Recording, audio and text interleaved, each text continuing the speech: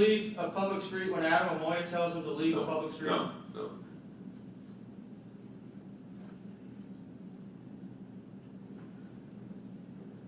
And do you know, if he even wanted to leave, was he given time to leave? Do you know? He had more than enough time. More than enough time. Yes. The video is going to be the best evidence of that, though, isn't it? Sure.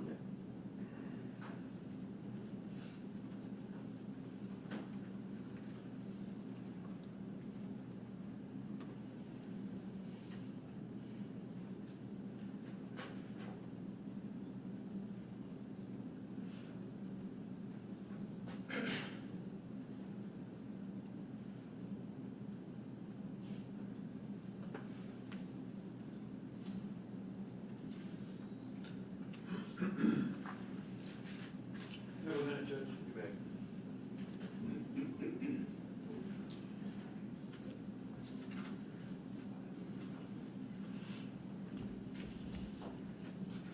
Judge, I don't have any official. Redirect. No, Your Honor. No redirect. Sir, is this witness free to go? Yes, Your Honor. All right, sir, you are free to go. Your excuse me.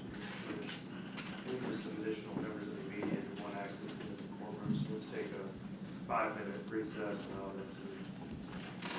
Court will be in recess.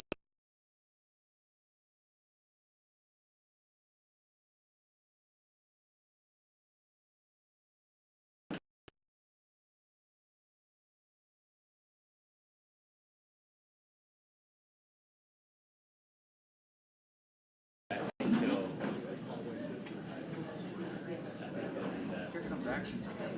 Or is this action or is this you guys?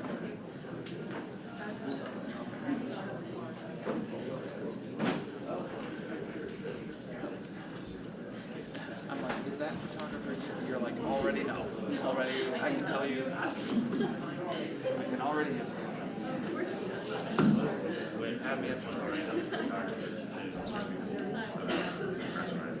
Okay, and if you want to make the switch right now, I don't know, where's the, I think 5. Yeah. So you can just start this right here.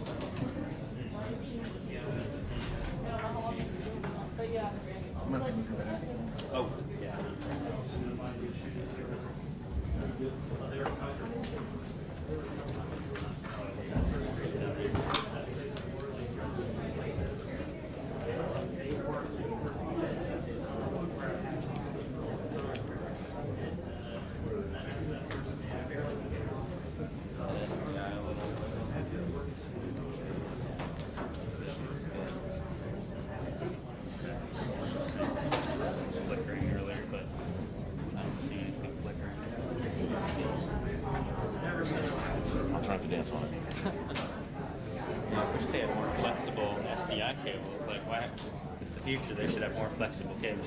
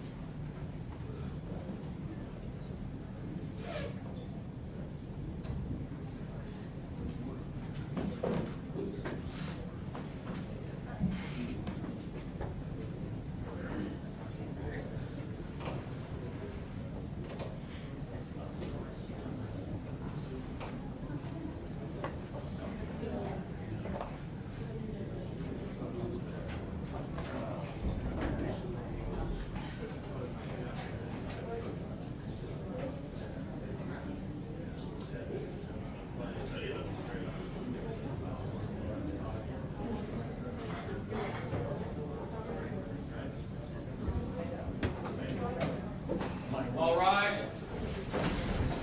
Circuit Court will return to order. Y'all be seated, thank you.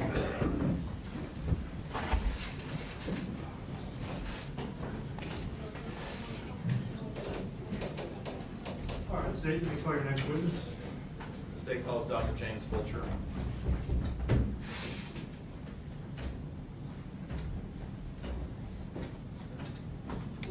Raise your right hand. You swear for the testimony you're about to give will be the truth, the whole truth, and nothing but the truth? Yes, sir.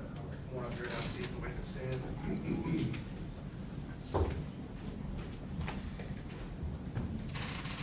State. Good morning, sir. Could you please state your name for the record? Dr. James William Fulcher, And sir, can you spell your last name for the benefit of the court reporter who may have to type this up one day? Fulcher. Thank you, sir. How are you employed? I'm the Chief Medical Examiner of District 7, Florida, which is Volusia County. And what counties does that, you said Volusia County, but is that the only county that medical examiner's office covers? Yes, we used to cover Seminole County, but now we only cover Volusia County. How long have you been the chief medical examiner there? 3.25 years. And what are your duties as the chief medical examiner there in Volusia County? I perform autopsies. I manage all death investigation in the county, and I manage our almost $3 million budget. Are you also a duly licensed physician in the state of Florida? Yes, I'm licensed to practice medicine in the state of Florida and South Carolina. And can you describe your educational background leading up to becoming the chief medical examiner? Yes, I'm originally from Virginia. I went to college at the University of Virginia, medical school at the Medical College of Virginia. I then completed a 4-year residency in anatomic and clinical pathology, and then a 1-year fellowship at the Chief Medical Examiner's Office in Richmond, Virginia. I then practiced for 10 years in Greenville, South Carolina, as the Chief Deputy Medical Examiner for that county. During that time, I was an Associate Professor of Pathology at the med school, and then came here. Are you board licensed in any field? Yes, I'm triple board certified in anatomic pathology, clinical pathology, and forensic pathology. I have no failures on my academic record. All right, and what does it mean to be board certified? Board certification is a specialized examination that is given by the Board of Pathology to evaluate physicians for competency in their field of practice. And Dr. Fulcher, I know you kind of give us a little bit of a breakdown of the various places that you practice at. How many years total have you worked as a pathologist? 13 plus a year of fellowship, so 14 total.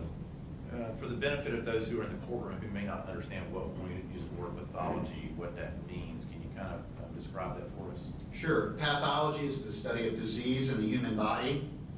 Forensic pathology is a subspecialty of pathology in which you perform autopsies or examinations on the body for the purpose of determining cause and manner of death. And you indicated that one of your responsibilities as a medical examiner is to perform autopsies. Yes, sir. In your career as a forensic pathologist, how many autopsies have you? Over 4,000. And have you ever testified in court as an expert in forensic pathology? Hundreds of times. Earlier this year, were you asked to review records pertaining to an autopsy that was conducted on an individual by the name of Adam Amoia? I was, yes, sir. And what was your understanding of why you were asked to review those records?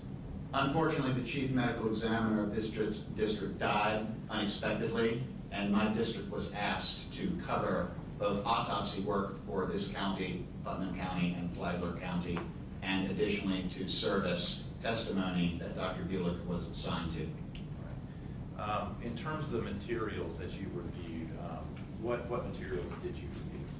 Essentially the entire case file for the medical examiner. We have the autopsy report, investigator's report, toxicology, scene photos, autopsy photos.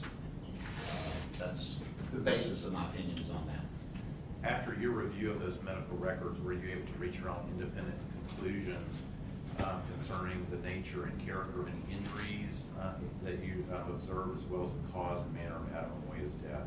I was, yes, sir. Now, you mentioned that part of your review in the materials from the case file were autopsy photographs, is that correct? That is correct, yes, sir. And have you had an opportunity to go through those photographs and to determine which ones would best assist you in your testimony here today? I have, yes, sir. And purpose of witness, Your Honor. You may.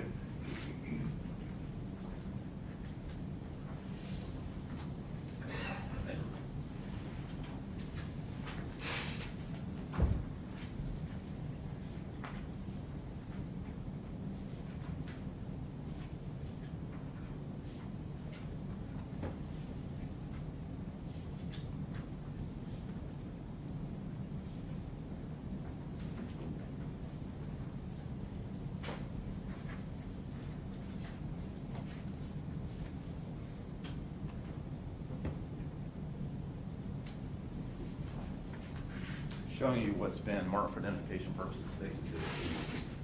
Take a look at that and tell me if you recognize it, sir.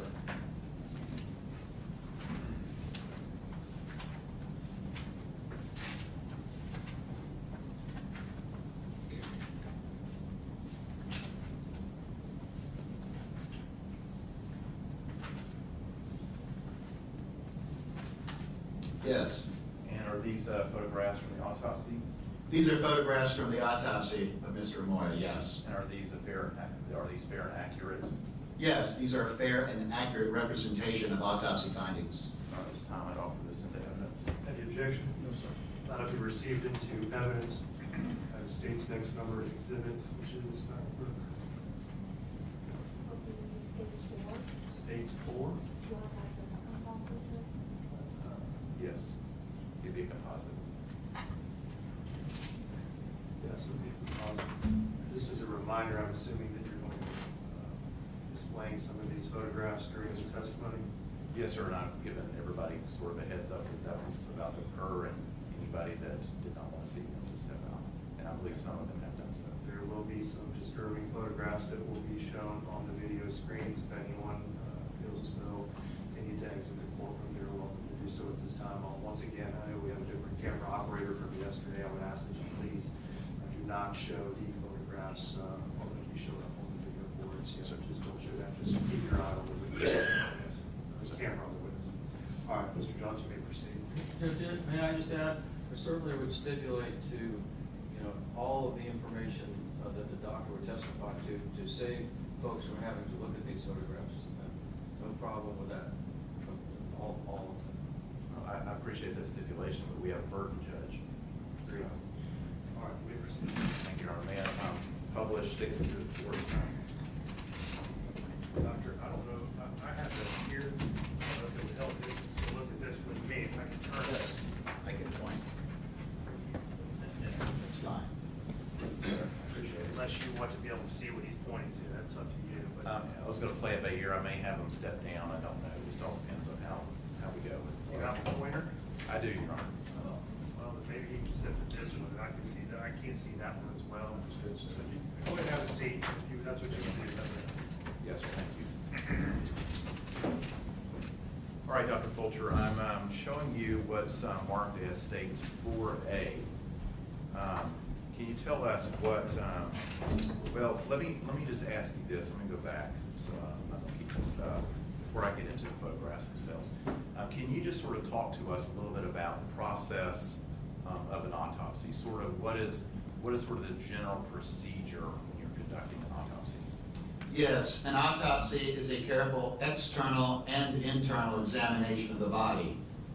The body is examined, photographed, cleaned, pictures of injuries are taken, then the organs are removed, internal structures are evaluated, and injury paths are identified, wound paths are identified, and also natural disease is documented. Specimens are drawn for toxicology, which is then sent to a send-out lab, and all those findings are conglomerated into a formal autopsy report, which basically describes the autopsy findings in a formal document. Okay, and depending on what you find, the cause and manner of death could be different. In some cases, it could be someone was shot. Other cases, it could be a disease actually killed that person. Is that correct? Yes, an example of a cause of death would be what killed the person: gunshot wound, stab wound, metastatic breast cancer, heart attack, pancreatic cancer, emphysema, anything like that, any disease process or wound. The manner of death would be homicide, suicide, accident, undetermined, pending, or natural in this state. Those are medical legal disclaimers, just descriptions, I should say. And from your review of the records, does it appear that general process was followed in this particular case? Yes, I would actually say the autopsy work was quite good in this case. Photographs are taken when appropriate, particularly internal photos of critical injuries, which is very important to evaluate as a surrogate witness. And in the documentation, did it indicate when the autopsy on Adam Amoia was performed? Yes, 6/1/2001 at 0940 hours, 9:40 a.m. And from your review of particularly the autopsy photographs, and this is more of a general question, can you generally describe the body of Adam Amoia as it first appeared? Yes, I will refresh my memory from the description. This is a young man, aged 37 years old. He is 73 inches in length, weighs 202 pounds. He appears well-nourished, well-muscled, well-developed. He's unembalmed. He's been refrigerated slightly, given the time delay between the autopsy and the person dying. Otherwise, the body is largely unremarkable from the outside. Did you observe injuries to the body? Yes, there are multiple injuries to this body. And what kind of injuries did you see? Gunshot wounds, 5 in total, and then finally superficial abrasions to the right side of the face, the right shoulder, hands, and right knee. Let's talk about the gunshot wounds first. You indicated there were 5 gunshot wounds that you observed, That is correct, yes, sir. and where were they located? We have them labeled A through E on the report. The upper left chest is A. B is the left side, almost left flank. C is left upper back. D is left lower back. And then finally, and this is almost a graze wound, but it does, sorry, this is almost a graze wound, but it doesn't penetrate. We also have a perforating wound to the right shoulder that enters here and exits, passing through the tissue. I would point out in this case, projectiles are recovered for every wound, A through D. The only projectile that passes through the body completely is E, the shoulder. All right. So let me go to the photographs here. And we'll go to the State's Exhibit 4. We'll start with A and go through each of these. Can you tell us what we are looking at here in States 4A? Part of the autopsy is to always take an identification shot with the decedent's face and head cleaned and with the tag present with the unique identifying autopsy number. In this case, 21-23-262. That's the main purpose of this picture. We do see the round effect lateral to the 262 placard. That represents the gunshot wound to the left upper chest, which is labeled A in the report. I would preface to say that your A's and B's and stuff do not line up with the A's and B's on the report to avoid confusion. Right. That's just the purpose of the presentation. All right. And going here to State's Exhibit 4B, can you tell us what we see here? This is a photo of scale. This photo is used to best illustrate and represent the entrance wound of gunshot wound A, which enters on the left chest. In this photo, we also see a very small defect above the tattoo. Here, small linear defect. That is where the projectile is recovered for another gunshot wound, which we'll talk about later. Yes, sir. So in this particular gunshot, this is the same, this gunshot wound here to the I guess that's the upper left chest. Yes, Is that the same gunshot wound that we saw in 4A? it is, yes, sir. Sir, what were the characteristics of this particular gunshot wound? Yes, this is an intermediate range gunshot wound, meaning there is no soot or stipple present on the body to be evaluated. This wound passes through skin, soft tissue, skeletal muscle, the left first rib, and then the left lung. So it wounds the left lung at the upper portion of the lung near the apex, and then comes to rest underneath skeletal muscle below the clavicle. The direction of wounding in this wound is from front to back, left to right, and upward. A projectile is recovered from skeletal muscle beneath the clavicle, as previously described. And you had described it as an intermediate range gunshot. Indeterminate, sorry. Indeterminate. Yeah. Can you kind of describe what that means? Yes. When you fire a projectile from a weapon, you can imagine taking a rock, flour, and rice and throwing it.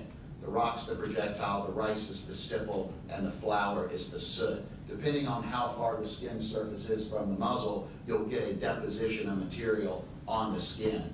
In this particular case, the medical examiner was not able to determine an exact range. Basically, what they can say is the distance is greater than the maximum length of gunpowder tattooing or stippling based on that weapon and that load. Medical examiners give ranges. Obviously, we do not give exact estimates of range of fire. And what would be the, from the way a medical examiner would look at this, when you're talking about indeterminate range of fire in this particular case, what would be the minimum distance? So it depends on the weapon, of course, and the load, the powder load. But generally with handguns, we're talking about getting tattooing at 18 inches to 2 feet. Beyond that, you really don't get anything at all with a handgun. So this would have been at least 18 inches to 2 feet. the gunfire would have been at least 18 inches to 2 feet away from this particular gunshot wound. Yes, that's an average, yes, sir. You indicated that that a projectile was found in this gunshot wound, is that correct? Yes, sir, that is correct. And that was recovered and turned over to crime scene? Yes, sir, that is correct. Now, I want to talk to you about the lethality of this wound, but I'm going to circle back around at the end on that question. Okay. Let me go to State's Exhibit 4C, and what are we looking at here? Is this that same gunshot wound? It is. This is a close-up showing the morphology of the wound. One can see it is rounded with a abrasion collar surrounding. This is classic morphology for a gunshot wound of entry. Now, going back to the conversation about soot and stippling, if there was soot and stippling or evidence of more of a closer range here, what would you expect to see around this gunshot wound? With soot, we would see dark brown / black material consistent with soot, exactly like you would think, encircling the wound. Stipple is gunpowder tattooing. The unburned particles of powder are actually embedded under the epidermis and lodge in the skin. Soot can be washed off, but stipple is actually a permanent indentation, not indentation, particulate matter deposition in the skin. It's at the exact same level as tattooing would be. So stipple does not wash off. We see neither of those here. All right, moving to State 4D, what part of the body is this and what do we see? We are looking at the left flank under the axilla or armpit for orientation. The decedent's nipple is in this photograph directly superior, or in the 12 o'clock position on the photo, to the defect. We are looking at an entrance wound to the left side, which is labeled B in the autopsy report. And then here, going to State's Exhibit 4E, is this simply a closer up It photograph of is. that same wound? It is. It shows, once again, a fairly nice abrasion collar. This one is located eccentrically towards the inferior position of the wound. So yes, this is a up-close picture of that same entrance wound. And what were the characteristics of this wound? The projectile enters skin, soft tissue, passing through the 9th intercostal muscle space, injuring the left lung, then impacting the left 11th rib, T11 vertebrae, and skeletal muscle of the back.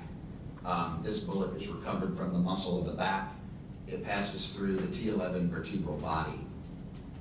Okay, you indicated that it perforated, you said, the lung, Yes. and then it came into contact with the vertebrae. Yes, the vertebral body. We do not describe a spinal cord injury in this case, just that the bony spinal column is impacted. Okay, there was no indication that there was injury to that caused paralysis or anything of that nature. No, sir. What about the range of fire for this particular wound? Also indeterminate, otherwise described as outside the maximum limit of gunpowder tattooing for that particular weapon and load. And what about the directionality? So once the bullet entered the body, which direction is it going as it passes through? The direction is left to right, front to back, and downward.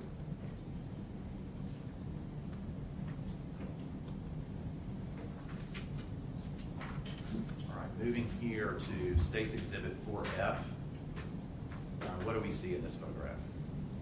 In this case, we have two gunshot wounds illustrated. We have the left upper back and left lower back gunshot wounds, both C and D. May I have the witness stand down, Your Honor? May I? So it may be difficult for some people to see both of those. Can I have you stand down here, Dr. Fulcher, and you can take this? Either which way you're comfortable, and point out the two that you were referred to.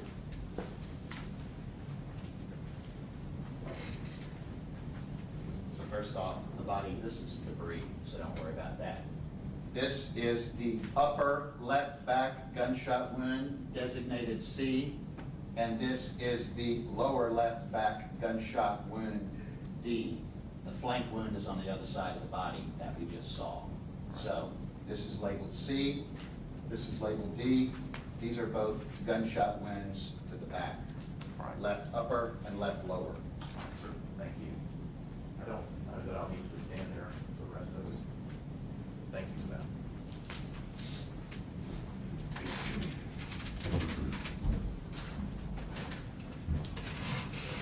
All right, I'm going to move to State's Exhibit 4G. Is this one of the two gunshot wounds that we saw in the previous photograph? Yes, this is the up-close picture of penetrating gunshot wound to the left upper back, designated C. Right. And what were the characteristics of this particular gunshot wound? We have a classic rounded entry wound with circumferential abrasion. This penetrates skin, soft tissue, skeletal muscle, the fourth intercostal space, once again hitting the left lung, and then passing through the anterior second intercostal muscle space. It does not exit, and this is the projectile that is actually recovered from that tissue of the left upper chest that we previously saw, the small linear defect. Essentially, the bullet passes through and ends up hitting the underside of the skin where it stops. Right. It's recovered right under the skin. I'm going to go to State's Exhibit 4H. And is that what we see in this photograph here? That is correct. That small defect there has a projectile directly underlying the skin, and that corresponds to gunshot wound number C of the left upper back. I'm going to go back. Can you tell us about range of fire for this particular wound? Also indeterminate, outside the range of gunpowder tattooing. And directionality, what direction did it go through the body as it passed through? Back to front, left to right, and upwards.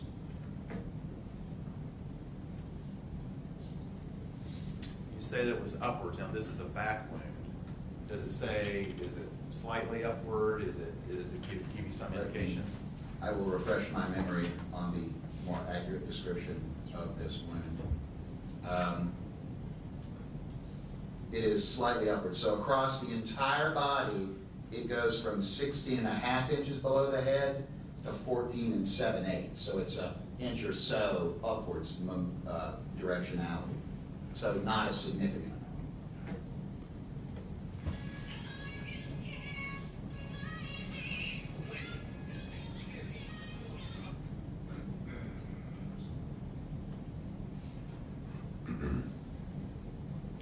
All right, I'm going to go to State's Exhibit 4I. Yes.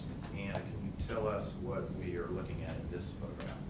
In this case, we are looking at entrance wound D, penetrating gunshot wound to the left lower back. And so this would have been the second gunshot wound we saw. There was the two to the back. This would have been the lower one. Yep, that's the lower one. And what were the characteristics of this one? This wound has an indeterminate range of fire, meaning past the maximum limit of gunpowder tattooing. This wound wounds the skin, soft tissue, skeletal muscle, left posterior 10th rib, or actually intercostal muscle, diaphragm. This wound, because it's angled upwards significantly and enters low, does do a significant amount of wounding to internal organs. We have wounding of the left kidney, left lung, left main bronchus, pericardium, the sac that surrounds the heart muscle itself, then the aorta, then the right lung, finally passing between the sixth and the sixth intercostal muscle space, where it comes to rest in the soft tissue of the posterior lateral right chest. Now going to the next photograph, State's Exhibit 4J, what do we see here? This is the heart having been removed from the body. It's been placed on a white background to show a very obvious circular defect of the lateral aspect of the right ventricle. That's what we see there on the right-hand side of that photograph. As you, Yes, do you want me to point to it, or is it obvious? that's okay, I think we can see it. Okay, very good, sir. Okay. Moving here to State's 4K, what is this and what can you tell us about what we see here? This is the arch of the aorta, and the autopsy pathologist has elected to take a photograph of the wound pattern below. If you look at the horizontally running 1 and 2, You'll see large linear hemorrhagic effects of the aorta that correspond to the projectile wounding the aorta at this site.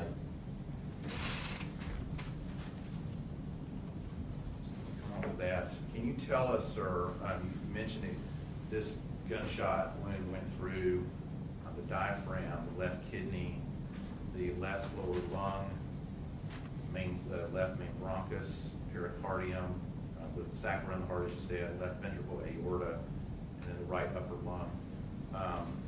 In terms of seriousness of injury, how would you describe that? Well, of all the gunshot wounds we've seen, this is obviously the most fatal. This wounds very significant structures in the body. This wound probably would have caused death in and of itself. The others potentially could have been survivable. It just depends on what type of medical care was given. All the other wounds do create significant wounds to the lungs, but this one trumps them all because of just the degree of injury. And why is that? Why would this one be the most serious one? Well, we have a very large hole in the heart and the aorta, which would cause basically very significant internal bleeding. And do you have an idea in terms of, based on the nature of the injuries that you observed, how long death would have come as a result of those injuries?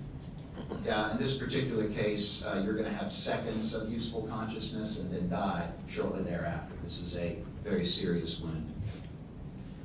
And in comparison to, when you talk about the other wounds that we described, and we haven't yet talked about the shoulder wound, but all the other wounds you indicated were potentially survivable?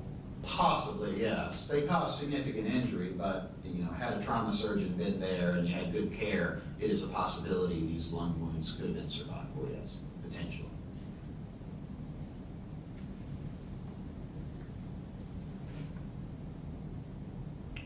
Going here to Stakes Exhibit 4L, what do we see here? This is the gunshot wound to the right shoulder.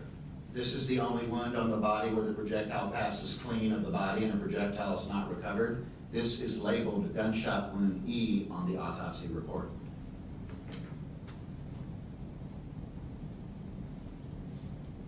And then photograph M. This is the up-close appearance of that gunshot wound. We have a kind of elongated entrance wound with a leading abrasion to the top of the screen is the front of the body, and the back of the bottom of the screen is the back of the body, posterior. So this projectile passes from front to back, connecting those two wounds. We have more of a stellate exit wound located on the posterior shoulder there. Okay. And the directionality on this? Front to back and left to right, there was no significant upward deviation noted. This wound passes very cleanly through the skeletal muscle. It does not, doesn't even hit bone, actually. I want to go back here real quick to the lower back wound, Yeah. which I believe was gunshot wound D, according to. That is correct, yes. In terms of the direction on that, I don't think we talked about that a great Yes, deal. I'm sorry. No, it's not your fault, it's my fault for not asking the question. It is left to right, back to front, and upwards. And as I pointed out earlier, the upwards directionality brings that projectile into play with the thoracic organs. Okay. And is that, and you said that it was significantly upward, did I understand you correctly earlier? Yeah, it enters at the lower back and is recovered in the right chest, so it covers several inches. I'm not sure, hold on, if I can tell you.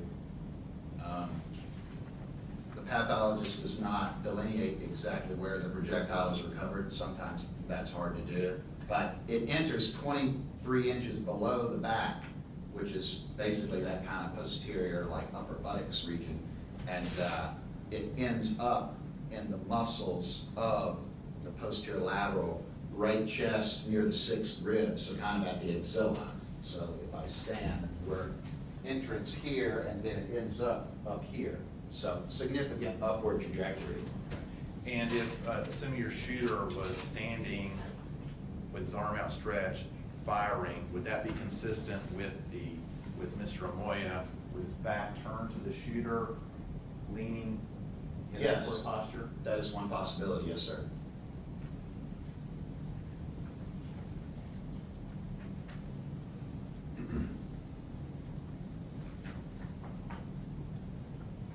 I want to talk to you a little bit also questions about the photographs. You also mentioned part of your autopsy process is toxicology, correct? That is correct, yes, sir. And what is involved in toxicology? Specimens are removed from the body, sent for evaluation at, I believe they use National Medical Services at this point in time. And a report from that toxicology lab will be produced, and those toxicological results will be interpreted by the pathologist. In this particular case, did the toxicology for Mr. Moya indicate blood alcohol level? It did, yes, sir. And what was it? 0.266 grams per 100 milliliters. That's the same percent weight by volume we would think of in a DUI type of case. So 0.266. And sir, did it also indicate the presence of any other substances? Hydrocodone, delta-9 THC, and then urine was screened for opiates, but that's presumably from the hydrocodone. And how, what was the levels of hydrocodone? The hydrocodone was 20 nanograms per milliliter, and the delta-9 THC was 0.5 nanograms per milliliter.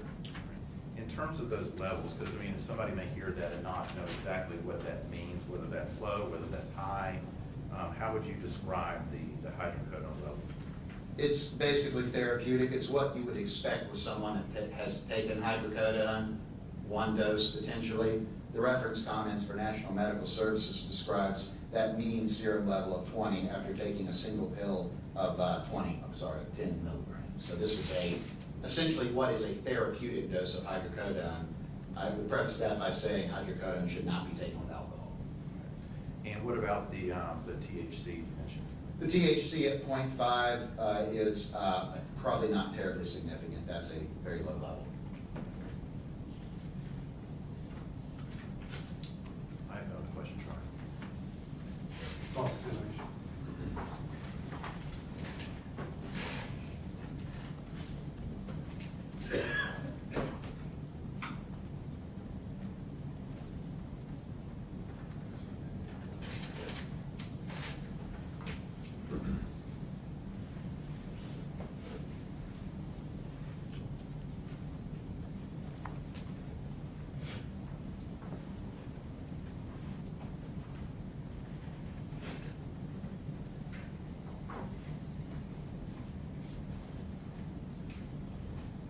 Good morning, Doctor.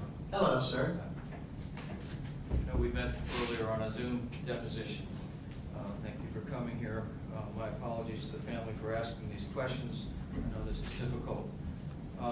You've done 4,000 autopsies or plus in your career, correct? Yes, sir.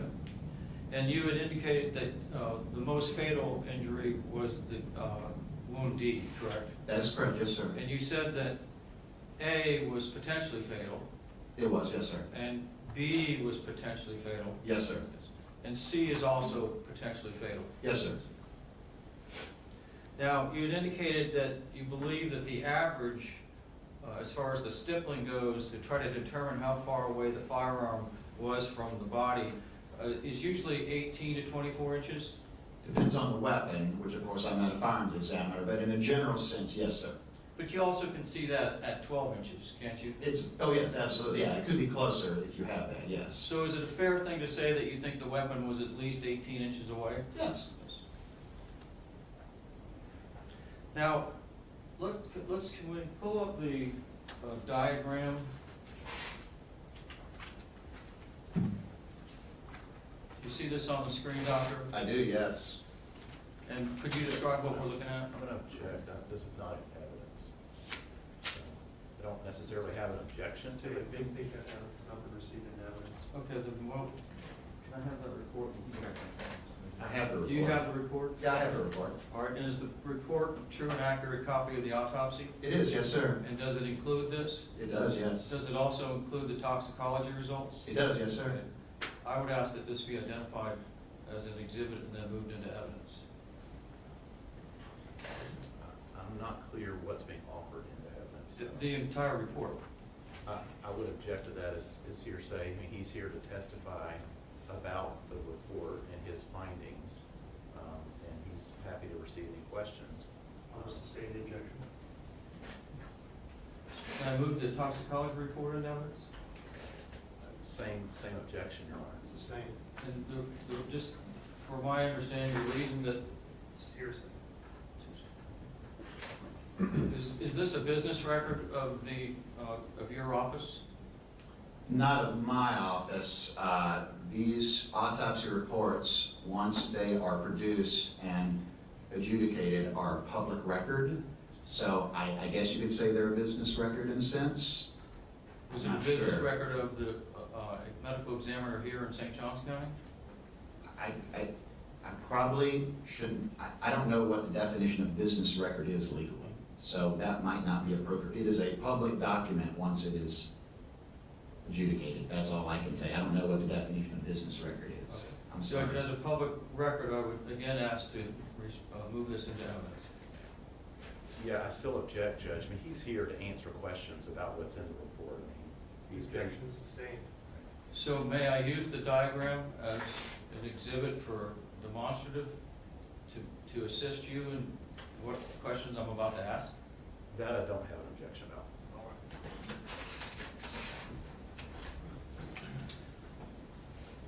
So doctor, are you able to determine the sequence, the chronology of the gunshots? I am not, no sir. And would you agree that shots E and A are to the front of the body? Yes, that is correct. And would you agree that shot B is to the left flank? That is correct, yes sir. Which is the side? Yes sir, that is correct. And that C and D are on the left side of the back?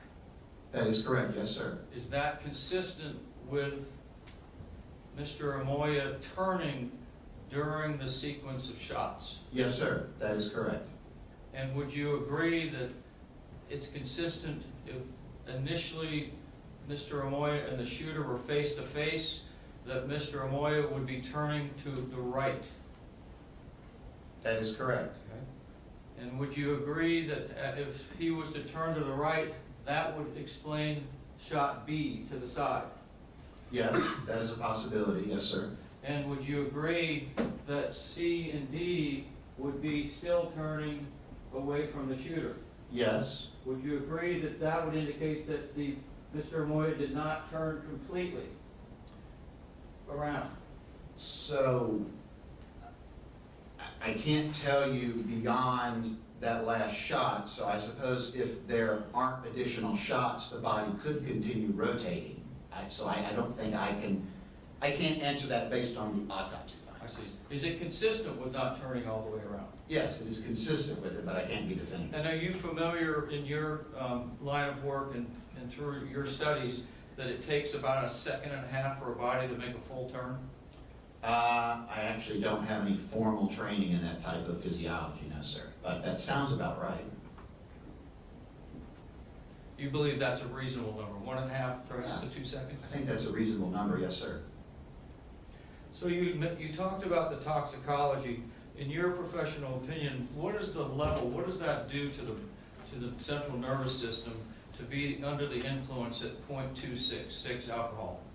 So with alcohol, we do know a lot about its effects on the human body based on driving studies. The 0.08 is the legal limit to operate a motor vehicle in all states because, of course, that's when the sensorium is altered, that's when decision-making starts going down, and that's when more irregular behavior can potentially occur. Obviously, at a 0.266, this person is intoxicated. And is that more than 3 times the legal limit to drive a car? It is, yes sir. And would you describe it as extremely intoxicated? That would be a reasonable statement, yes. And would you, in your experience, does that inspire people to be more aggressive? It can be, yes sir. Now, 0.266, explain to the court, when you mix that with 20, was it nanograms of hydrocodone?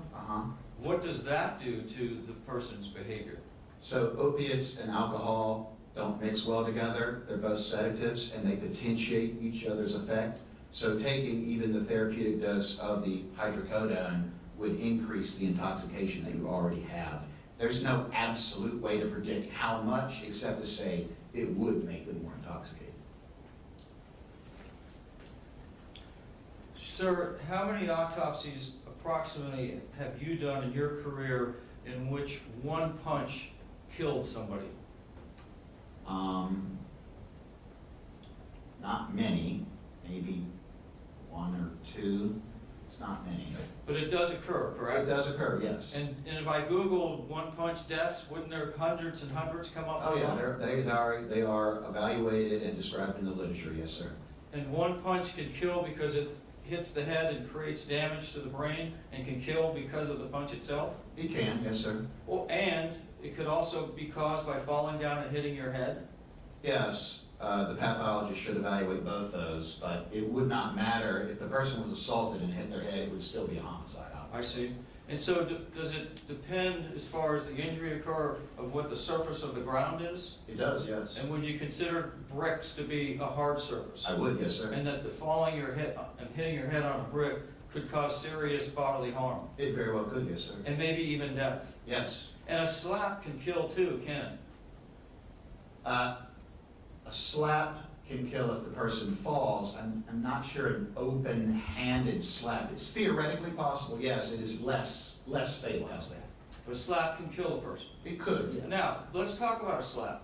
Is there a difference between a slap like that, oh, my glasses came off, and a slap where somebody winds up and nails you with the hand? There is, yes. Okay, and would you agree that it's going to depend as far as how hard it is, whether you're getting hit by your fingers or the base of your hand? That is correct, yes, sir. And why?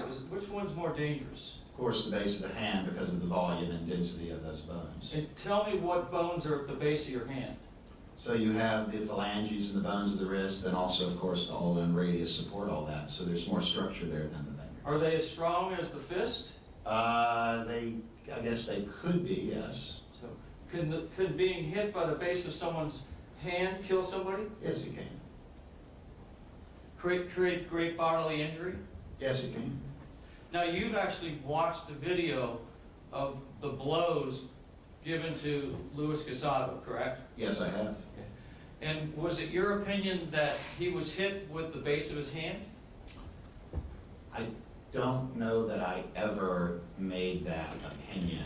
I think that's possible, but I'm not sure I am the best person to evaluate that. Do you believe, based on what you saw, that that was a considerable blow to the head? Yes. Did you think that that could possibly cause concussion? It could cause concussion, yes. And would you agree, based on what you see, that at least you would think that Mr. Castado would be dazed after those two hits? Dazed is reasonable, yes, sir.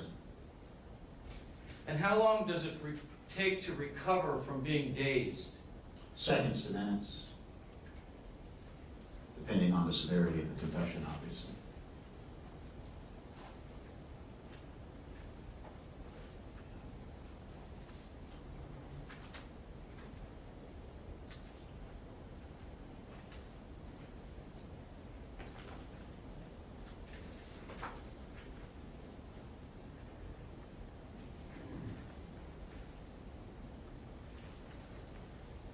I have 1 minute.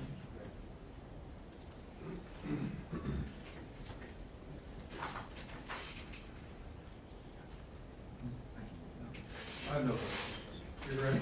Yes, Your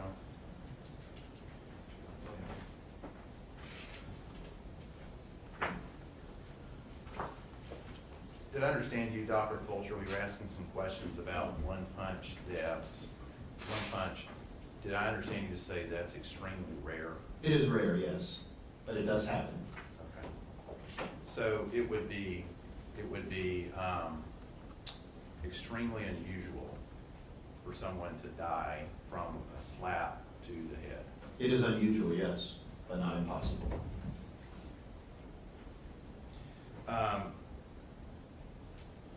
You indicated that the video you watched the other day. Yes. You had an opportunity actually, because I think when you were in your deposition, it was stopped at the moment that Mr. Castado was hit. You actually since then have had an opportunity to view it in totality, correct? That is correct. All right. What are, if someone has a concussion, what would you expect their demeanor how they would react and how they would behave after that concussion? Sure, people with concussions generally exhibit, they can stagger, they may have trouble seeing, they may have some sense of delirium, amnesia potentially, but generally they're incapacitated to some degree. Obviously, we have neurologists and other physicians that are specialists in evaluating concussion, both from a military standpoint and an athletic standpoint. So it's become very important now. After you saw the video, after Mr. Castado got struck in the video, did you see any indication from the video itself of a concussion, symptoms of a concussion? I did not, but once again, I'm not a neurologist, so.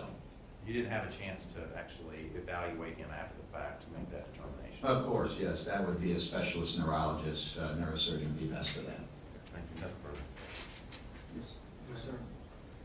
Doctor, you were just asked about one slap or hit to the head. It's not often or that you see someone die. Got it? But one hard slap to the face can certainly cause great bodily harm. Yes, sir. And that happens quite often, correct? It does, yes. You said that you didn't see any evidence of concussion, but you said evidence of concussion would include staggering, being not able to see very well, and stumbling, It's a correct? possibility, yes, sir. Did you see Mr. Amoia hit him and then Mr. Castado stumble backwards? He does stumble backwards, yes. Is that indication possibly of concussion? Could be, or the force of the blow, it's all kind of together, so it's difficult to say, but your point's well made, it's possible, yes. Either way, it's not good for Mr. Castado. He either has a concussion or he's getting hit so hard he's stumbling. Correct. You said seeing. Person might have a hard time seeing after being hit in the face, Right, correct? visual. Would you agree, especially after they lose their glasses? That is correct, yes, sir. And especially if their eyesight is 2200? Yes, sir.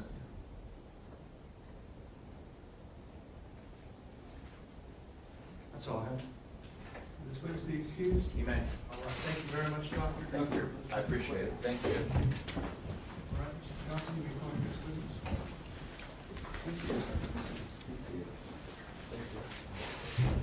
State would call Evan Moore. Evan Moore.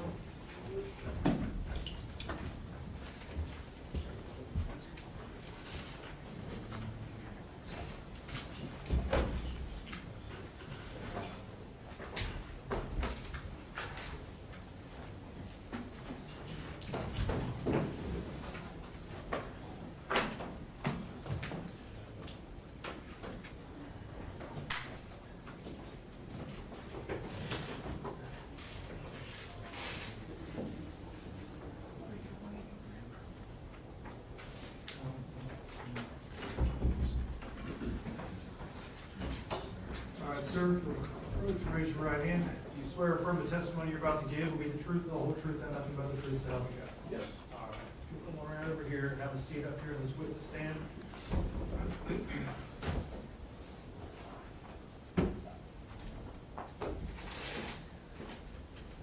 Just try to speak into that microphone for me, okay? Yes, sir. Mr. Johnson, your witness. Thank you, Your Honor. Good morning, sir. Could you please state your name for the record? My name is Adam Amoia. And sir, could you spell your first and last name? EVANMOORE. All right, so where do you live, sir? St. Augustine, Florida. How long have you lived in St. Augustine? My entire life. I want to take you back to the late evening of May the 28th into the early morning hours of May the 29th of last year. Do you remember that day? Yes, sir. Did you come to be in downtown St. Augustine that particular night? Yes. Approximately what time did you come down to St. Augustine? I'd say roughly around 10:30. Did you have a particular plan? Did you go by yourself? Were you with other people? Did you meet somebody? What was the plan? I was with other people and I was meeting up with our friend Adam. And Adam Amoia? Yes. And so you met him in downtown St. Augustine? Yes, sir. Where did you meet him at? Just outside of Dos Gatos. When you, and again, I think you said the time, and I just didn't catch it. What time was that? Around 10:30. When you met with him, did you come there by yourself and No, I was with my brother, your brother's name is Levi? Levi Moore, yeah. When you got there and you met with Adam, was Adam with anybody? No. And so it was you, Levi, and Adam at Dos Gatos? Yes, and there was one other person, Kirsten.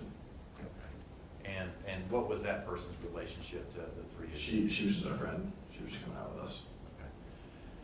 Okay. So when you came and met with Adam at Dos Gatos, what did you do there? We didn't do anything inside Dos Gatos. We never went inside Dos Gatos. We only just met outside, and that's where we met.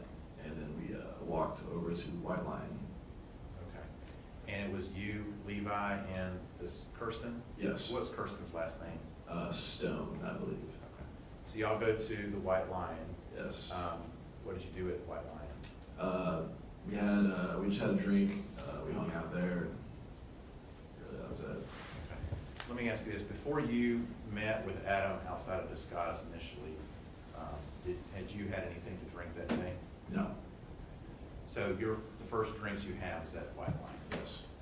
I'm assuming that before you met with Adam, you don't know what, he was doing that particular day.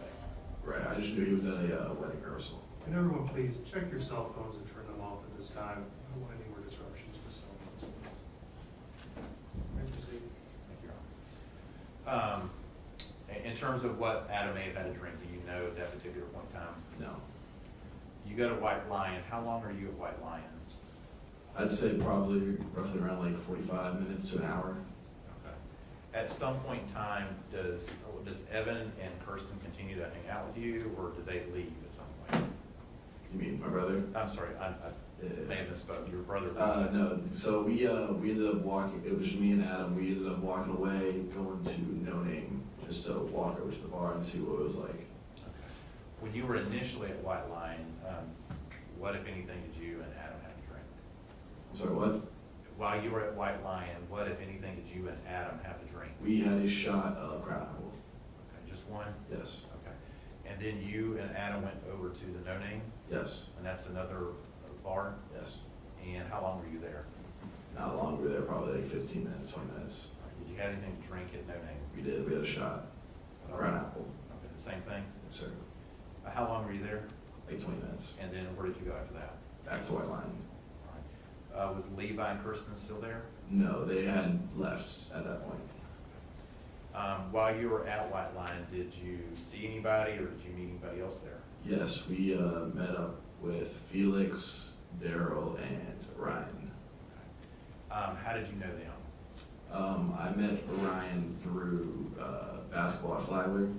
I didn't play, but I just met him through just going through the games and stuff. And I met Felix and Daryl through Adam. I don't really know them as well. Okay. And so you and Adam come back to the White Lion, and eventually Ryan, Felix, and Daryl come there and Right. see you and y'all meet up. Yeah. How long were you at White Lion the second time? I'd say probably like 30 minutes, maybe an hour. Okay. And what, if anything, did you have to drink there? I didn't drink anymore at White Lion. We'll go back the second time. Do you recall if anybody else within your group had anything to drink? I do not know. No.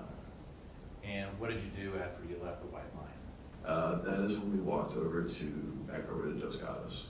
And is that the last time, that's where you sort of ended the evening? Yes. So when you get over to Dos Gatos, what do you do? We go inside. I believe we went upstairs first, and then we came back downstairs, and we sat in the corner at the bar next to the window. Okay. And we had two more shots, Crown Apple. All right, when you say we, who do you mean? Me and Adam.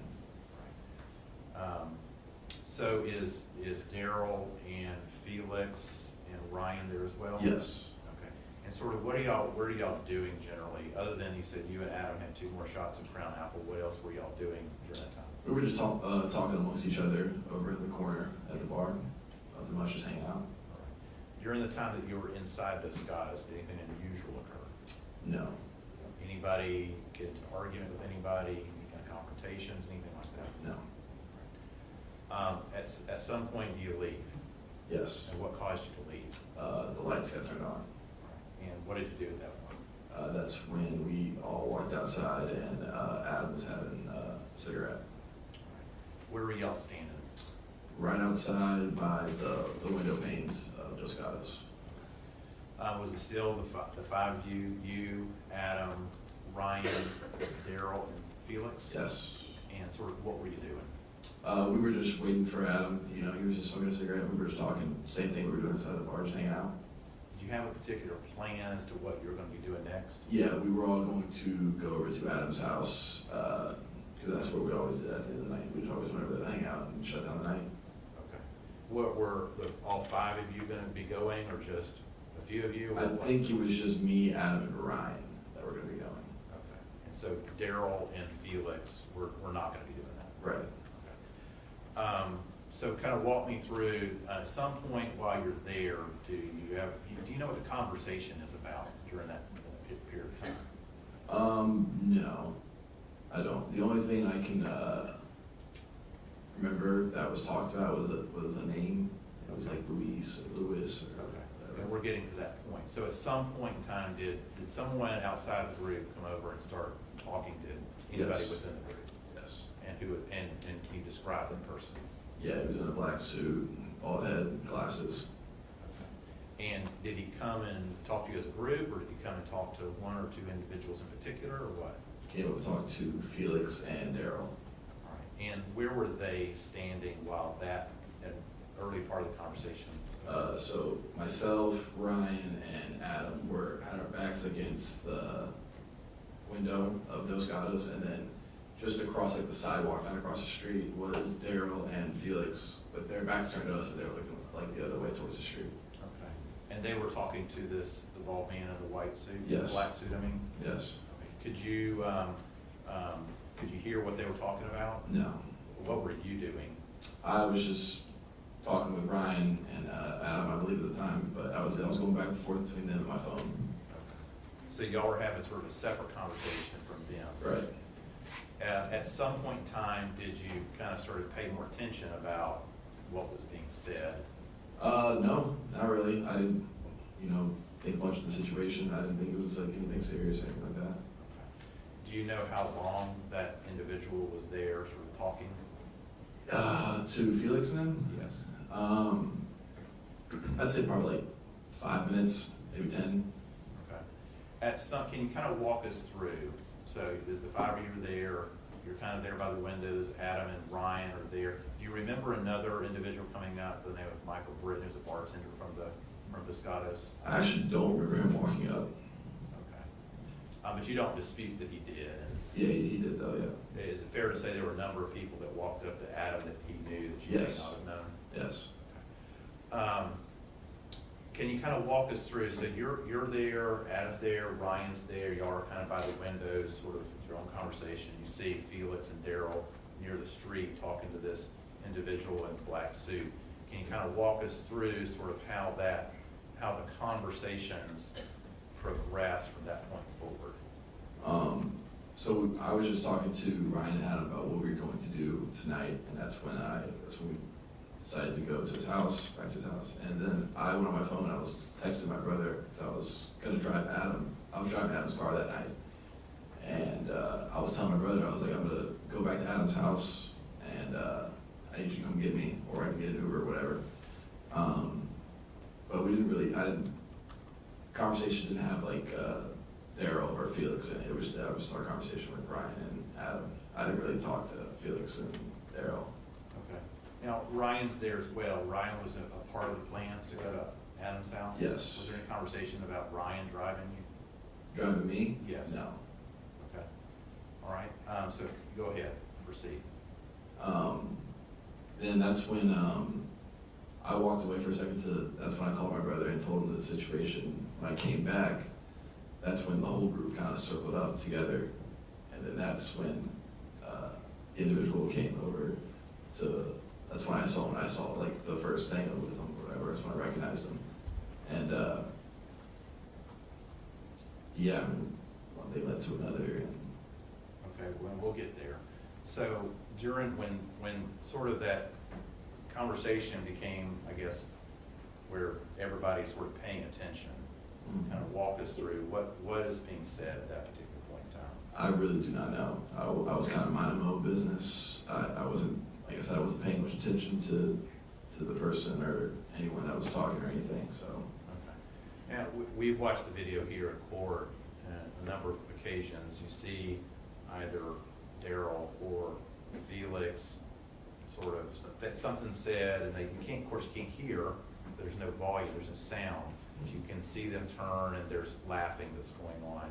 Did you notice that? Did you know what was being said? Yeah, I think that's when they were talking about the name. They were trying to figure out his name, or something with the name Lewis or something like that. Okay. And do you remember verbatim what was being said? No. Okay. You just remember something about the name Luis. Right. So sort of walk us through what happens next. That's when, I'm not sure if it happened exactly after that, but at one point, Adam walks over to the guy, you know, puts his hand on him and tries to turn him away and says something along the lines like move the fuck along or something like that. And he didn't. But then that's when I was just like, I was paying no attention to it. I was just like, okay, whatever. Like, and that's when I was looking down at my phone and I heard a slap or like a smack or something, right? I looked up and I thought Felix slapped him because Felix was like standing right next to him. Then I saw Felix hit him again, and then that's when Adam walked over and started like slapping him around. Okay. So let's take that step by step. So you see that going on. Adam sort of tells him to move along. You're looking at your phone. You hear a slap. You look up. You think it's Felix, but then you see what you think is Felix hitting him the second time. Yeah. Okay. So you heard one slap and then saw Felix slap him the Correct. second one. Correct. And then at that point, describe again what Adam does at that point. When he was just like walking towards him, kind of like he was like kind of like screwing with him. It looked like when he was smacking him like back and forth, and yeah. And what happens next? Guy pulls out a gun and shoots him. You remember how many shots you heard? I think it was like 6, maybe 7. What was when you heard the shots? What was your reaction to that? When I heard the first shot, that's when I saw Adam. He like put his hands up to try to like block or whatever, try to just like run away. And then that's when I just turned around and ran the other way. Did you see where, after he saw that from Adam, did you see which direction he went? Who? Adam. No, he was just like so. What was your last image of Adam before you turned and ran? When he put his hands up. Okay. That's the last thing you saw? Yeah. Where did you go? I went down the street. I don't know what it's called, but it's like the street next to Toscados. Not the closest one on the left, but the one that goes like all the way down to like towards Catalunas. Okay. So you ran in the direction of downtown, not toward Cordova, where the parking lot is. You went toward downtown. Right. Okay. And what did you do then? That's when I called my brother and I told him, I was like, Adam just got shot. I was like, I don't know what to do. And he just told me to stay right where I was, and he came and got me. Okay. And what happened next? I went back to my house, just trying to gather everything that just happened. And then I called my parents. They came over. And my dad told me, he was like, you should go give your statement. And that's when we went back to the police station. Your dad was in law enforcement before? Yes. He told you you needed to make a statement, right? Yes. And that's what you did? Yes. You went down and made a statement that night? Yes.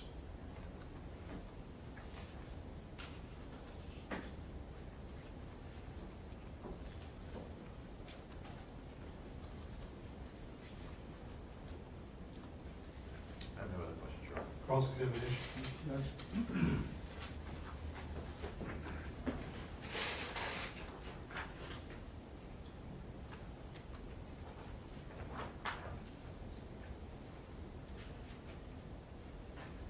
Good morning, Mr. Long. Morning. I do have a few questions for you. I know you said you had met Mr. Amoia out, and you explained who you were with, and that you all walked to the White Lion, Right. correct? And you knew Mr. Amoia had been out at some type of wedding rehearsal. Right. And to your knowledge, at the wedding rehearsal, or at any time prior to you seeing him, had he been drinking alcohol? I have no clue. Well, when you first saw him, was that about 10:30? Yes, And he walked with you to the White Lion? yes. And when you were at the White Lion, you arrived there, did you believe that he was very intoxicated? I wouldn't say very intoxicated, but I could tell he had a few drinks. At any time at the White Lion, after having drinks, did you think he was very intoxicated? No, I never thought he was that bad. Did you text or call Ryan Barnes at around midnight? I do not know. I could have though. Do you recall texting Ryan Barnes saying that Adam was very intoxicated No. and that he would need a ride home? Oh, yeah, I said that I would drive him home, yes. Did you tell him that he was very intoxicated in your message? I don't think so. So, but you have told us that you had shots at the White Lion. Yeah. And how many shots at the White Lion did Mr. Amoia have? I'm not too sure. I shared one with him. And then walked to No Name, Correct. but no drinks there? No, we had a drink and no name. We did have a drink. Shot there, Yes. and then back to White Lion, Yep. and that's when Flex is there? Yes. And more shots then? I did not take any shots. I don't think they did either. They could have, but I don't think so. I should ask them. Yeah. So then you go back to Dos Gatos and you go in the bar, Felix goes in the bar, Daryl goes in the bar, and Mr. Amoia goes in the bar, Correct. and you all have 2 more shots? Yes. At this point, do you feel like Mr. Amoia is very intoxicated? I would say he was intoxicated, yes.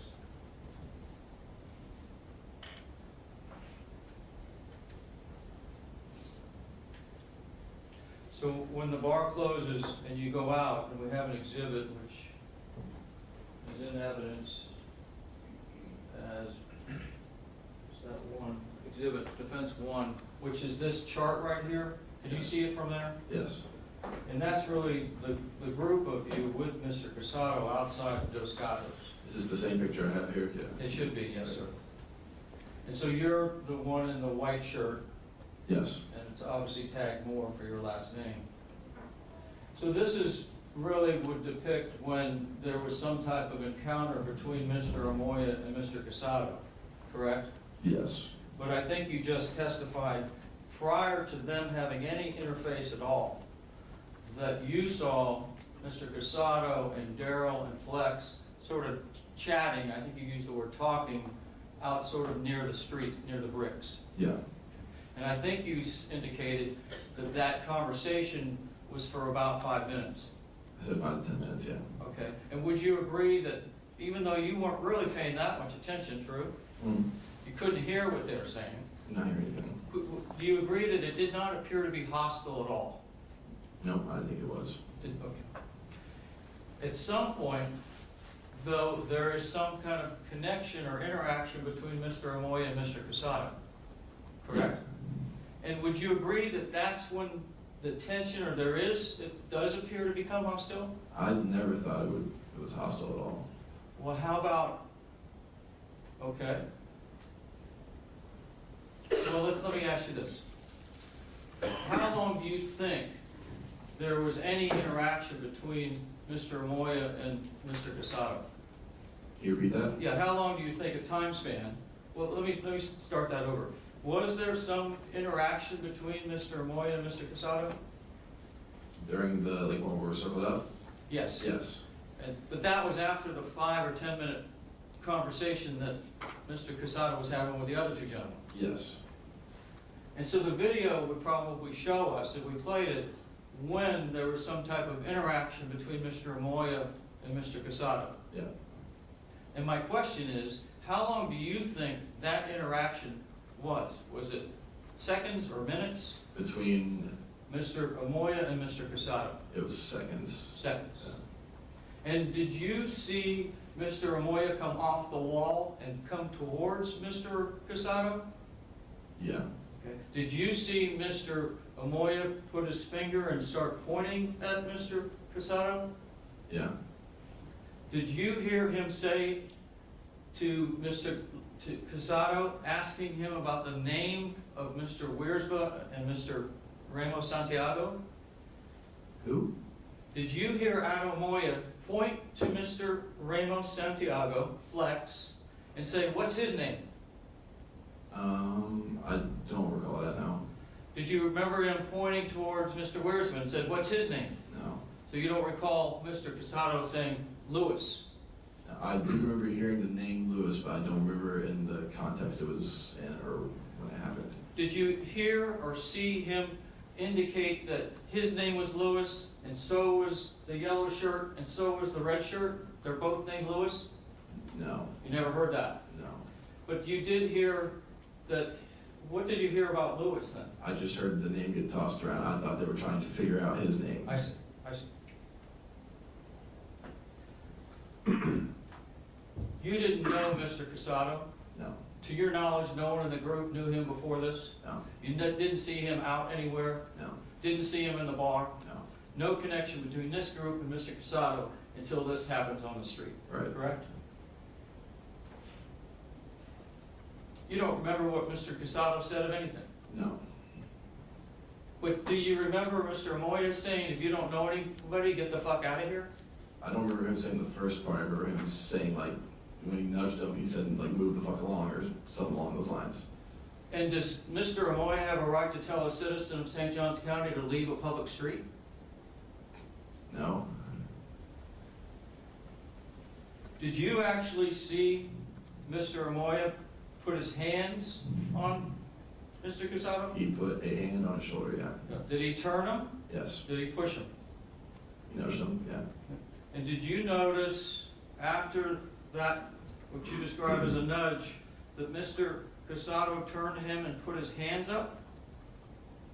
Yeah. And what did that indicate to you when he put his hands up? I'm gonna let that call for speculation. Can you repeat that? What did that indicate to you when Mr. Castado turned around and put his hands up? I mean, I don't know. I guess, like, whoa, man, what do you, like, I don't want to fight. sure. Did you ever see Mr. Castado threaten anybody in any way? No. Was he aggressive in any way? No. Was he cussing it to people? Not that I know of. Was he threatening people? Not that I know Did he of. threaten Mr. Amoia? Not that I know of. Was he mean to Mr. Amoia? Not that I know of. After Mr. Amoia turned and nudged him, or I forget your word exactly, and Mr. Castado turned around, how much time elapsed before he was hit in the face?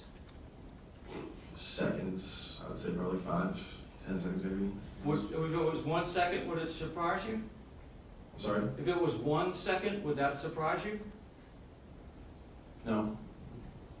The only person who bowed up in this scenario was Adam Amoia, true? Yeah. After the first hit to the face, did you notice the glasses come off? Yeah. After the first hit to the face, how long was it before the second hit? Seconds, maybe like 1 second, 2 seconds after. Did you see Mr. Castado stumble backwards? Yes. Did you think he was going to fall? Or let me take that back. Did it appear that he almost fell? Yeah, sure. After he then was able to bring himself back up? Is that correct? What do you mean? I mean, he didn't fall, he came back up. I mean, he was never like lean, like he was just walking backwards. It wasn't like, I don't think the force of Adam's slaps was making him stumble backwards. Okay, well, and I think maybe I've misled you. I think you told us you didn't see the first hit, if in true, Mr. Right. Amoia hit him. You didn't see that. I did not see that now. Then let's talk about the one you did see. Mr. Santiago hit him in the face, correct? Is that flex? Yes. Yes. How hard did he hit him? I'd say he hit him pretty hard. Did he stumble back then? Yeah. Is that when he almost fell down? Yeah. And was he falling backwards? Yeah. And if he would have fallen down, was there red brick right behind him that he would have hit his head on, Yeah. possibly? Is that true? Yeah. After that, though, Mr. Castado actually recovered from that, stood back up, didn't he? Mhm. Yeah. Is that a yes? But then Mr. Amoia started coming after him. True? Yeah, he started walking towards me, yeah. Yes. And did Mr. Castado put his left hand up? Not that I know of. Did Mr. Amoia start swinging haymakers or swings from the left to the right? Haymakers? No. No, no, okay, what would you call them? He was just like slapping them. Okay. And was Mr. Castado retreating? Yes. Did Mr. Castado then get stuck, hit the wall behind him? I believe so. Did he hit his head on the wall? Not that I know of. Did you see him stumble at the wall? No, I don't remember even him hitting the wall really. I just remember him stumbling backwards. You stumbling towards the wall? Yes. Is that because he was being pursued? More than likely, yeah. Did you see him get hit in the head as he got close to the wall? No. Well, how many times did you see him get hit in the head? I'd say probably like four times maybe.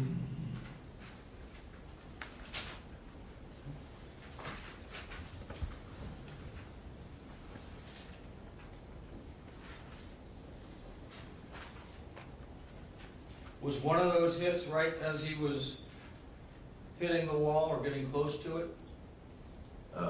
Yeah. You said Mr. Amoia put his hand up. When the gun went off, wasn't he actually hitting him in the face? Adam? Yes.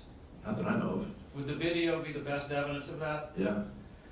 Was his left hand up when the gun went off? I don't know. Do you notice when the gun went off that his right hand was rearing back to come in again? Do you remember that? No. Would the video be the best evidence of that? Yes. Did you notice before the gun went off,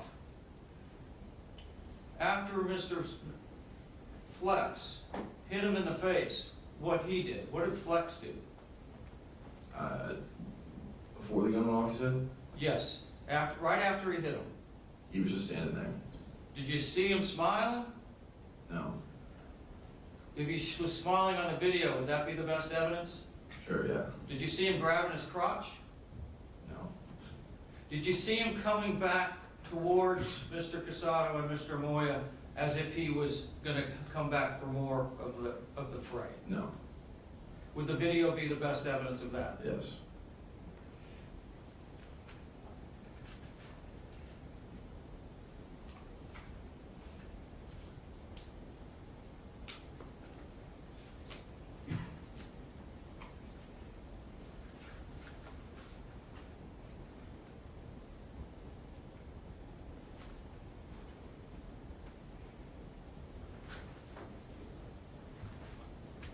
Is it an accurate statement you've given before that he hit him 5 or 6 times? Yeah. That's all the questions I have. Redirect. Briefly. Did you ever see Adam hit or attempt to hit Mr. Castado with anything other than an open hand? No. This witness be excused. Yes, sir. All right, sir, you are free to go. Thank you. All right, state, we call our next witness.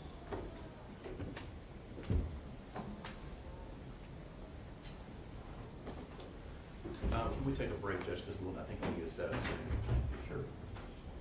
Take a 10-minute recess. You need Zoom set up? We'll take care of it. I don't need yours. It's going to be through your... Yes, sir. Okay. All right, we'll take a 10-minute recess. Court's in recess.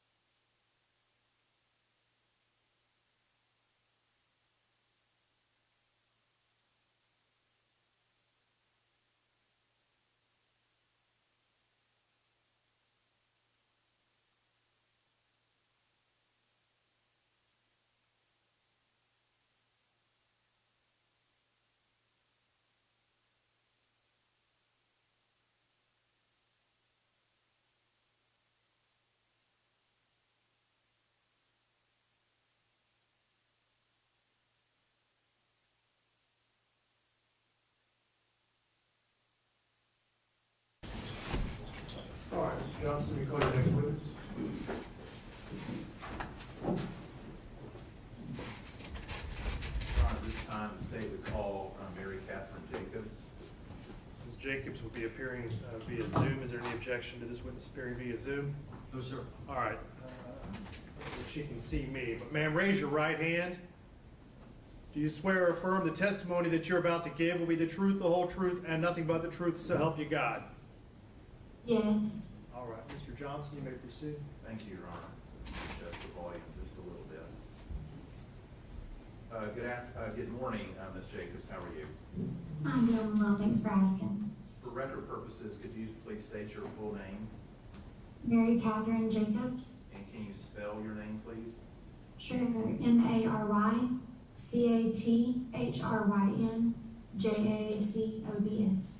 Ms. Jacobs, where do you live? Alpha, Florida. And where is that located? In the Panhandle. You lived there most of your life? Yeah, my whole life. What do you do for a living? I work in accounting in a trucking company. And how long have you done that? Oh gosh. Since 2013. Ms. Jacobs, I want to take you back to May the 28th, going into May the 29th of last year.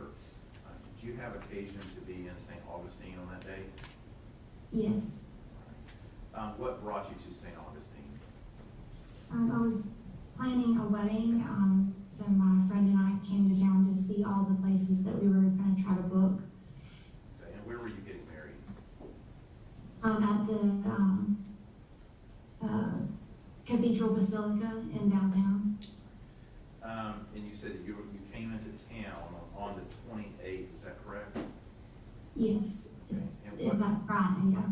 what time did you, and let me back up. You said you came with a friend. Who was your friend? Her name is Laura Bassford. And it was just the two of you? Yes. And do you recall approximately what time it was that you came into town? Oh gosh, it's been so long.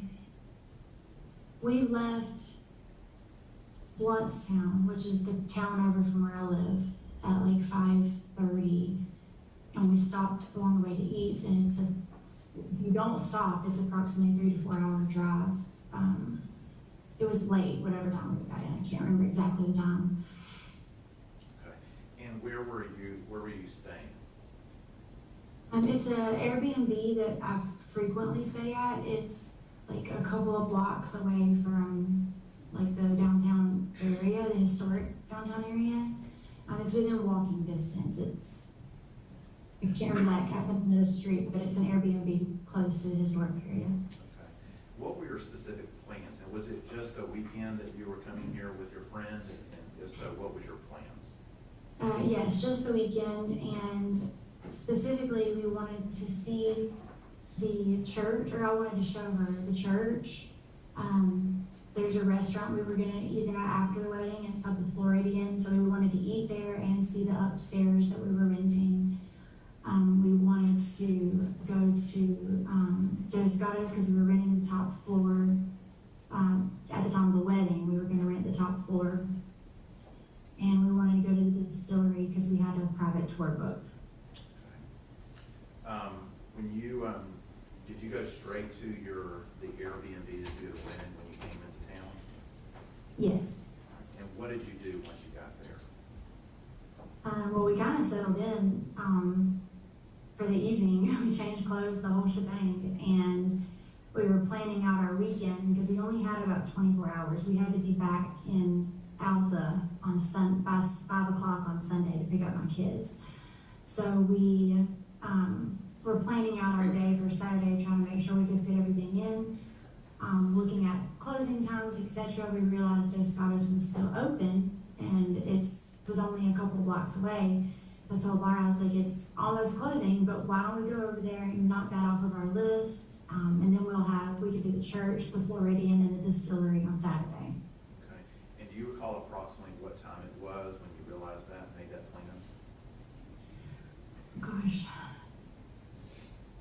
I can't remember exactly what time Dos Gatos was closing, but it was probably an hour before they were closing that we started to leave and head over there. It took us probably 10 to 15 minutes to walk there maybe. It's been so long, I can't remember exactly the time, but I know it was close to closing time. Okay. Now, I assume you had rented that for your, I think you said a after party for your wedding. I assume then that you've been there before?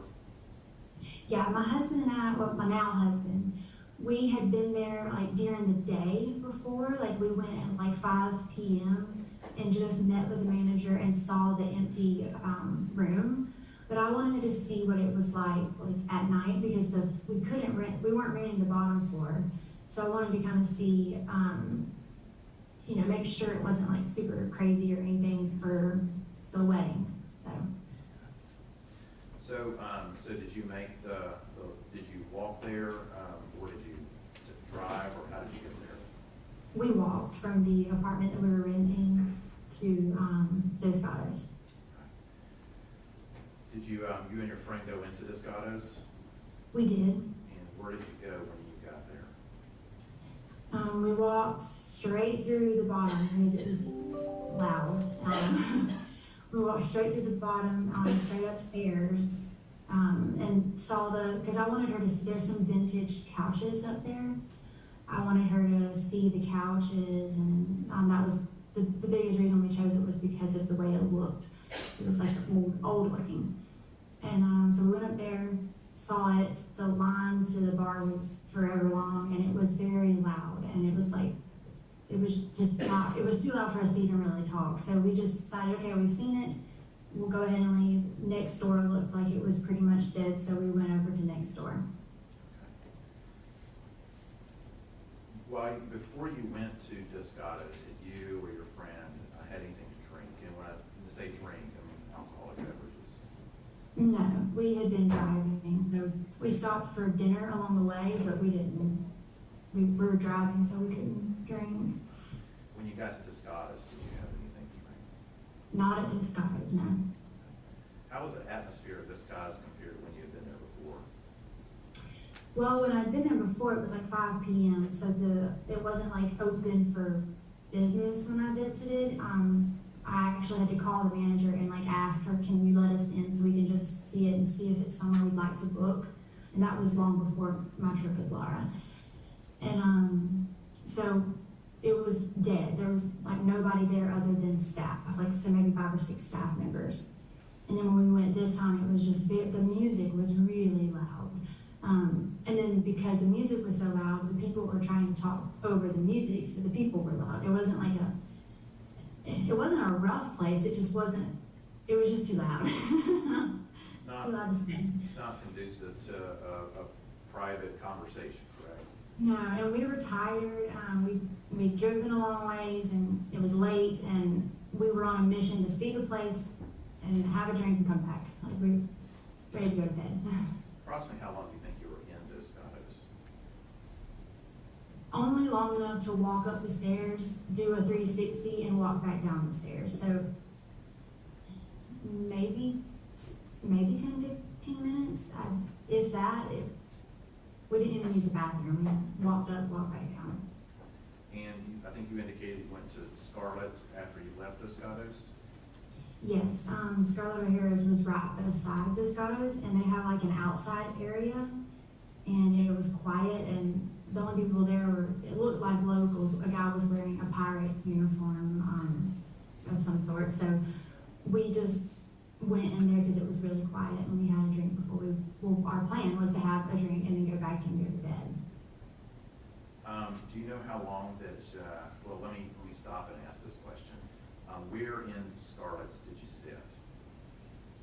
So we went inside at first because there's a bathtub upstairs. I wanted to show her. There's like an old tale about that place.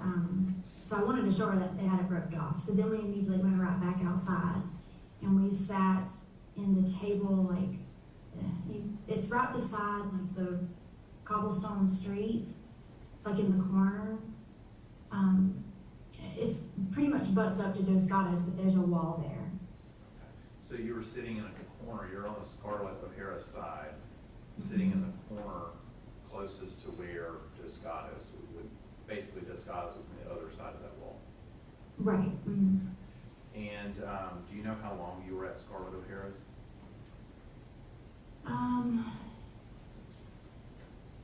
Maybe between 30 minutes to an hour tops.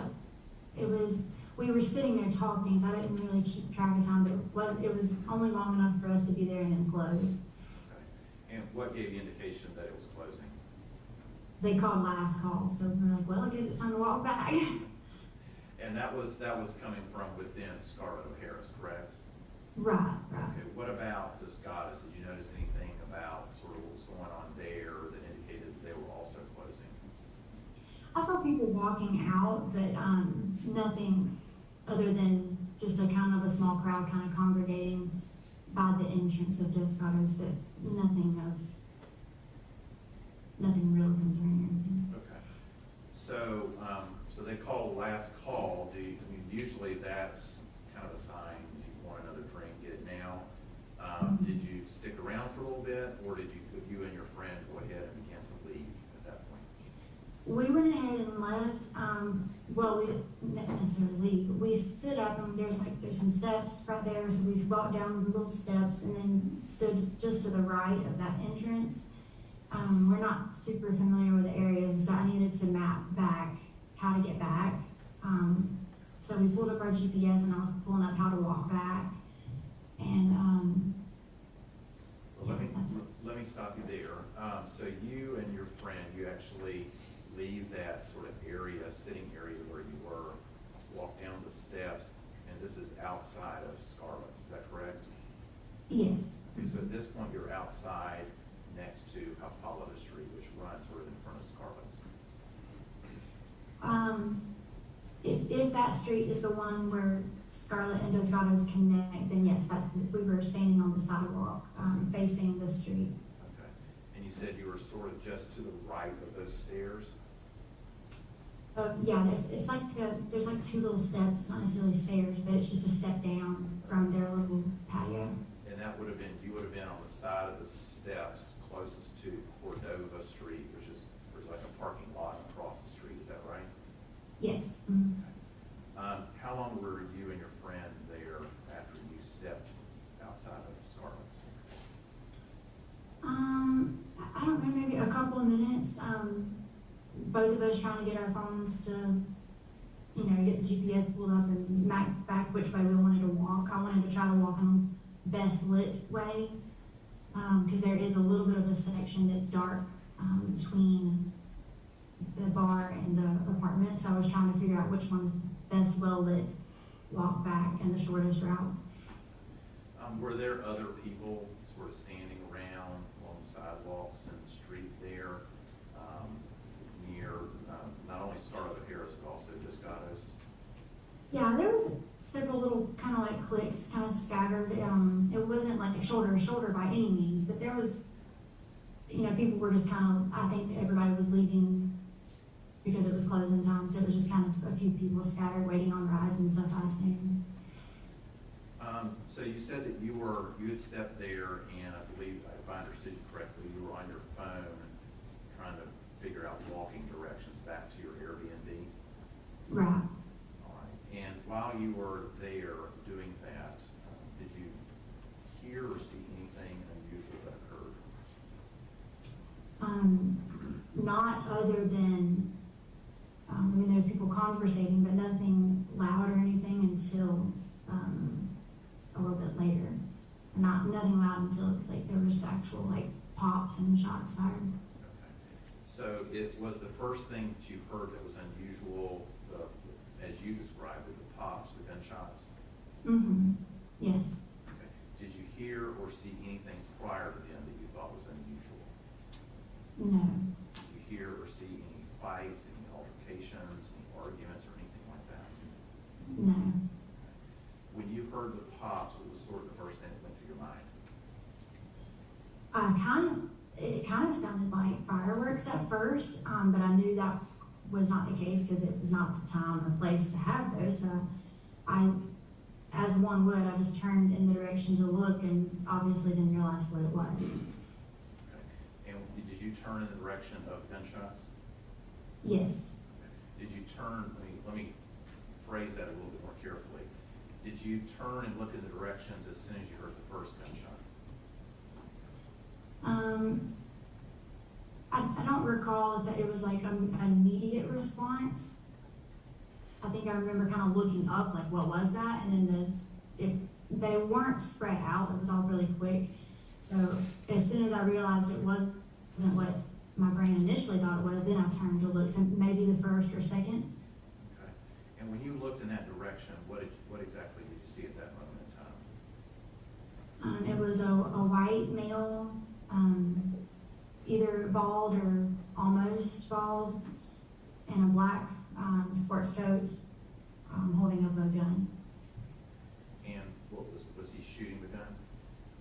Yes. Well, at that time, he was pretty much done shooting. He was just still holding it up. So I don't know if I saw any more shots after I turned around away or not. But he was when I turned, the gun was still up. Okay. Was he, when you saw him with the gun, now you're on the right side of the entrance to Scarlett Harris, and so you would be looking back to the left toward Dos Gatos at that time, is that correct? Yes, the event happened to my left-hand side. What part of his body did you see when you looked in that direction? I guess it would have been his right side. And could you see how he was holding the gun? From my point of view, it looked like he had his legs kind of spread a smidge, like in a stance, holding the gun up, like in the direction of the opposite away, like across the street. It wasn't it wasn't towards me or away from me. It was directly in the opposite, like, I don't know how to describe it. Like I would be to his right, he was directly to my left. We were facing in the same direction. Could you see what or who he was shooting at? I remember a guy falling face forward, but I did not, I didn't see bullets, obviously, they moved too fast, but I did see someone falling face forward. Okay. And do you remember, I know it's been a while, but do you remember what that person looked like? I think he was Hispanic, but I did not see his face. Okay. And when I said, do you know what he looked like, I'm talking about in terms of clothing, something like that. I think I remember seeing a white shirt, and maybe darker pants, but I don't recall specific. There was several people right there, but I remember seeing someone fall and. So your first, the first thing you saw, in terms of him, your first image in your mind of that individual was he was falling to the ground, is that correct? Yes. And how far away were you from the man who was shooting at that point in time? You're talking about the shooter or the? Yeah, how far away were you from the shooter? Oh, I am terrible with judging distances. Maybe, I wish I could say like from here to there, I wish you could see, maybe 20, 30 feet. Okay. And the man that was shooting the gun, could you tell at that point how far away he was from the man you saw falling? The man I saw falling was across the street. Now the street's not real wide, but he fell like on what would be like the opposite sidewalk, kind of catty corner from the shooter.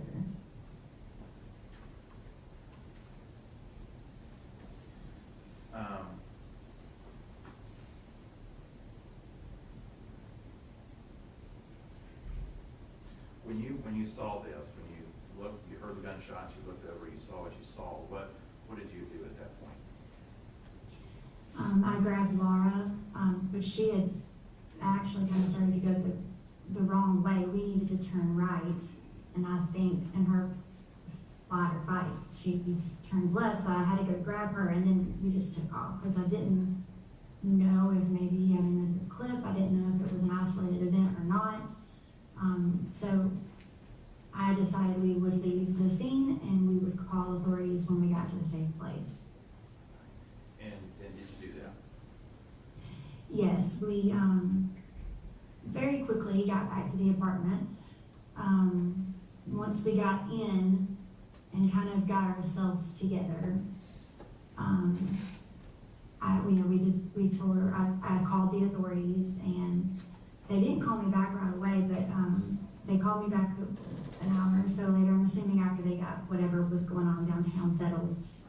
And then they asked if we could come to the police station, and I told them I was not comfortable going to the police station at that time, but they could come to us, and we would be willing to, give a statement. And they came to you and you in fact gave a statement, is that right? Yes. Nothing further, Your Honor. Cross-examination? Yes, Your Honor. And Judge, prior to starting, I've marked the document as Exhibit F for identification purposes. It's 3 frames of video that's already in evidence as Channel 7 and Defense Exhibit 2. So at this time, I'd like to move those into evidence for use in the cross-examination. Any objection? No, Your Honor.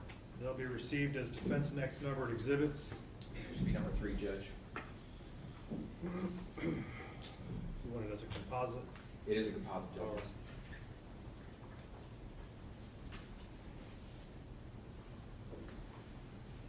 All right, good morning, Ms. Jacobs. Can you hear me okay? I can. Wonderful. So I want to take you straight to the point when you had exited Scarlett's, okay? Yes, sir. And so when you guys got onto the street, you were on the sidewalk portion. You never walked into the cobblestone street itself. Is that correct? Yes, sir. And I think your testimony was that when everybody exited, everything seemed fine between both bars, both Scarlett and Dose. Yes, sir. I wasn't necessarily looking around and watching people, but there wasn't anything that caught my ear. I didn't. And then, is it your testimony that you had a clear line of sight of the shooting when it occurred? I had a clear line of sight of the shooter. I didn't necessarily see this from start to finish because I didn't look until I heard the first shot. Okay. And I think you testified on direct that you thought his feet were slightly spread open? Yes. Okay.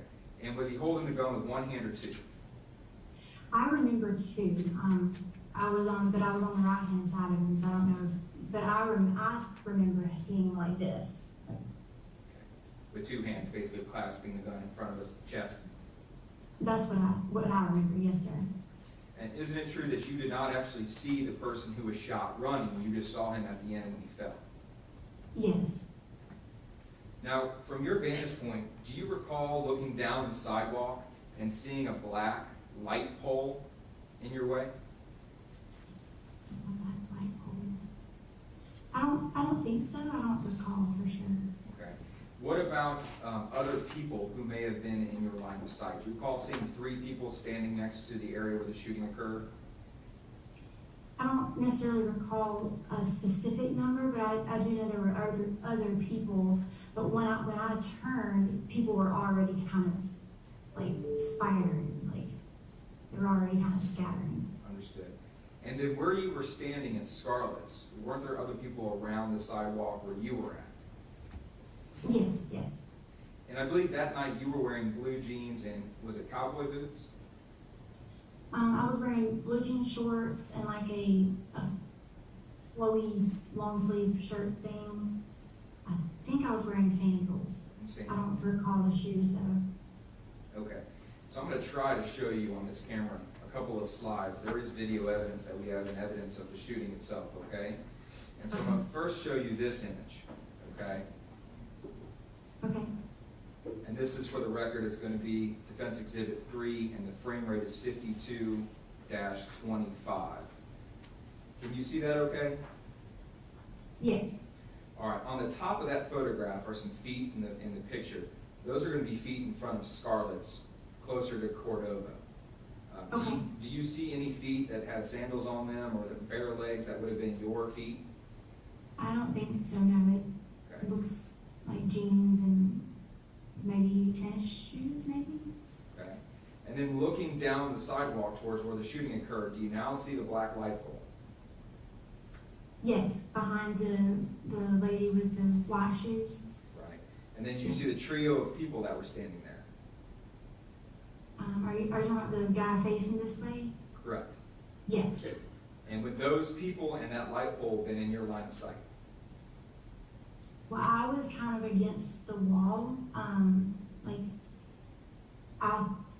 think that's the entrance to Dos Gatos right there. I would have been on the others, like 2 sides down and against the wall, like kind of out of the way of people walking on the sidewalk. So you would have been on the wall on this side. It goes like, if you move your pin just a little further down, behind, yeah, this is the entrance to Dos Gatos, right? That's the entrance to Dos Gatos. Yes. Cordova Street is up here with Scarlett's on it. Uh-huh. So you would have been against the wall in front of Scarlett's. Well, that right there is a wall, but if you go past that, several feet, there's like a step down to their, back patio. We would have been on the other side of that door, or the little, it's not really a door, it's like a walkway. And we would have been kind of pushed back, we were kind of back in the back on our phones, trying to stay out of the way, find our directions. Right. And then your line of sight would have been in this direction, correct? Yes. Okay. Now, as the shooting unfolded, I'm going to show you 2 more frames. The first one is 52:29. And in that frame on the bottom, do you see the bald gentleman? If you can move the paper up just a smidge, yes. He's coming into that frame. Do you see that he's basically in front of that black light pole and those 3 people? Yes, sort of, yeah. Okay. And then the next frame is 52:30. Now, do you see him clearly within the frame? Yes, I do see him. And you see that those 3 people now are running to the north, which would have been in your line of sight, correct? Yes, And do you see him holding the gun with one hand? I do, yes. And do you see that his feet are not spread apart, they're actually close together? Well, I mean, they are spread, but Well, they're not touching each other, I'll agree with you there. It's not exactly a wide shooter stance though, correct? correct. Okay. So at this point in time, we obviously have video that depicts all of this stuff. Is your memory accurate, or do you think the video would be more accurate accounting of what occurred? Well, I think, obviously a video would, clear video would be the best witness of all, in my opinion. I can only testify to what I remember. Thank you, ma'am, I appreciate it. Yes, sir. Redirect? All right, thank you very much, ma'am. You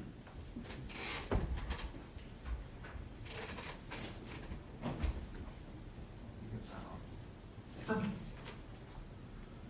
Did you need my license? Both sides stipulated that is who she was. Yes. Thank you. All right, Mr. Johnson, it's now almost 12 o'clock. Where are you in your case? I've got 2 others, actually 3 other witnesses, Judge. Okay, well, let's go ahead and break for lunch now, then, we'll come back at 1:15 and we'll continue. Court will get recessed.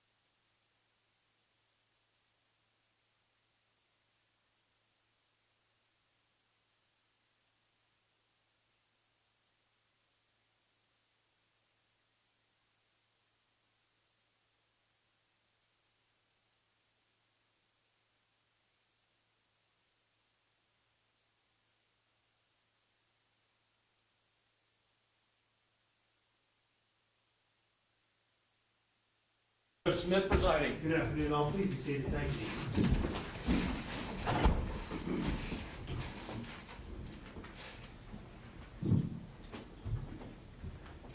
All right, we're back on the record in case 21 CF 1007.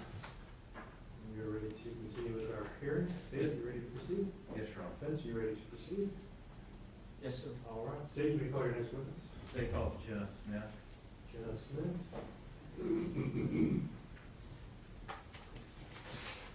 Good afternoon, ma'am. If you'll approach me.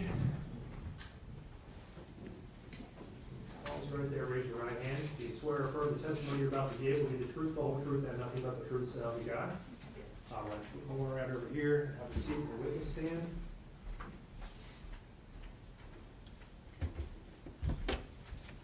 Make yourself comfortable. Try to speak through that microphone for me, okay? Jones? Thank you, Your Honor. Good afternoon, ma'am. Could you please state your name for the record? Jenna Smith. Okay. I'm going to assume that may be common spelling, but just in case, can you spell your first and last name? JENNASMITH. Thank you, ma'am. Where do you live, ma'am? St. Augustine by World Golf Village. Okay. And what do you do for a living? I bartend at Bog Brewing Company. Okay. How long have you worked there at Bog Brewing Company? Almost 2 years. So you worked there in May of last year, is that correct? I did, yes. Where is Bog Brewing Company located? Off of West King Street, next to US 1. And so if you sort of like, US 1 is sort of a dividing line between downtown and the west side of St. Augustine. This would be on the west side? Yes, it is. Were you working specifically on the evening of May the 28th of last year? I was.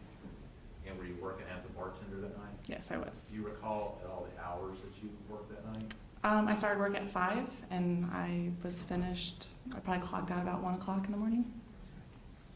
Do you recall that particular night, a man wearing a black suit and a bald man wearing a black suit coming into Bog Brewing Company? Yes, I do. Do you recall approximately what time that was? Probably about 8 or 9 o'clock at night. Okay. And was this an individual that you cashed out at a certain point and gave him a receipt? Would that receipt sort of give you kind of an idea of the time frame? Absolutely, yeah. Did you serve this gentleman? I did. All right. May I approach the witness, Your You Honor? may.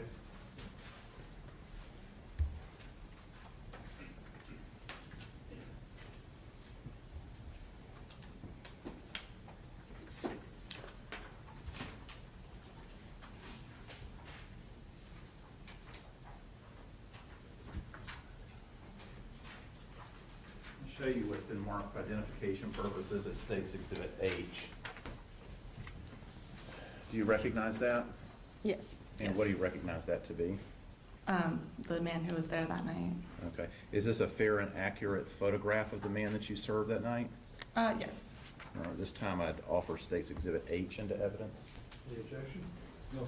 That will be received into evidence as states what it states. Okay. Madam Clerk? Number 5. Number 5.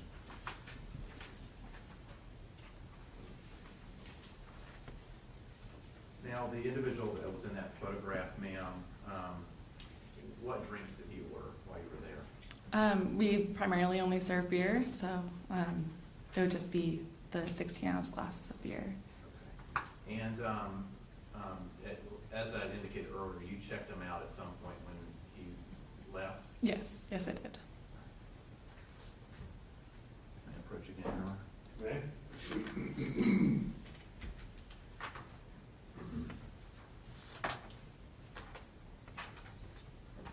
Now, ma'am, do you have an independent recollection of the drinks that he ordered? Oh, yeah, absolutely. Okay, and from your recollection, what drinks did he order? It would have been 2 of our stouts and 2 of our IPAs. Okay. I want to show you what's been pre-marked for identification purposes at State's Exhibit G, and do you recognize that? Absolutely, yes. And what is that? That's one of our receipts that we'll hand out or keep on file in the computer. Okay. Is this a receipt that was generated as a result of the gentleman's purchase? Yes. All right. This time I'd offer states G into evidence. No objection. Be received into evidence as Number 6. statement number 6.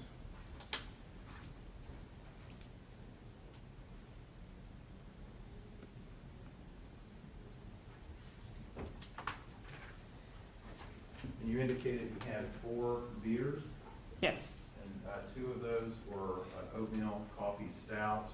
Is that correct? Yes, sir. And what size were those? The stouts would have been served in a 16-ounce glass. And according to the receipt, there were 2 breakers. Is that right? Yes, yeah. Okay. And what size were those? Those would have been 13-ounce glass. So can you kind of describe what those drinks are?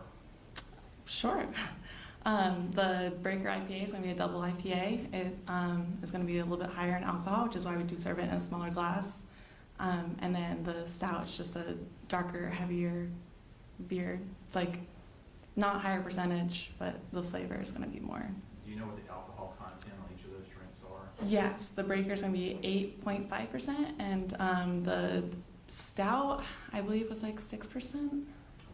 And is that a higher alcohol content than, say, your average beer that you would buy at the store? Absolutely.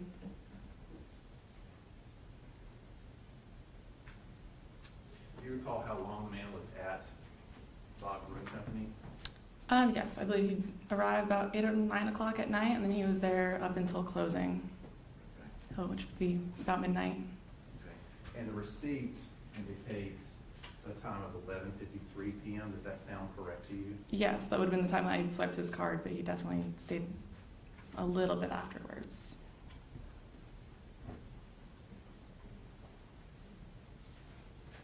I have no other questions, Your Honor. Cross-examination.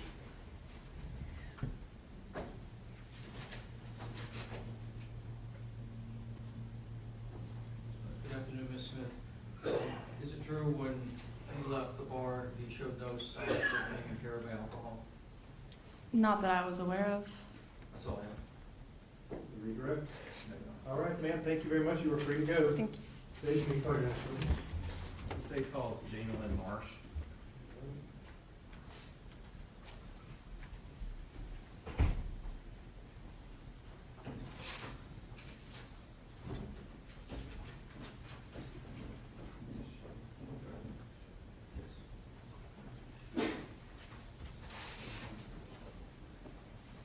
I'm sorry, what's this witness's name? Jane Lynn Marsh. I think she may have a different last name now. I'll clarify that on the record. All right.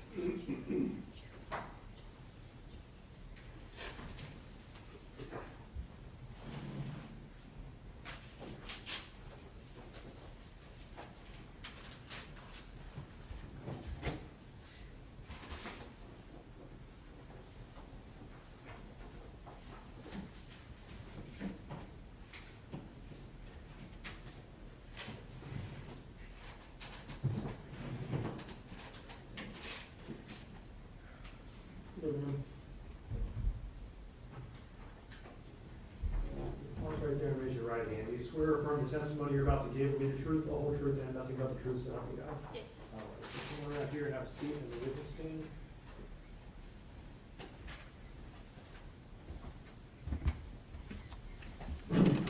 Speak into that microphone. Okay. Johnson? Thank you, Your Honor. Good afternoon, ma'am. Good afternoon, ma'am. Can you please state your name for the record? Jamie Lynn Marsh. And for the benefit of someone who may have to type this up one day, could you spell your first and last name? Jamilyn. And your last name? Marsh, I recently changed it. Monahan, I got married. So Monahan. Okay, thank you. How are you employed? I'm sorry, what? How are you employed? I work full-time at a restaurant. Okay. And what do you do there? I'm the general manager. Okay. And what restaurant is it? The Loop Okay. And where is that located? in Jacksonville. Where did you work at before you went there? I worked at a country club in Ponte Vedra. Before that, Scarlett's and Dos Gatos, downtown St. Augustine. And what was your role at Scarlett O'Hara's and Dos Gatos? I was a general manager of both. And how long did you work there? Almost 2 years. About. Okay. Were you working there on May the 28th and May the 29th of last year? Yes. Right. And were you working in that capacity at the time? Yes. I wanted take your attention specifically to May the 28th, and then into the evening and the early morning hours of May the 29th. Do you recall approximately what time you got to work that day?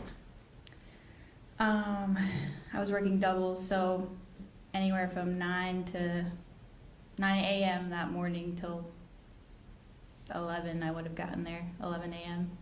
Okay. and then So through all the way- night. Yeah. All the way up until closing time around 1:30? Yes. So you had a long day that day. Yes. I want to talk about that day specifically, but first, let me ask you, did you know Adam Amoia? Not personally, just I worked with some of his friends, so if he came in, I knew his name, what he liked to drink, but not personally, no. Okay. Was he a regular customer there at Dos Gatos? Yes. Okay, and when we say regular, like how regular are we talking about? Like once a month, once a week, somewhere in between, something less than that? Just mainly when his buddies were bartending, he'd come in and see them on the weekends. Okay. So would it be every weekend or every other weekend? Do you know? I would say maybe every other weekend.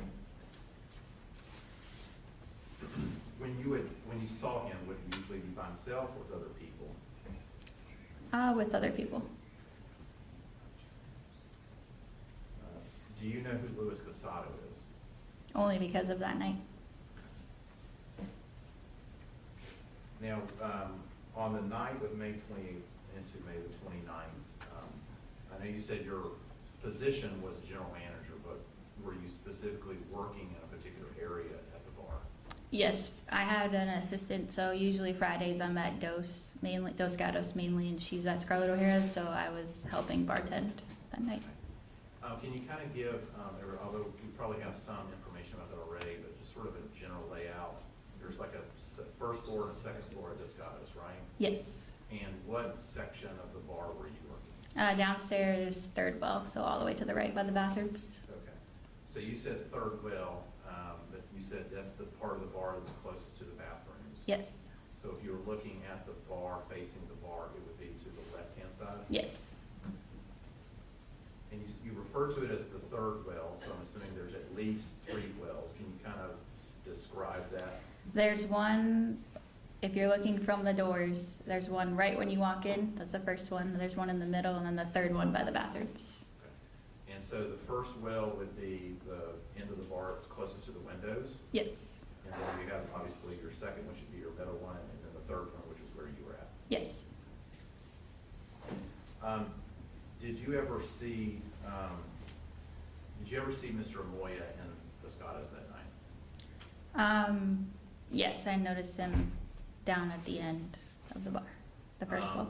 Down near the windows? Yes. And did he have other people that were with him? Yes. And what about Luis Castado? Did you see him at the bar that night? Yes. And where was he at? He was on my side, the third one. Did you have any interactions with Mr. Castado? Yes, I served him a drink. Did you serve him more than one drink? Just one. Okay. Did any of the other bartenders serve him any other drinks? Yes. And can you kind of explain that during the course of his night? How many drinks he ordered and what type? From the receipt, there's 2 drinks on it. The first one was a sidecar, and the second one was what I served him. The other bartender had served him one previously, and then the interaction that we had was him ordering a drink for me, and then he had said that he had ordered another drink from a bartender, came back, or went to the bathroom, came back, tried to order one for me, and said that the other bartender had put it behind the bar for him, and just wanted to make sure he didn't get charged for it. So I remade it for him and gave him the drink. So there were, I guess, in the grand scheme of things, 3 drinks ordered, one of which he may not have drank because he had gone to the bathroom and it had been disposed of. But he was charged for 2 drinks that night, is that correct? Yes. And what type of drinks were those? Sidecar, and then a well gin, I believe is on the ticket. And for those who may not know, what is a sidecar? There's different recipes from everybody. Our recipe has 2 different liquors in it. It's about 3 ounces. The other drink is 1.25 ounces of liquor. Would those have, what would the alcohol content of those be in comparison, say, a beer that you would buy, a regular beer you would buy at a store? The first one is, I would say about double. The second one would be 1 beer. And I think I asked you about a sidecar. What was the other drink again? The gin? Yeah. Okay.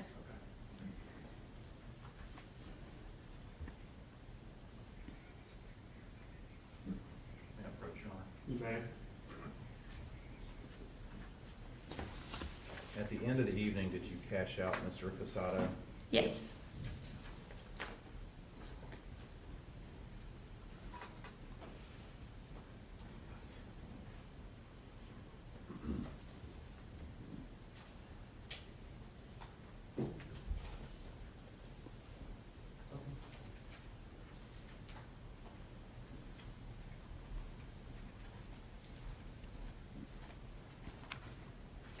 I'm going to show you, I've got 4 exhibits here. I'm going to go through these one by one. I'm going to show you State's Exhibit J. And do you recognize that? Yes. Does that appear to be sort of a still photo from video from Dos Gatos? Yes. Okay. And is this still what part of the bar is this still photograph taken of? The first well. Okay, and this would be the end that Adam Amoia, you saw Adam Amoia at? Yes. And is this still photo a fair and accurate representation of kind of what you saw that particular night? Yes. Showing you State's Exhibit K for identification. And do you recognize that? Yes. And do you recognize that as a still photograph at the other end of the bar? Yes. Where Mr. Castado was? Yes. All right. And is that a fair representation of what you saw that night? Yes. Show you State's Exhibit L for identification. You recognize that? Yes. And what is that? The receipt from Mr. Castado that night. And this is the receipt that you gave him when you checked him out? Yes. All right, is it a fair and accurate copy of that? Yes. And then State's Exhibit M, do you recognize that? Yes. And do you recognize that as also a still photo from that end of the bar that Mr. Castado was at? Yes. And does it accurately reflect what you saw that night? Yep. Your Honor, at this time I'd offer States J, K, L, and M into evidence. Any objection? No, sir. We received state stamps number 4 exhibits. 7, 8, 9, and 10.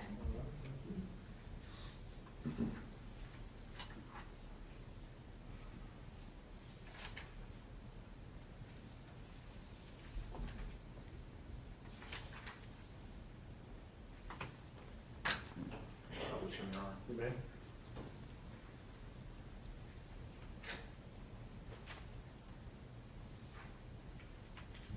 First going to show you what is now marked as States 7.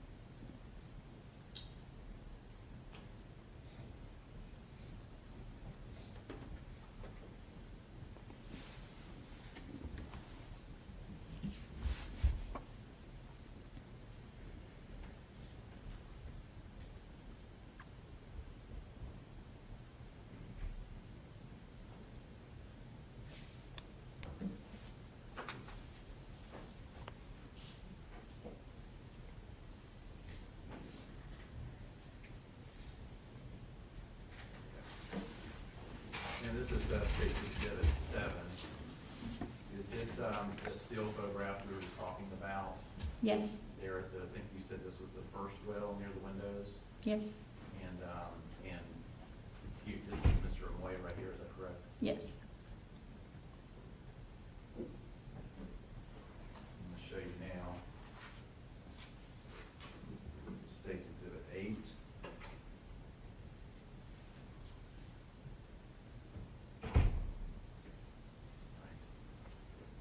this, the still photograph we were talking about that shows Mr. Castado at the other end of the bar? Yes, And does it appear that he's drinking a drink there? yes.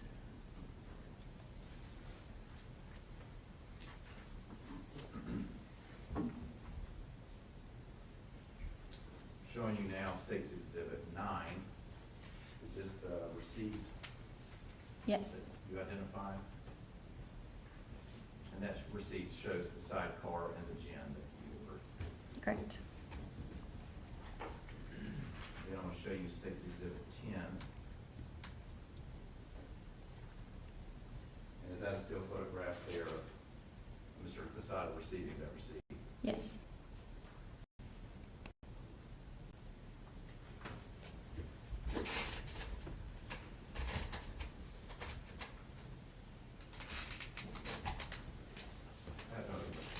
Cross-examination.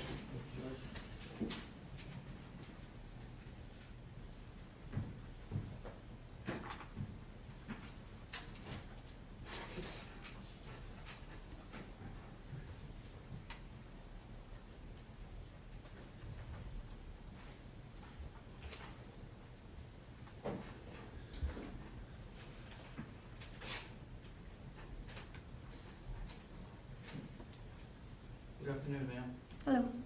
I have a few questions for you. I think you told us that you had been the manager at Dos Gatos and Scarlett's Yes. for about 2 years. Mhm. And over those 2 years period, you got to know of Mr. Amoia. No, not necessarily. Well, I think you said you could recognize him when he came in with his friends. Yes, And do you know what his choice of beverage was? yes. Objection, relevance. I'll overrule it. And what was that? Crown apple. Say it louder. Crown apple. And did you notice on this particular evening whether or not Mr. Amoia was at the first well drinking? No, I didn't see You didn't anything. notice, you didn't Yeah. serve him anything? No. But you had never seen Mr. Castado before? Correct. And there was a receipt you showed for 2 drinks, but apparently there was a mix-up with a 3rd drink, correct? Yes, For one of his drinks, the first or second, he asked to be held while he went to the bathroom. yes, And then somehow that got picked up and thrown away. yes, So there's no dispute that he only got 2 drinks, correct? correct. All right. And do you know if he finished the second drink? No, Now, when you were in the bar, and you actually served him, you've told us, did you notice him interacting with other people? yes, Did you notice him interacting with a female, yes, having a conversation? yes, Did you also notice him having a conversation with a gentleman? yes, Was, in his dealings with you, was he appropriate? yes. Was he gracious? I wouldn't Did you say. use please and thank yous? Yes, Was he pleasant? yes, Was he at all appear to be in a hostile mood? no,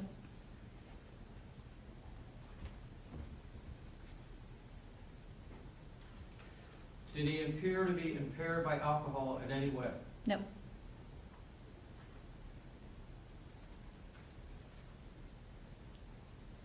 If I show you some video of the bar that night, could you describe what you see? yes, Okay, can we, Judge, I'd like to refer to Exhibit 2. And we're going to look at the back bar, which is channel 11. All right.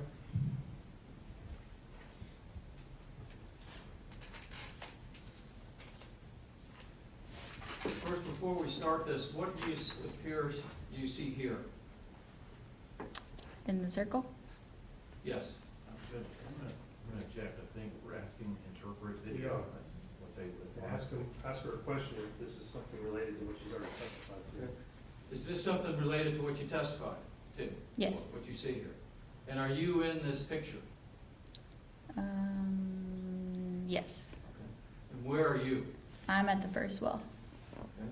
So let's watch the video.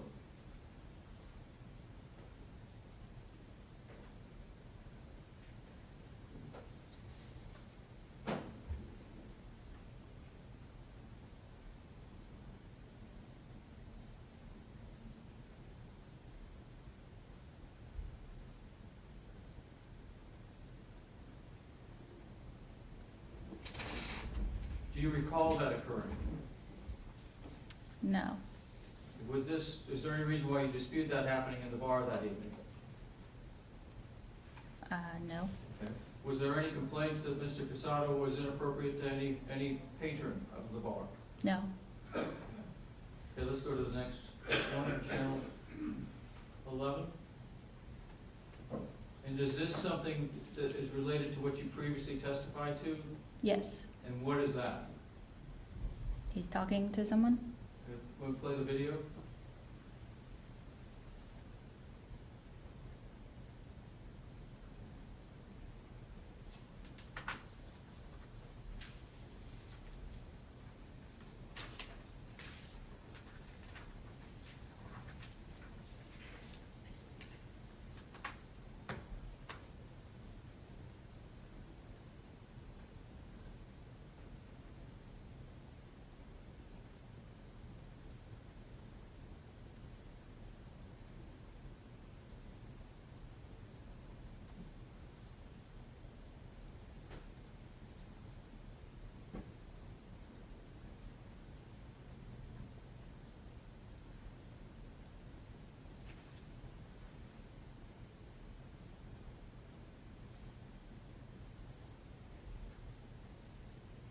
Do you recall that occurring, what you just seen on this Yes. video, which is at 23, ended at 23:50? Yes. You do. Was there any complaints from anyone, including this gentleman here in the white hat, that there had been some inappropriate conversation? No. Let's play the next video. What does this depict? It's so bright. What is it? Why is it so bright? Because we do last call at 1:30, so we turn the lights on and ask everyone to finish their drinks and leave.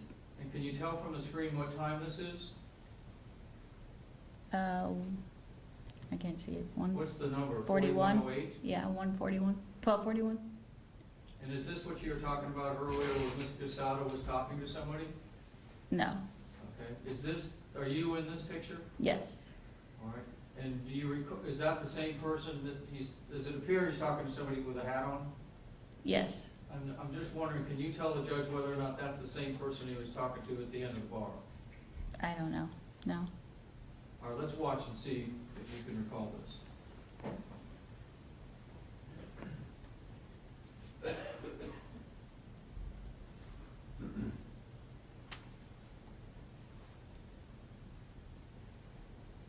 Do you recall that occurring? No.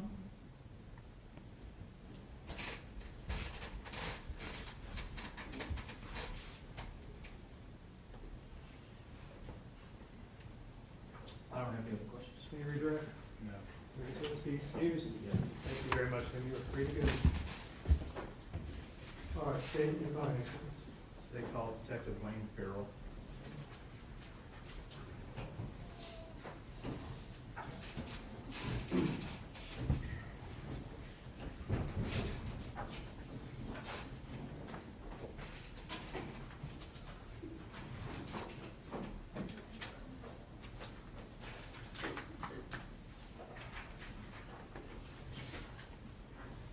Good afternoon, Detective. If you'll raise your right hand, you swear or affirm the testimony you're about to give will be the truth, the whole truth, and nothing but the truth, so help you God. So come on over here and have a seat in the witness stand. All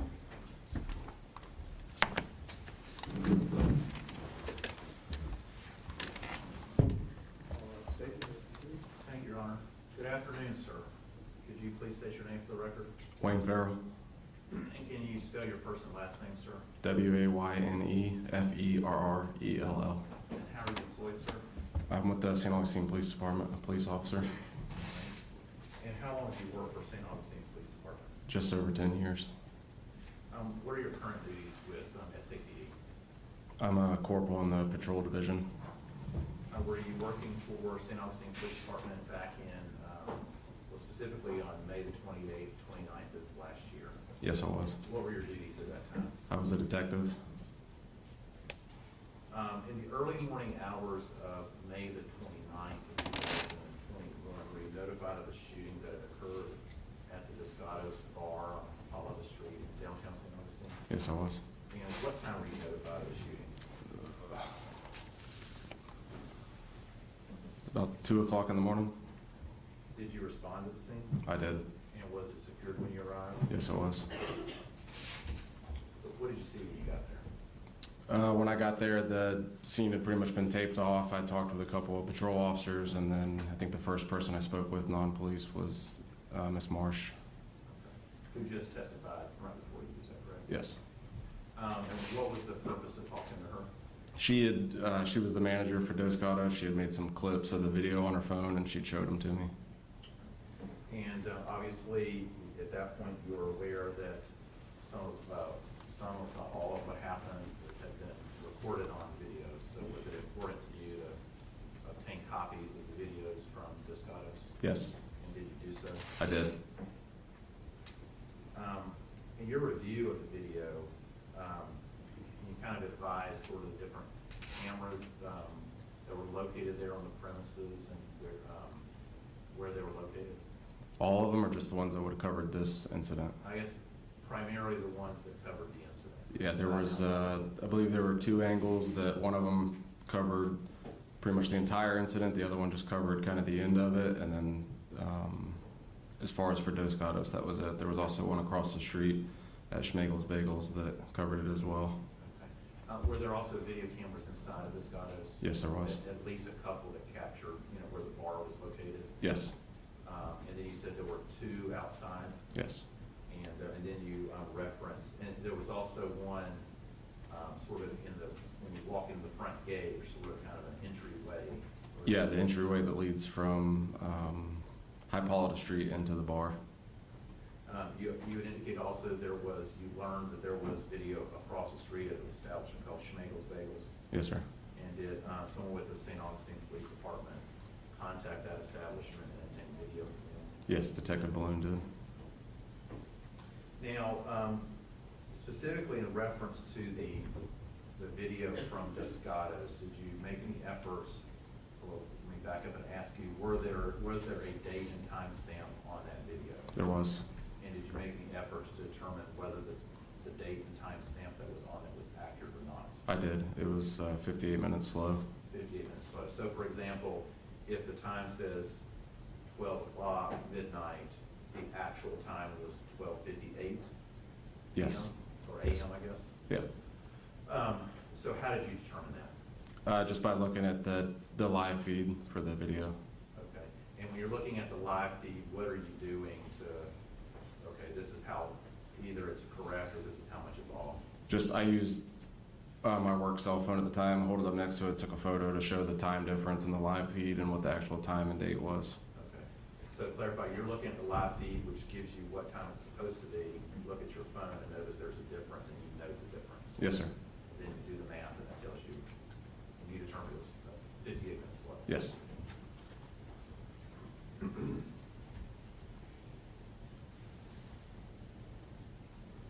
Impressive witness, John. You may.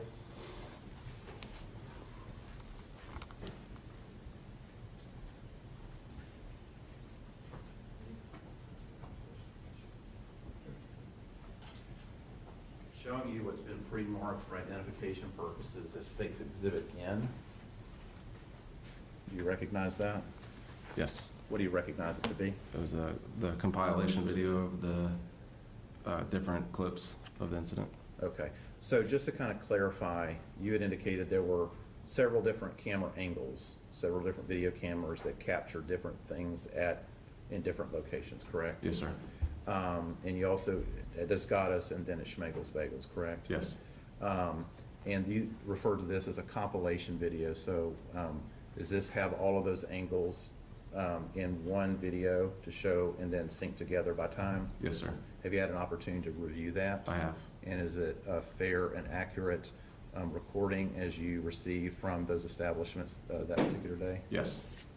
Your Honor, at this time I'd offer State's Exhibit N to No evidence. objection. No, sir. That'll be received as State's Exhibit 11.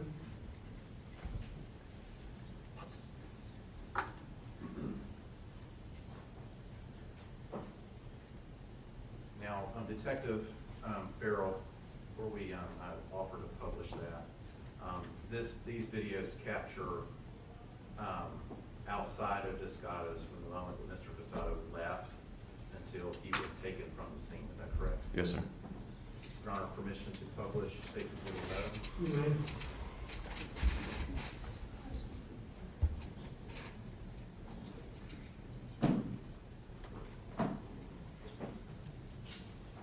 Took a couple of minutes just to give everybody a chance to.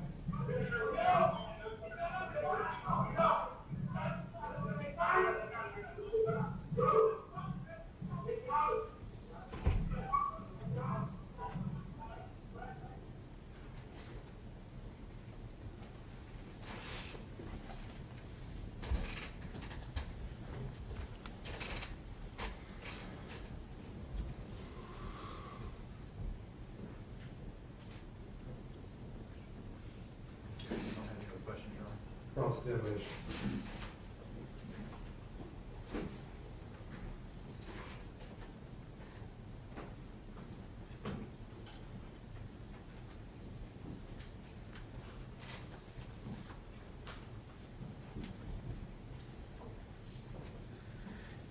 Good afternoon. Good afternoon. You had pulled, obviously, a number of videos from Dos Gatos and then Schmegels Bagels, correctly? Yes, sir. Was there more video inside of Dos Gatos that you all didn't secure in this case? The inside of the bar? Correct. I don't believe so. I think we tried to make copies of everything we could. Was there anything upstairs? There might have been video upstairs. I don't think we got video from upstairs. Okay, and is that because Mr. Castado never went upstairs? Yes, sir.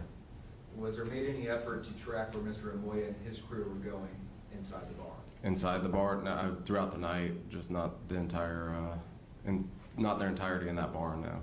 Okay, so there was video of them upstairs, you guys did not secure it? We didn't. Now, we saw the video, obviously, we watched the whole thing go down outside. The location where Mr. Casado was attacked by Mr. Amoia and Mr. Ramos Santiago, that was Hippolyta, correct? Yes, sir. And that street is a public street, It is. and that's not owned in any form or format by the people that own the building of Dos Gatos or Scarlett's. No. And that is a location where a person is lawfully allowed to carry a concealed firearm so long as they have a permit, right? Yes.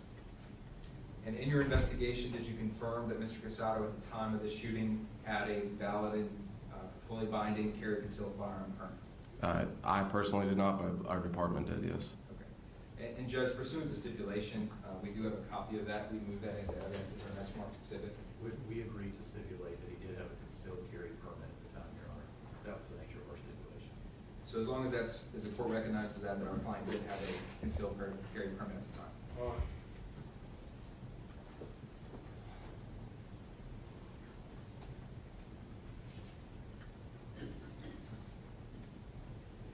Now, pursuant to your investigation, would you agree that Mr. Casado and Mr. Amoia did not know each other prior to this incident? Correct. And Mr. Casado had no contact with Mr. Amoia or any of his crew inside the bar, right? Right.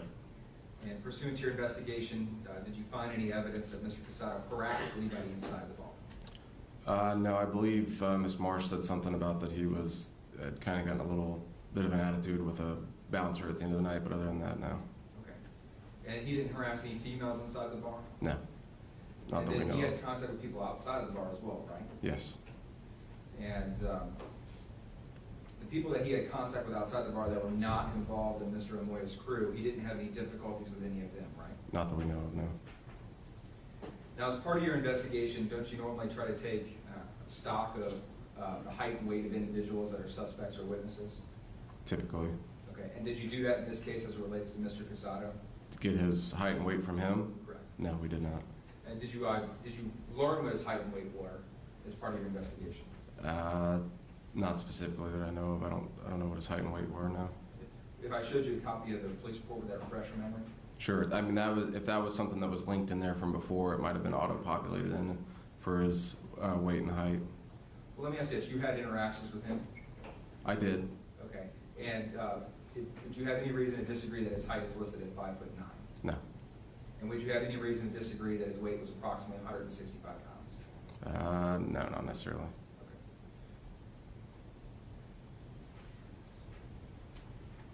Now, pursuant to your investigation, did you try to learn about the intoxication levels of all the parties that were involved? No, we did not. Okay. Now, law enforcement officers did have contact directly with Mr. Casado, is that true? They did.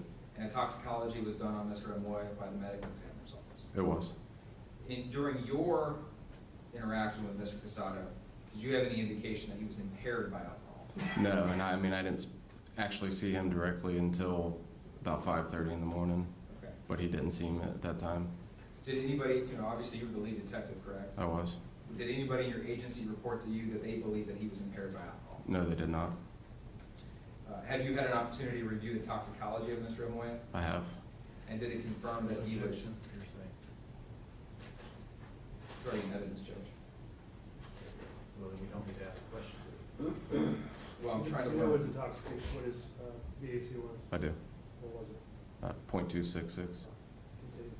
And did he also have hydrocodone in his system? Yes. As part part of your investigation, did you try to learn whether he had a valid prescription for that or not? No. You didn't try to learn, or he did not have a valid? No, I don't know. I don't know if he did.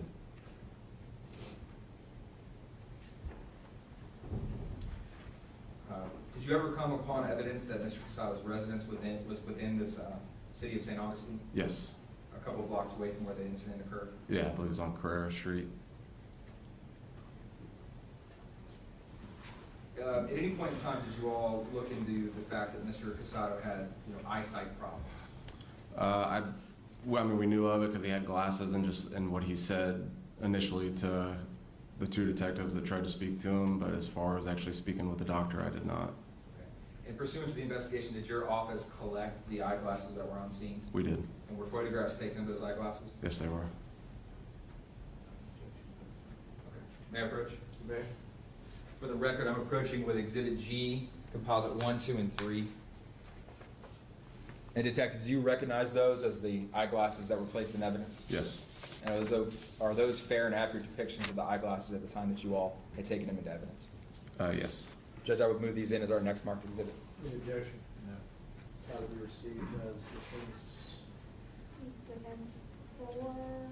And Judge, maybe a composite. 4A through C as composite exhibit.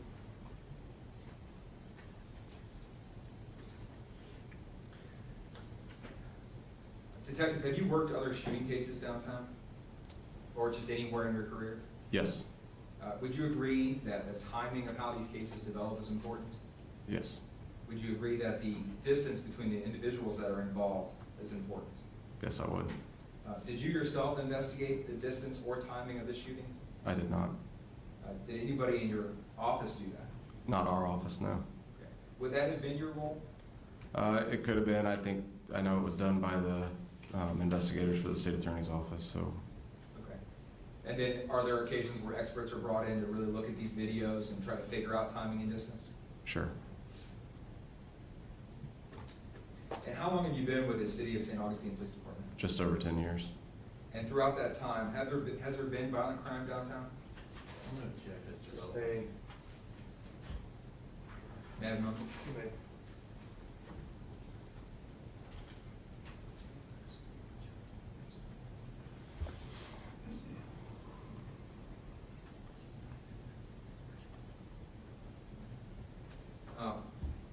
Obviously, we just watched the video, and we saw how the fight started in terms of Mr. Amoia and Mr. Felix Ramos Santiago striking Mr. Casado, correct? Yes.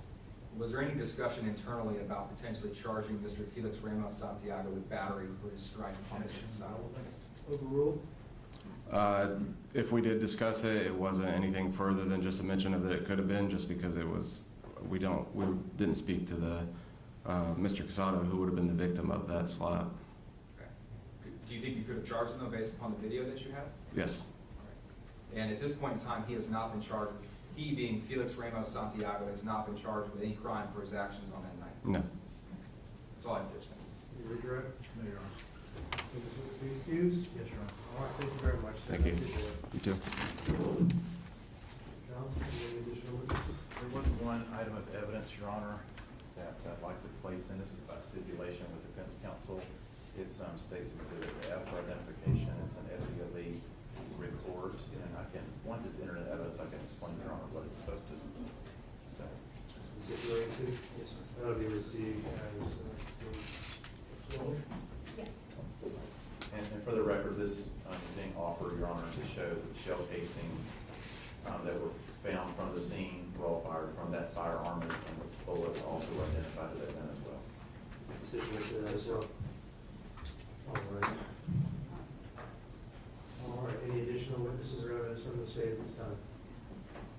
No, Your Honor, state rest. All right, let's take a break, and then we'll come back and start with the defense. Yes, sir.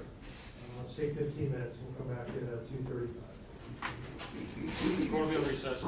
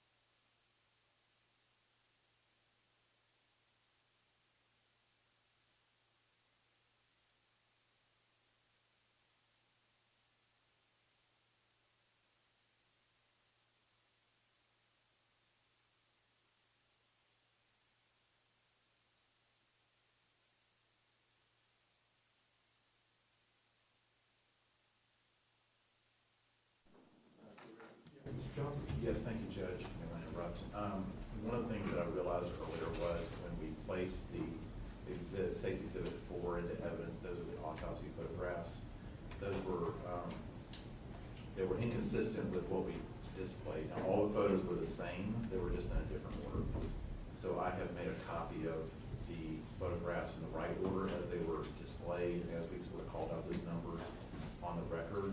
And I've given those to the Madam Court reporter to replace the ones that were placed in evidence before. I spoke to Mr. Canan about it. He didn't have an objection for us replacing that, but I wanted to be sure you were aware of what we were doing.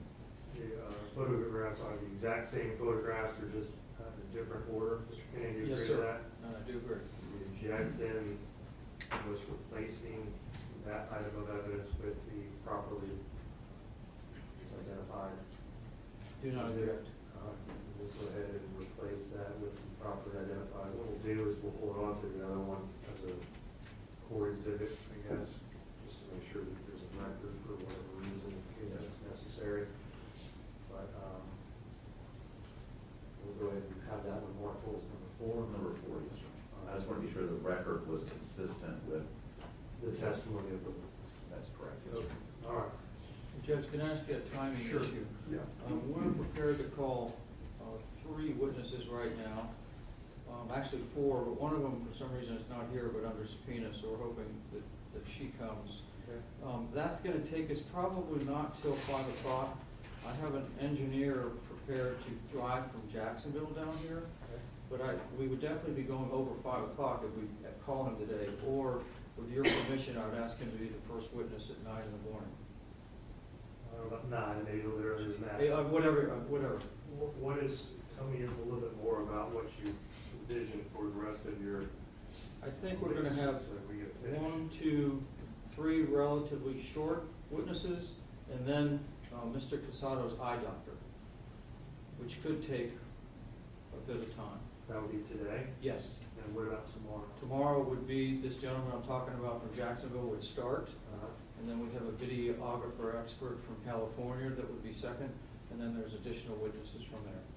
How much more time are you gonna need? Are you gonna use all of tomorrow, are you gonna finish tomorrow, or?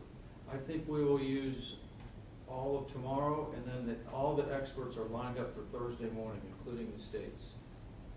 Well, and I know that based on what they had kind of represented to me about what their plan was, I didn't see any way that we would have time to put anybody on rebuttal for tomorrow. I have one person coming from out of town, another person will be testifying via Zoom from Tennessee. So I have told both of those, be prepared for Thursday in anticipation of the lineup as they kind of communicated that to me. Okay, I don't mind if we break a little bit early today, but tomorrow I expect that we're gonna have a full day of witnesses. So if there's any, experts that need to be available for your side, we're gonna make sure that there's somebody that is gonna take us to, it's very close to 5 o'clock. Okay, I want to break this to you now, because most of my witnesses, they're all out of town, these experts. One's California, one's South Florida, and the other's Tallahassee. So I don't know if I could get any of them here tomorrow. I do believe that we can take up most of tomorrow, if not the whole day. I'm just not positive. I don't know, I don't think I can get, there's flights involved here. All right, well, we will just proceed today with the witnesses that you have lined up, and we'll start back tomorrow morning at 8:45, not 9 o'clock, with the engineer from Jackson. All right, thank you. Madam Clerk,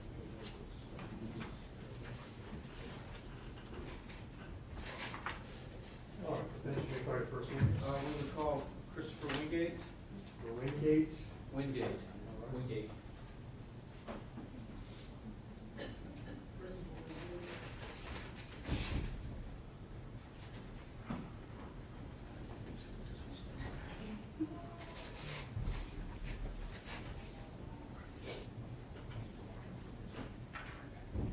Good afternoon, sir. If you'll raise your right hand, do you swear or affirm the testimony you're about to give will be the truth, the whole truth, and nothing but the truth, so help you God? So help me God. Step on over here and have a seat in the witness stand, please.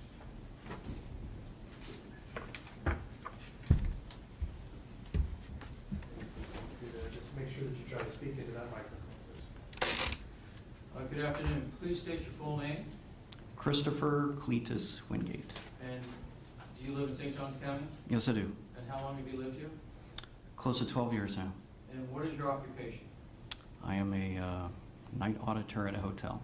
Say that again? A night auditor at a hotel. And a night auditor at what hotel?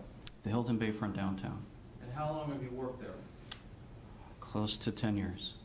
And what are the hours of a night auditor at the Hilton? 11 at night till 7 a.m. And in the past year or two, has Luis Castado been employed by the Hilton? Yes. And how long did he work there approximately? That I'm not sure, maybe 7 months. And did he work there up until May 28th of 2021? Yes. Can you tell the judge up until May 28th of 2001 how many days in a row he had worked? 30 days. And what were his hours? Same thing, 11 till 7. So he would I'm come- sorry, 10 till 6. So he would come to work at 10 in the night and then work till 6 in the morning? That's right. And he did that for 30 days in a row? Yes. So the night before May the 28th, he would have worked through the night? Yes. And as an employee there, is there kind of a uniform that you have to wear? Yes. Could you explain that, what that is to the judge? At the time, we had a black jacket.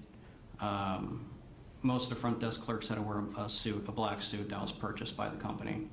And the security staff at night had the liberty to wear it as well. So black, it's all black, was basically the uniform for the staff. Yes. All right, may I proceed, witness judge? You may. I'm going to show you what's been marked as Defense Exhibit I, and tell me if you recognize anybody in the photo. So Luis Castado. And does that appear to be an accurate representation of what he would wear to work? Yes. And I'm going to actually move this into evidence at this time, which would be Exhibit number 5 for the defense. Any objection? Let's go to break to report. I'll ask to publish. Yeah, we got to, you need to collect it. and Yeah, bring it to- well, okay. Bring it to the clerk, so we can have it marked. What was it marked for identification? That's one letter. Identification I. Identification I will be received into evidence as defense next number exhibit, Madam Clerk. Number 5. All right, now you may publish. Okay, thank you, Judge.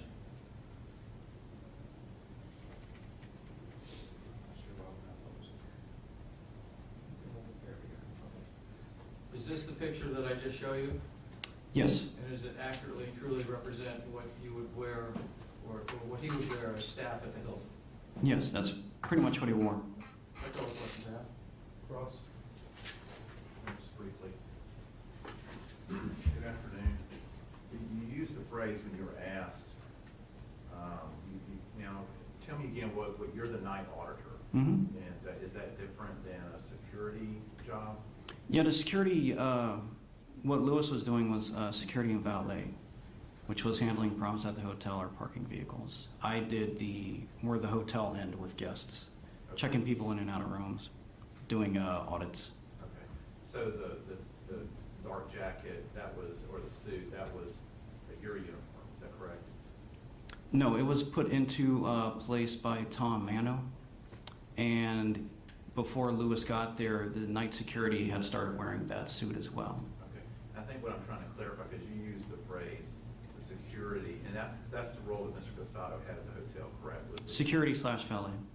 I'm sorry? Security slash valet. Valet? Yeah. And so you used the phrase, they were at liberty to wear that as well. Mhm. So you used that phrase, it seemed like that was optional, is that correct? It was optional for the most part, but I mean, for the last 5-6 years, most of the security was wearing the suit. It was like the relief security on the weekend could wear like the uniform at the time. It's been a while, and they since have changed the uniforms. So Well, specifically in May of last year, it was optional, so it wasn't like mandatory that you wear that. mandatory, no. That's perfect. Can you redirect? No, sir. Let's be excused. Yes, sir. All right, sir, thank you very much, you look pretty good. Should we call your next witness? The defense calls Ricardo Ruiz.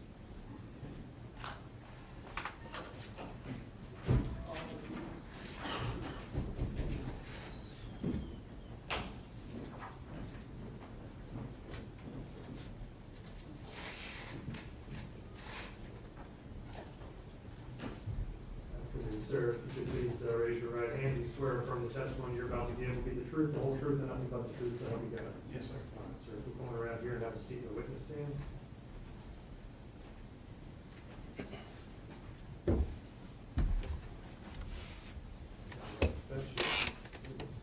Yes, Your Honor. All right, good afternoon. Please state your name for the record. It's Ricardo Ruiz, R-U-I-Z. And what county do you live in? I live in Flagler County How long have you lived in Florida for? since 2001. And sir, what do you do for a living? I am a security officer at Flagler Hospital. And back in May of 2021, where did you work? I worked at Dos Gatos. And what was your role there? I was head of security. And were you there on the sort of the evening of the 28th, rotating into the morning of the 29th? Yes, sir. And what were your responsibilities that night? I was checking ID at the door. And that would have been that sort of gateway that enters into Lanai for the Dos Gatos? Yes, sir. And did you know Adam Amoia prior to that? Yes, sir. And were you all personal friends? We were acquaintances. Did you know Luis Castado at that time? No, sir. Had you ever seen him at the bar before? Who? Mr. Castado. I've seen him. Okay. And then when the incident occurred, where were you at? I was in the restroom. So it's safe to say you didn't see the fight or the shooting? Yes, sir. Now, did you check Mr. Castado into the bar? Yes, sir. And check for his ID and all that type of stuff? Yes, sir. And at that time, did he seem intoxicated to you? No, sir. Judge, that's all I have. Thank you. Ross? There you are. Let's witness be excused. Yes, Your Honor. All right, sir, thank you, you look pretty good. What, now that I anticipated things moving this quickly, Mr. Banana, you, maybe we do need to get that engineered out here from Jacksonville, this is how fast we're gonna be moving. You want to go ahead and call them and try to get them down here? They can. Mr. Rudy, from Jacksonville? It's only 5 minutes till through. We have two more witnesses, Judge, before him. Yeah. Then why don't you ask him to come? All right. Okay, that sounds good. Do find next witness. Would be Lindsay Dagler. Lindsay Dangler.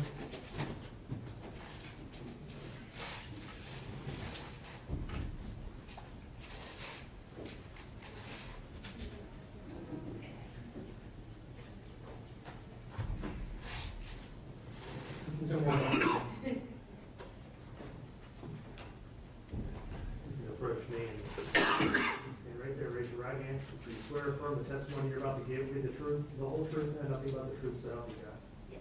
All right, if you walk on over here, watch your step, coming up into the witness stand.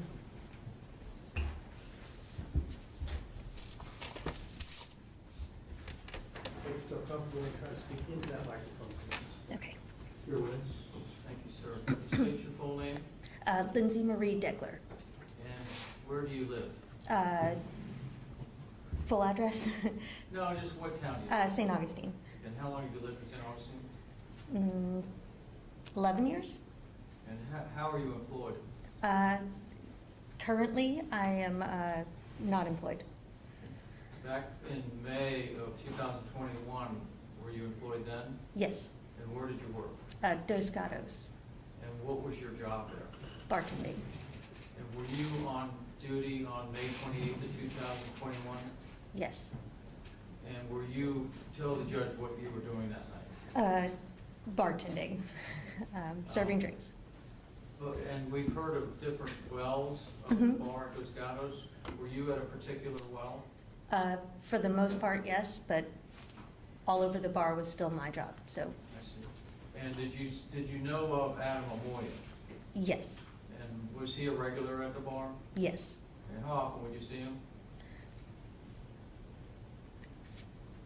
I would say maybe once every couple of weeks, but he didn't frequent when I was there. I see. And did he have particular bartenders he would normally go to? Yes. And were you one of them? No. I see. And on May 28th, did you serve him at all? Yes. Okay, do you remember about what time? Towards the end of the night, right at around last call, which would have been around 1:30. And do you recall, did he order through you? Yes. And do you recall what he ordered? Crown apple, neat. Shot? Yeah. Multiple shots? I can't really remember, but my guess, I think it was either 2 or 3, but not for himself, but as a Do you know group. if any of them were for him? That I don't know, but he ordered 2 or 3. Did you also, do you know who Luis Castado is? I do now, yes. Okay. And had you seen him before that night? Not that I recall. You did see him on May 28th, though? Yes. And did you serve him? Yes. And how many drinks did he have? Again, if memory serves me correctly, 3. Okay. And wasn't one of those discarded, however, because it was put behind the bar? Yes. So it really turned out to be actually 2? That I served him, yes. And could you describe to the court how his demeanor was at the bar that evening? Not extraordinary, if that makes any sense. Just a normal person interaction. I want to order this drink. I said, okay. Normal interaction. Was he polite? Yes. Or was he hostile in any way? No. Did you see him interacting with any of the other patrons? I did not know. That's all the questions I have. Cross-examination. There you are. This witness be excused. Yes, sir. Thank you very much, and you are free to go. Thank you. All right, let's start next witness. Okay. Dr. Miles? See up there? Dr. Miles? I know he was on the way, he was working today.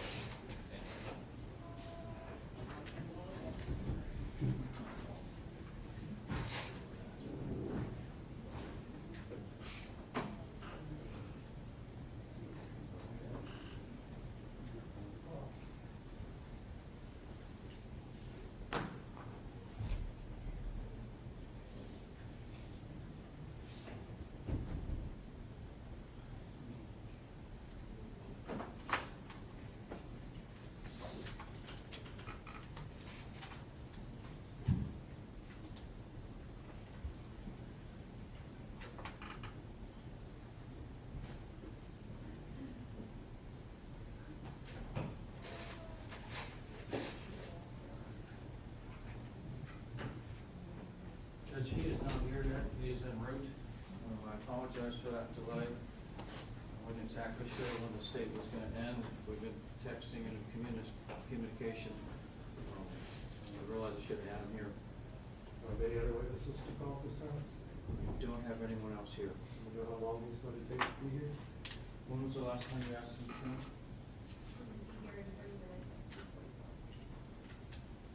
2:45, you said it'd be in 30 minutes, so I apologize. 15-minute recess. Court will be in recess.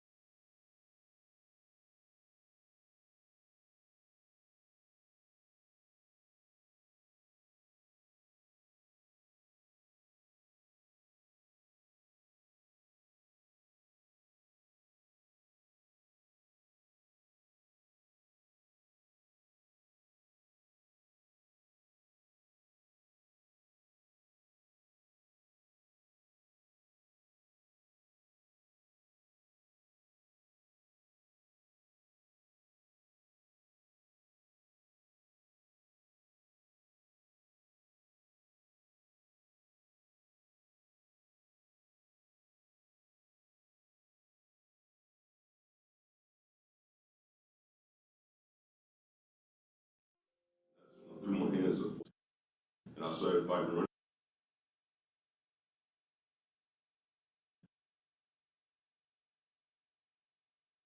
And I started fighting running back towards downtown.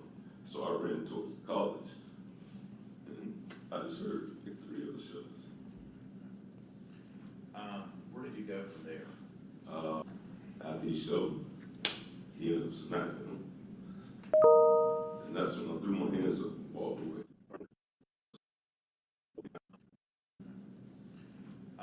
Where did you go from there?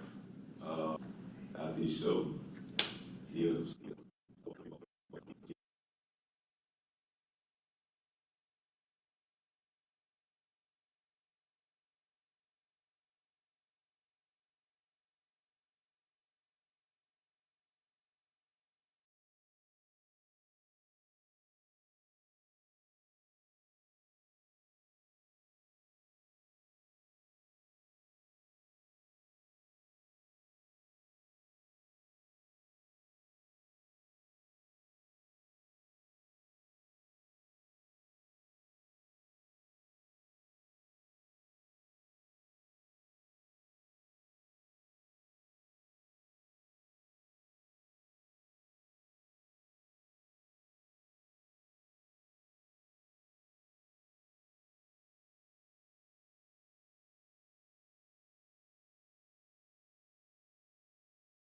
I'm ducking in between 2 cars. After he showed, he ended up smacking him. And that's when I threw my hands up and walked away. After I walked away, I heard my name being called. And by the time I turned around, I was already around the corner. I heard a gunshot. The first 2 sounded so close that I ended up ducking in between 2 cars. Because when I heard my name, I heard a gunshot. It immediately sounded like somebody was standing behind me. Yes, there are multiple injuries to this body. And what kind of injuries did you see? Gunshot wounds, 5 in total, and then finally superficial abrasions.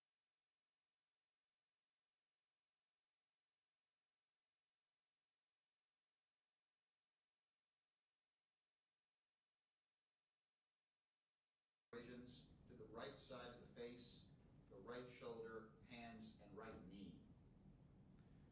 Let's talk about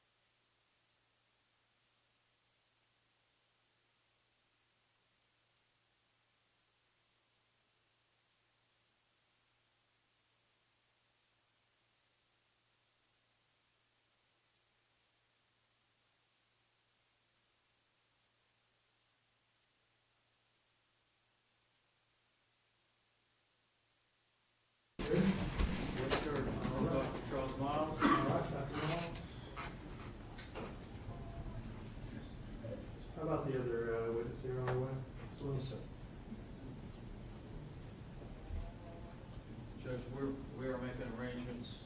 We're kind of stuck at a couple issues. One was prison. We have exit 1 tomorrow, so we're framing around that. And then 2 out-of-town witnesses with flights, but we're trying to have the one from Tallahassee come early tomorrow. Just so, I'm not sure if we can get to noon tomorrow, but we could fill up the rest of the day for sure. So we'll get close to noon. I see what And then we have a 1 o'clock WebEx. Okay. I see. So maybe we'll start at 9 tomorrow. Yes, sir. All right, sir, if you'll raise your right hand, do you swear or affirm the testimony you're about to give will be the truth, the whole truth, and nothing but the truth, so help you God? Yes. All right, sir, if you'll come on around here, have a seat in the witness stand, make yourself comfortable.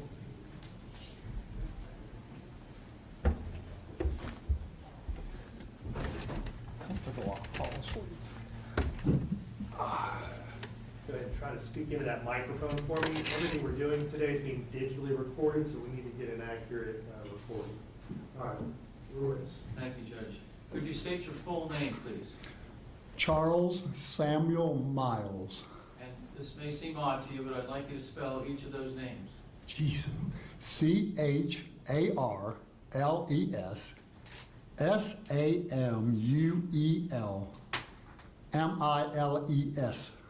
Thank you, sir. And what is your occupation? Optometrist. And what is an optometrist? We correct visual problems. And how long have you been an optometrist? 35 years. And can you give the court a rundown of what your education was that qualified you as being an optometrist? It's 3 or 4 years of undergraduate, followed by 4 years of optometry school. And where did you do your undergraduate? Different state schools. I picked and chose since I was working as I was going to school. I see. And what schools did you end up going to? Daytona Beach State College and Palaca State College. It's St. John's River Junior College. And the 4 years of optometry school? Southern College of Optometry in Memphis, Tennessee. Okay. And what years did you go to that school? 84, or maybe 83 to 87. I see. And that was basically a 3 or 4 year optometry school? 4 years. 4 years. And were you working at the same time? Yes. Okay. And do you have a business in St. Johns County? Yes. And tell the judge what that is. It's a vision center. We do eyeglasses, contact lenses, treat different diseases. And do you have a business also in any other county? Palaca, Florida, same business. And how long have you had the business in St. Johns County? Since 87, And how about in Putnam County? maybe 88. And tell me how many employees work for the company? Doctors or just Well, let's start with doctors. 6 doctors, Doctors, and are any of them related to you? all of them. Okay. And tell the judge who that is. The persons who are related to me, Dr. David, Henry, Jean, and Monica, and William. And do you all play a similar role in the Yes. practice? And tell me what basically you do with a patient. I mean, how does that exam, could you explain that? Patients come in with different problems. Sometimes it's diseases, sometimes it's eye infections, eye injuries, sometimes it's driver's license patients come in. We do some tests for persons who are claiming disability. A lot of them are just persons who can't see, lost glasses, broken glasses.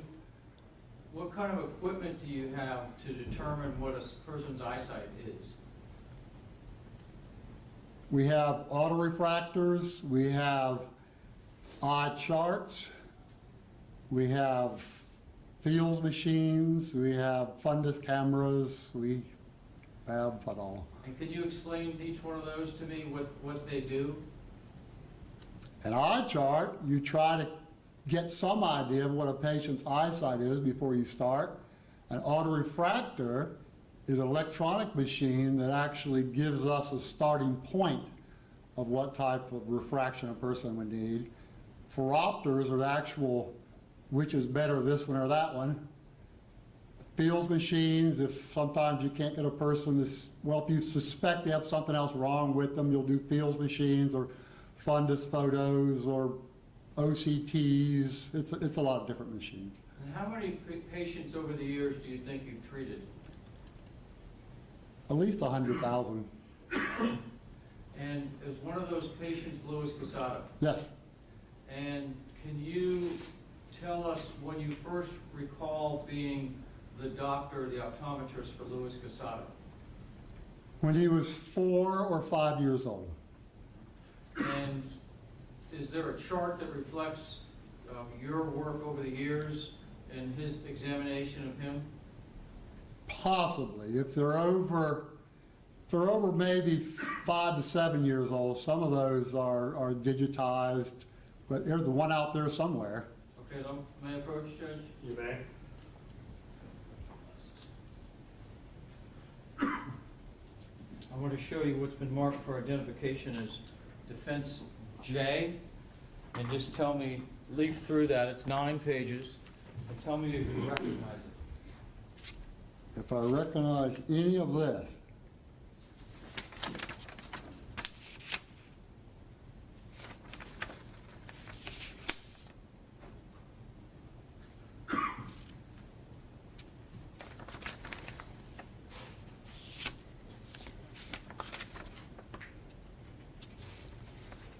this last page is a page where we get handwritten notes and we send them to insurance companies or different other doctors.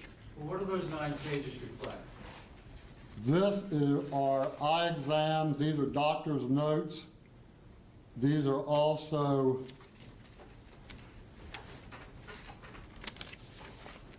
computerized notes sent to other doctors. And for what patient? For Luis Castado. And can you give me an idea over what time period? Over what time period these are? Well, the last one of these,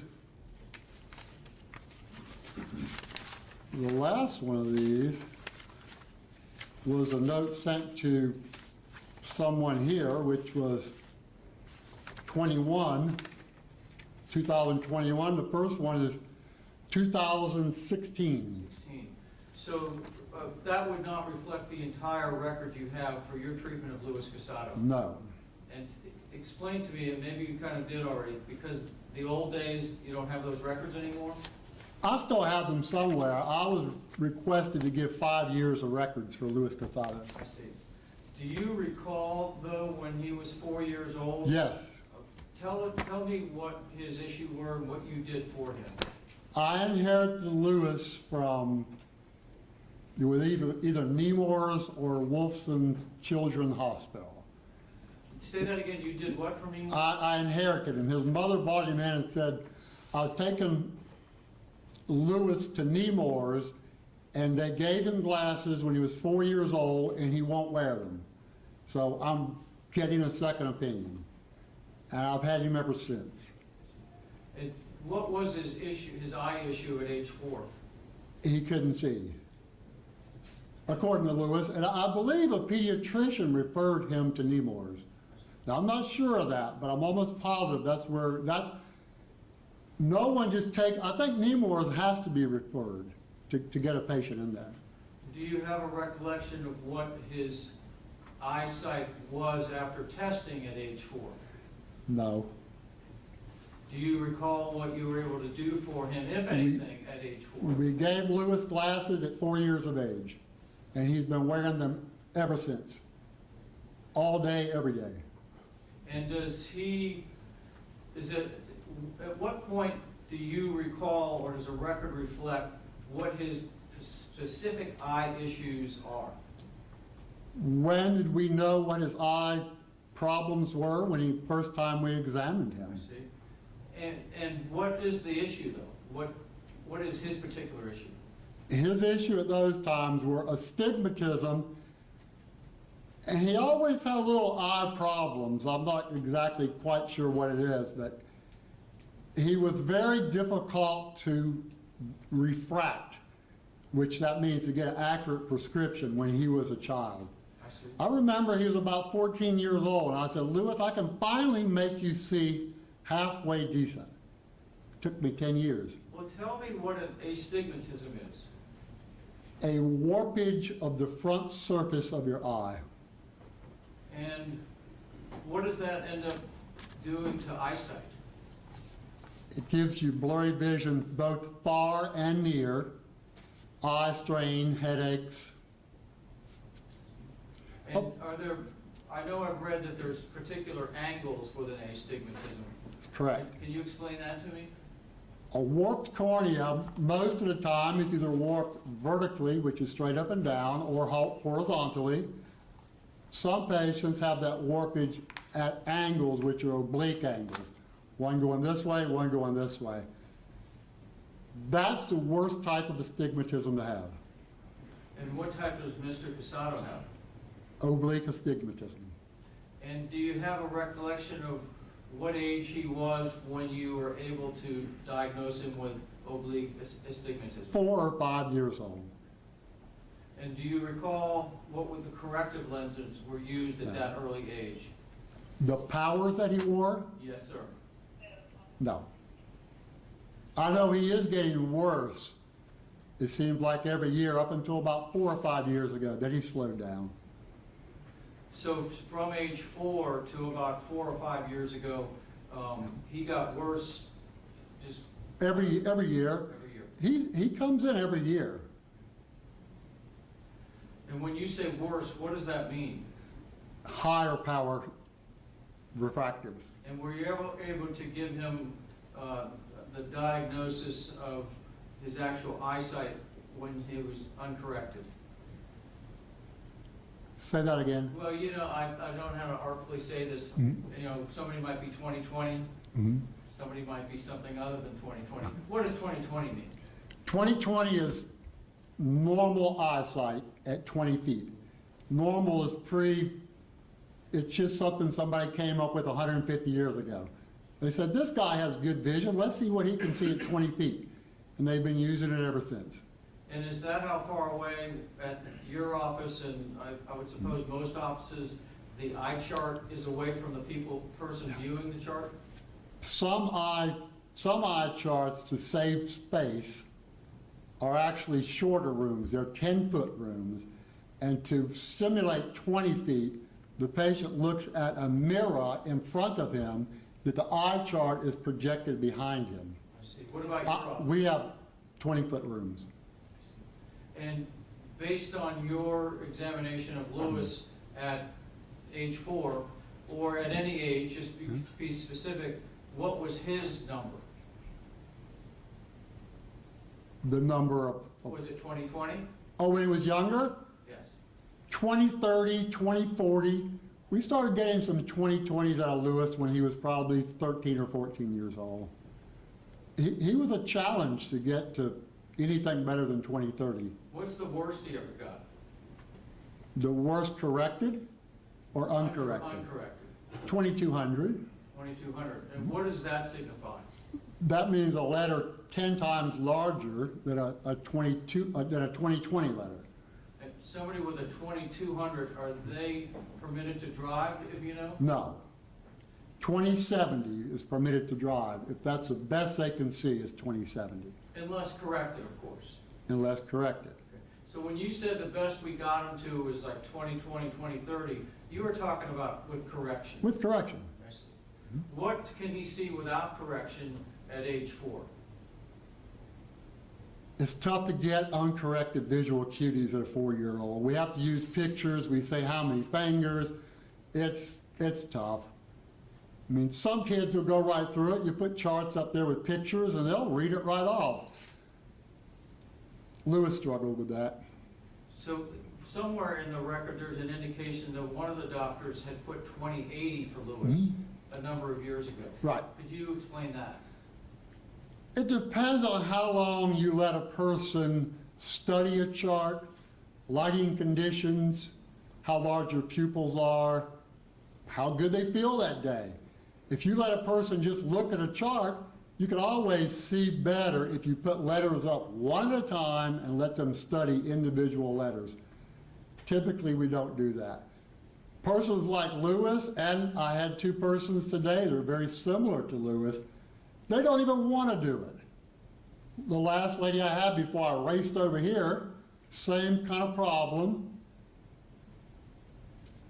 I said, let's see what you can do without glasses. She said, don't bother. You know I can't see. So they don't even want to do it.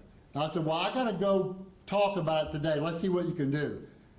2,200. I let her sit there for a while. I said, you can lean forward, you can squint. She goes down to 2,100. That doesn't mean she magically got twice as good in 5 minutes.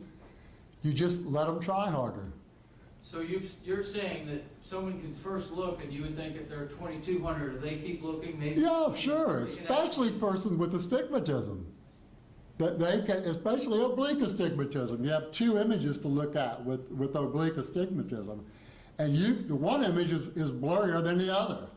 But if you concentrate on one image and really bear down, mainly squint, Lewis has large pupils. He's always had large pupils. That makes your vision worse when you're out of focus. That's why you squint to see better. So I notice you're wearing glasses. What is your eyesight? Terrible. Terrible? Don't show me an eye chart. Uncorrected, what's the number? 2,400.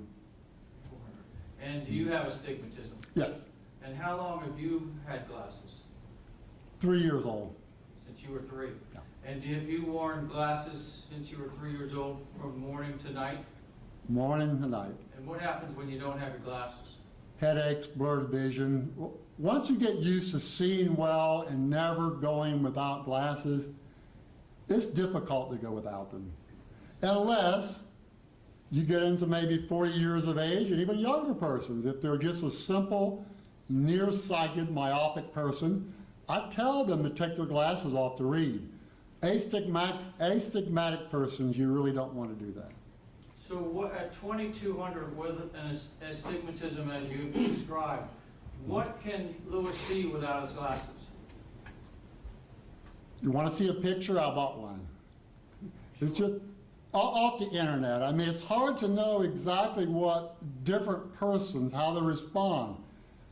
Some persons can walk around with uncorrected astigmatism and won't even wear glasses. I get them from the driver's license place all the time. They say, I see perfect, I don't even need glasses. And they'll have astigmatism, but they never wore them as a kid. The persons who wear glasses all the time, they cannot do that. Once they take them off, their problems start almost immediately. You put them right back on. I've never went more than 2 minutes without glasses. I surf in glasses. Yeah. I got glasses in my dive mask. The one note that said he was a 20/80 at some point in the past few years, that still would not be legal to drive without correction. No. In fact, if you go to the driver's license and cannot see 20/40, they refer you for an eye exam.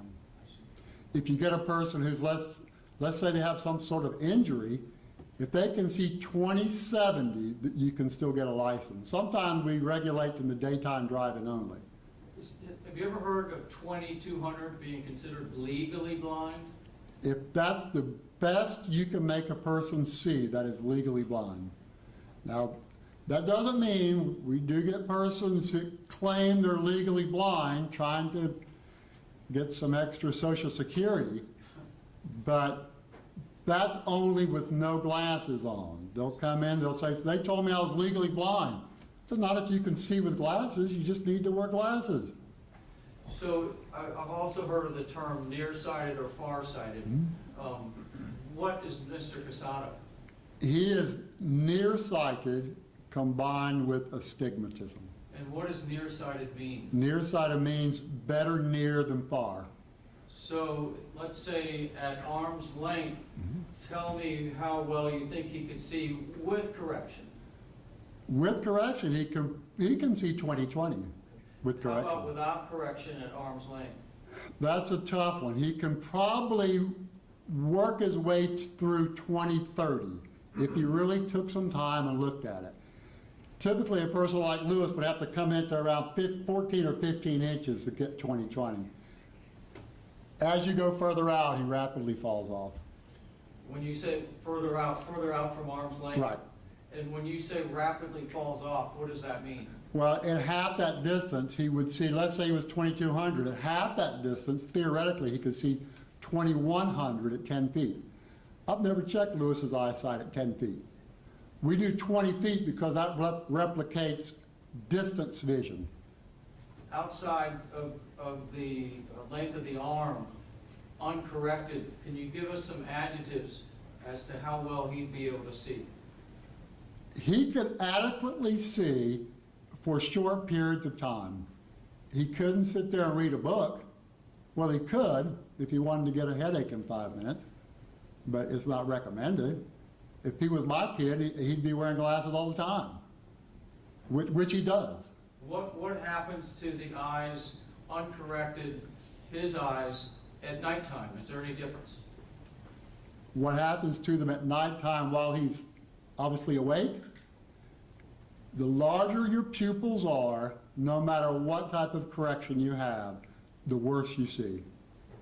What about trauma to the head? Would that create any vision issues? Yes.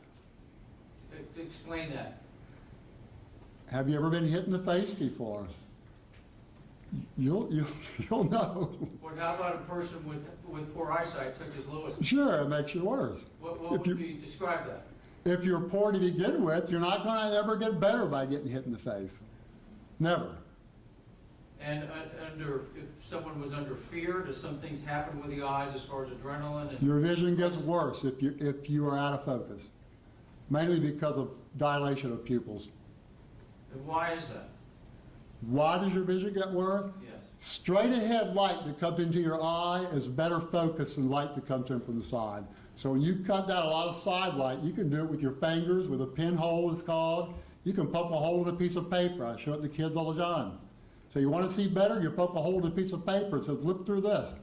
They'll say, man, I don't need glasses. I just need a piece of paper with a hole in it. Sir, at about 5 or 6 feet, uncorrected for Luis Castado, is the term blurry appropriate or some other adjective? Blurry, distorted.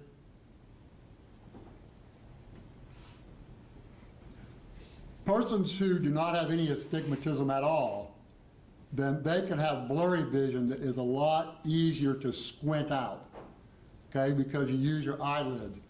Persons who are out of focus at angles, they can't squint that vision out near as easily, mainly because your eyelids just go up and down.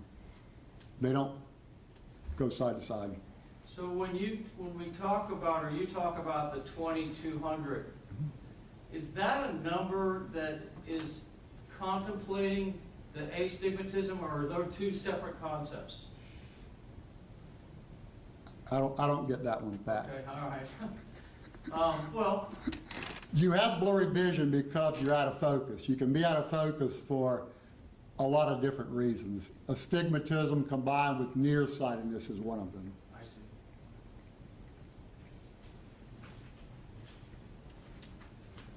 That's all the questions I have. Cross-examination. We had testimony about the records. Did you put those in? I did. You're not going to put them in?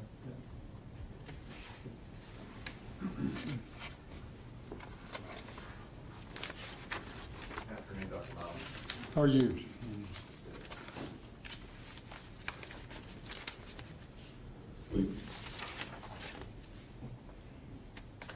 Mr. Mann went over some of those records some of those records with you. Can you tell me, and those records document each time that Mr. Castado came into your business. Right. Basically when one of the doctors, yourself or whoever else there, when they checked his vision, they would document what it was on that particular day. Is that correct? Unaided and corrected vision is normally written down. Near vision, not so much on a younger person. Can you tell me, Dr. Miles, what was the last date that Mr. Castado came into your office to have his vision checked prior to May the 28th of 2021. Prior to May, it should be in here. 2018, I see a record. 2019, I see a record. 2016. So of course, I have many more records than that. Okay. This is 5 years worth. Okay. Isn't it correct that the last date that that your office saw him prior to May the 28th of 2021 was September the 17th of 2019? Prior to when I last saw him was 2019. September the 17th. Is that correct? Yes.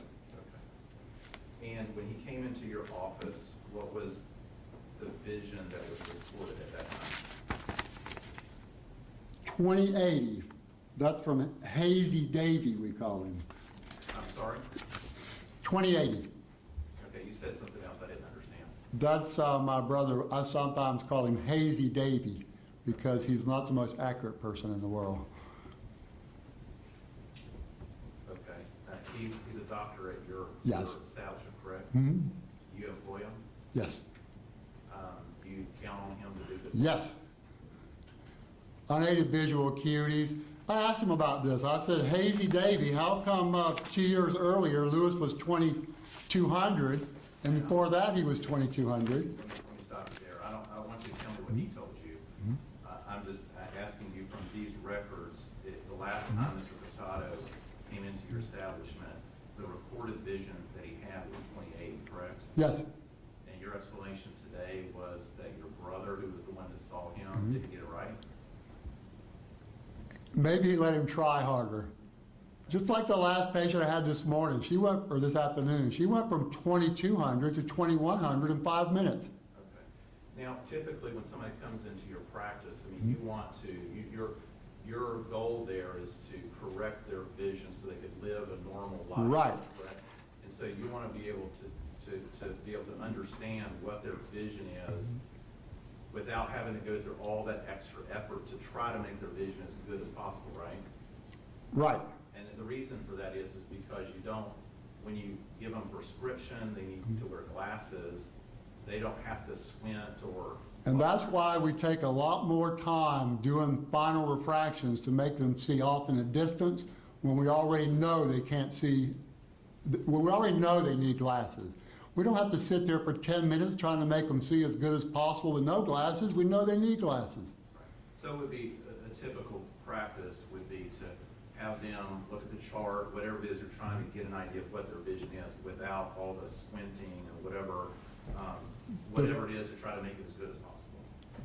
That's the goal. Their final refraction is what we take the most time with. For normal persons who come in just complaining of poor vision. And in this particular case, it was recorded as 2080. 2080. I wasn't there. I don't know what went on. Right, but you're here to testify about the records from your business, correct? Yes. And you have no reason to believe that anybody in your practice would have or routinely making mistakes, correct? Say that one more time. You have no reason to believe that any of the doctors that in your employ, when they see patients routinely are making mistakes, correct? Am I worried about them making a mistake? No. That's not my question. My question, not whether you're worried about it, but is there anybody in your knowledge, in your practice, particularly your brother that you said did this one, routinely is making mistakes? No, he's fine. He's actually been doing eye exams for 40 years. So he's got a lot of experience. He knows what he's doing. Okay.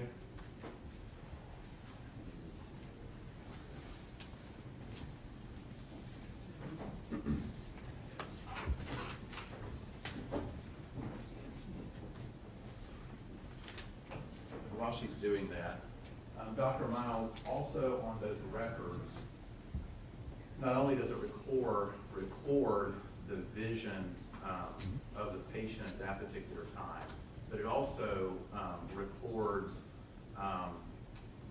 the prescription that's being When you're recommending a prescription glasses, what that prescription is gonna be, Right. right?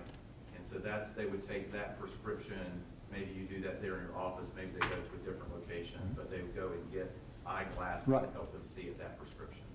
Is that right? That's right. And that would give them as close to 20/20 as possible. We try to give persons the best vision that we can. Sometimes it's not 20/20. I've had persons even today that were 20/70. That's the best they can see. But we try just as hard on the 20/20s as the 20/70s. Yeah, for sure. Thanks.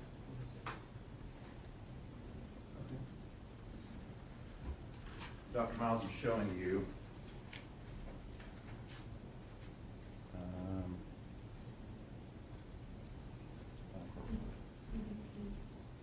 P? Okay. Showing you what's been pre-marked for identification purposes, states P. Is that the record we've been talking about, dated September the 17th of 2019? And is that a fair and accurate representation of that record? Looks like it. Your Honor, at this time, I'd offer this in as states next exhibit. Any objection? Objection, hearsay. I'm sorry. You are objecting? I'm sorry? Did you say you are objecting? Yes. Okay. On the grounds of hearsay? Yes. Are there any exceptions to the hearsay rule as it pertains to this particular document? I'd be happy to lay that foundation, Your Honor. Oh, okay. I see prior to that 2080. Sir, there's no question pending.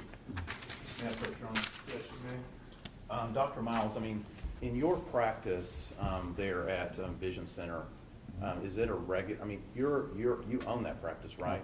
So you're familiar with sort of your policies and procedures in terms of keeping records with your business, is that right? Yes. And is it a regular part of your practice to record exactly what we've been talking about? A patient comes in, you give them the vision test, you record their vision, you're recommending a prescription, you'll write those prescriptions down, that information, it's a regular part of your practice to record that and keep that as a business record, correct? Right. And is that what this is right here? Yes. Thank you, Your Honor. We'd offer this in under the business records exception. Any objection? No, sir. Be received as states next numbered exhibit. 12. States 12. Nothing further. You read it? Yes. May I approach the witness? Actually, you have basically the same question, sir, to introduce the entire document into evidence. What the exhibit before you, 9 pages, is that kept in the normal course of your business? Yes. It's a business record? Yes. And is it a true and accurate copy of the Yes. business record? Judge, I would move this exhibit into evidence. No objection. That'll be received as, done as a one, so we'll do defense 6.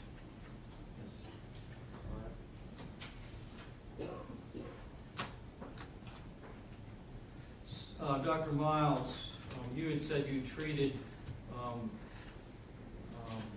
Mr. Castado since age 4, 3 years, but was there a break in time where you didn't treat him for a number of years? I don't believe so.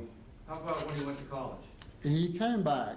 When he came back on break, he would come in. I see. So you would be seeing him every year? I think we saw him pretty much every year. It may be a year or two missed, but I don't believe so. So the one record shows 20/80. That's still a compromised vision, correct? Yes. And that still, with uncorrected, would cause blurriness, wouldn't it? Absolutely. So really, as far as it being blurry, does 20/80 or 2200, what's the difference? 2200 is obviously worse than 2080. But in the real world, you still need glasses if you want to drive anything other than a bicycle. Well, on that one record, which you didn't do, your brother apparently did, was his prescription changed? No. So was his prescription prior to that? What was the last time you'd seen him before that? His prescriptions in that time frame were very close together. That's what I was going to add.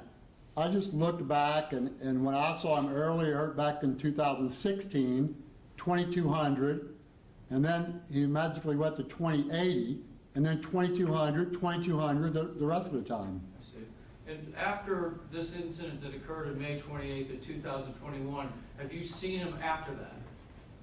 Yes. And did you prescribe glasses for him? When he had his glasses broken? Yes. Yes. And what was that prescription for? It was slightly worse.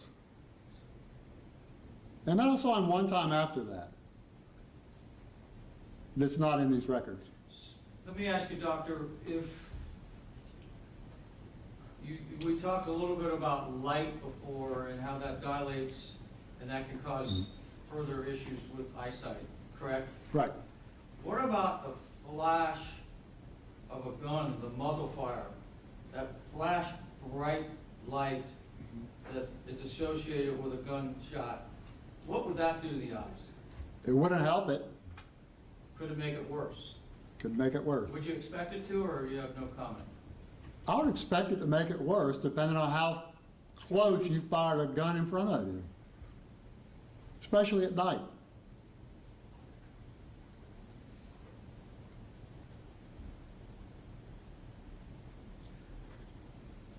At 2080 or even, let's go to 2200. Can Luis Castado walk around this courtroom? Yes. Can he see images? Yes. Could he see your face very well at this distance? He may recognize me, but if you and I both stood up here, he may not. I'm going to show you a video which is in evidence.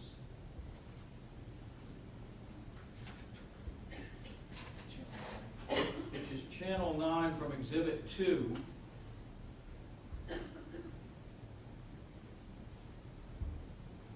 Oh, I need, this isn't on.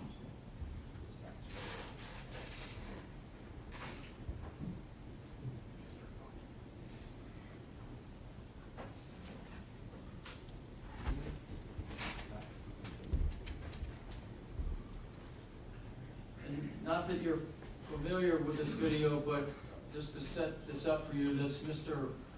Castado on the right, standing against the wall.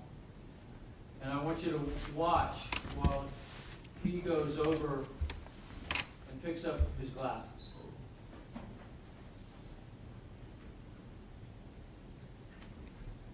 How long was that after a shooting? Immediately? Well, I would, within minutes, 3, 4, perhaps.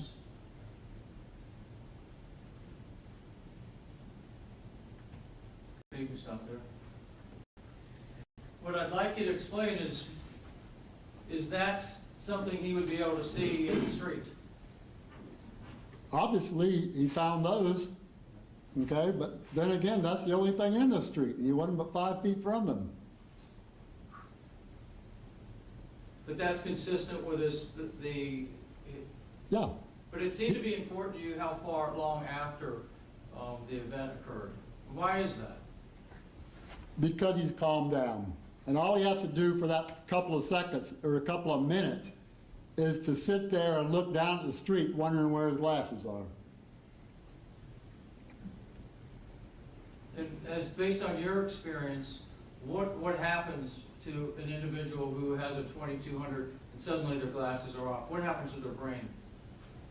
I'm going to check, that seems to be outside of his expertise. Sustained. All right, that's all the questions I have.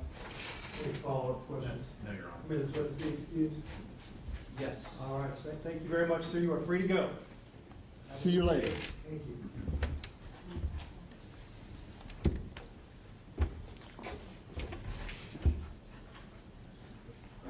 Judge, we are within minutes of Mr. Moody being here. Okay. I think the last I saw was text, he was 4:09. Just take a 5-minute recess. Let me know if you're good. I think. Court's gonna be recessed.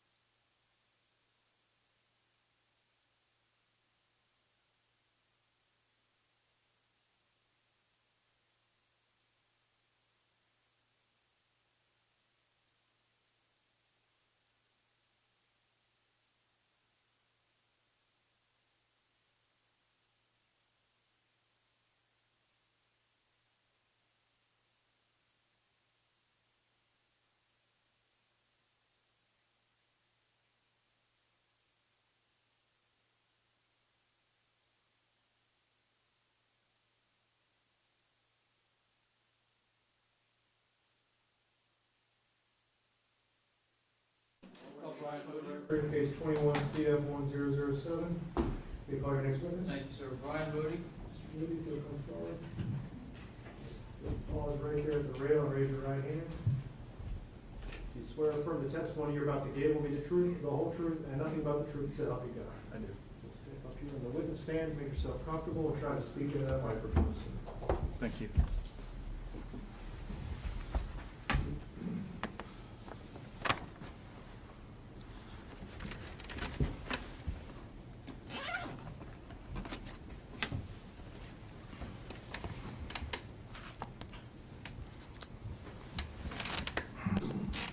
Your witness, counsel. Thank you, Judge. Would you state your full name? My name is Charles Brian Moody, And would you spell each of the three names? Charles Brian, Moody, Moody. And what is your occupation? I am a principal mechanical engineer with Applications Engineering Group. And what is Application Engineering Group? We handle mostly forensics related cases, but it's an engineering firm in Atlantic Beach, Florida. And how long have you worked there? I've been with AEGI since 2006.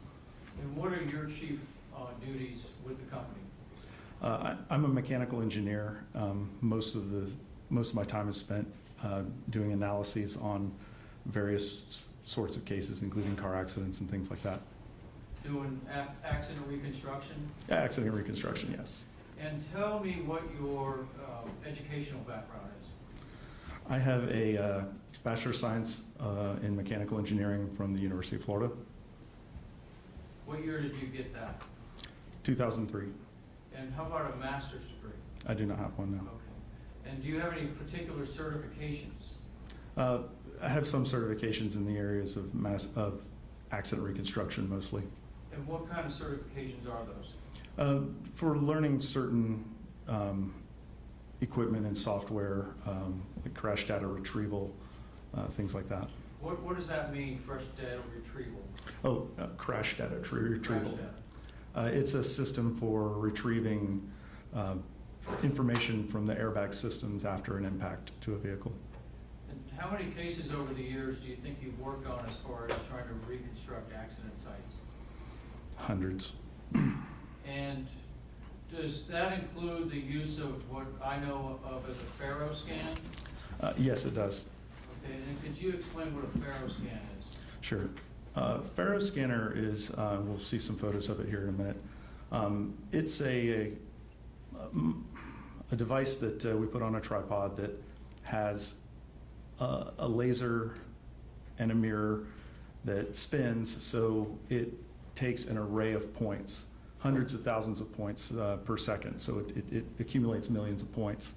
But as it spins and the unit rotates, it takes slices of whatever it can see in 360 degrees in every direction.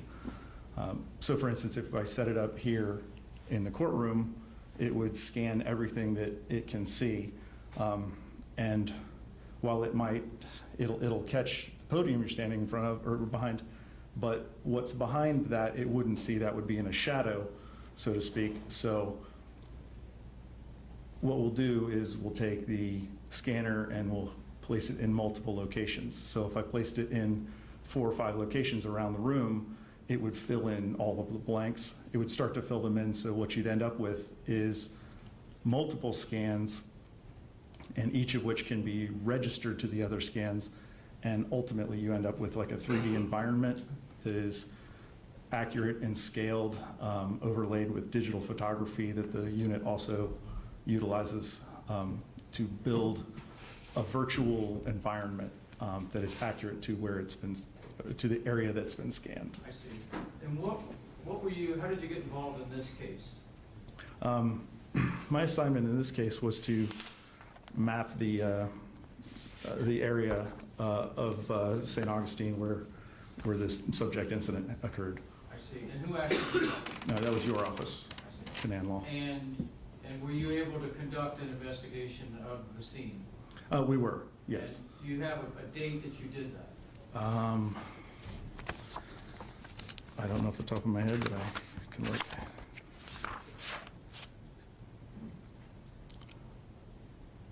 We performed our inspection on January 12th of 2022. All right, thank you. Did you use a Faro scan on that particular day? We did, in addition to a couple other methods. And what were the other methods that you used? In addition to the Faro scan, which is our higher tech tool for mapping a scene, I also used my total station surveying equipment, which is a similar technology but only shoots one point at a time. This will be shown in the explained a little further in the slideshow. But it was used to map several distinct points in order to validate the scan. In other words, it's another method to get the same measurements, but doesn't include as much detail. We did that as well as a low-tech method of simply laying out a really long tape measure along the sidewalk and noting specific control points, and just for seeing the distance between those points and using that to further validate the scans. And would some photographs assist in showing what you actually did on the street? Yeah, I took a lot of photographs, mainly to show each points where they were in relation to each other and what those measurements were. And how many photographs approximately did you take? I took 160 photographs. And we're not going to go through 160 photographs, but have you picked out some that will demonstrate what you did that day for your analysis? We have, and there's some explanation that goes along with them. I'll tell you what they. Judge, may I approach the witness? You may. I want to show you what's been marked as a composite Exhibit H and tell you to look through that. First, there's a disc on top of the composite. Could you explain what that is? The disc includes the raw scans that we took through the Faro program. All right, and what are the photographs? If you lead through them and they're numbered, I'd like you to describe them by number. Okay. The first is a overhead scale diagram with my notes on it that I used at the inspection itself. And Okay, my mistake, that's the only one that's not numbered. How would you Okay. describe that? How is that described on the first page? it's Faro scan notes. And is that seem to be an accurate and true a copy of what your notes were? Yes, that's correct. And now go to the numbered photographs. Okay. Faro position 1. Why don't you leaf through and then I think let's use it as a composite to see if you think the photographs are a true and accurate depiction of the photographs you took on that day.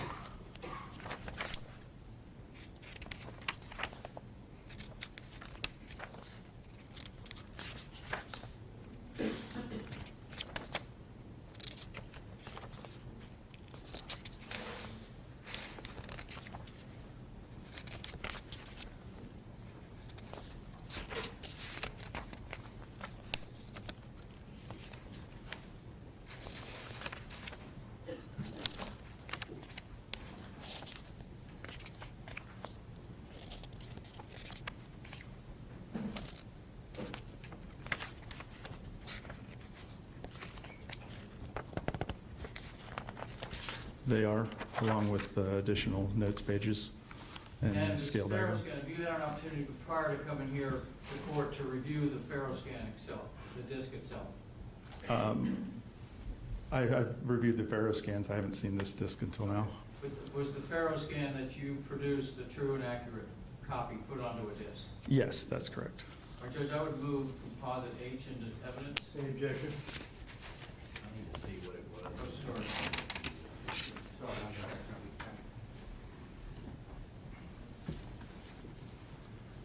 I think we sent you the PowerPoint. Sync up.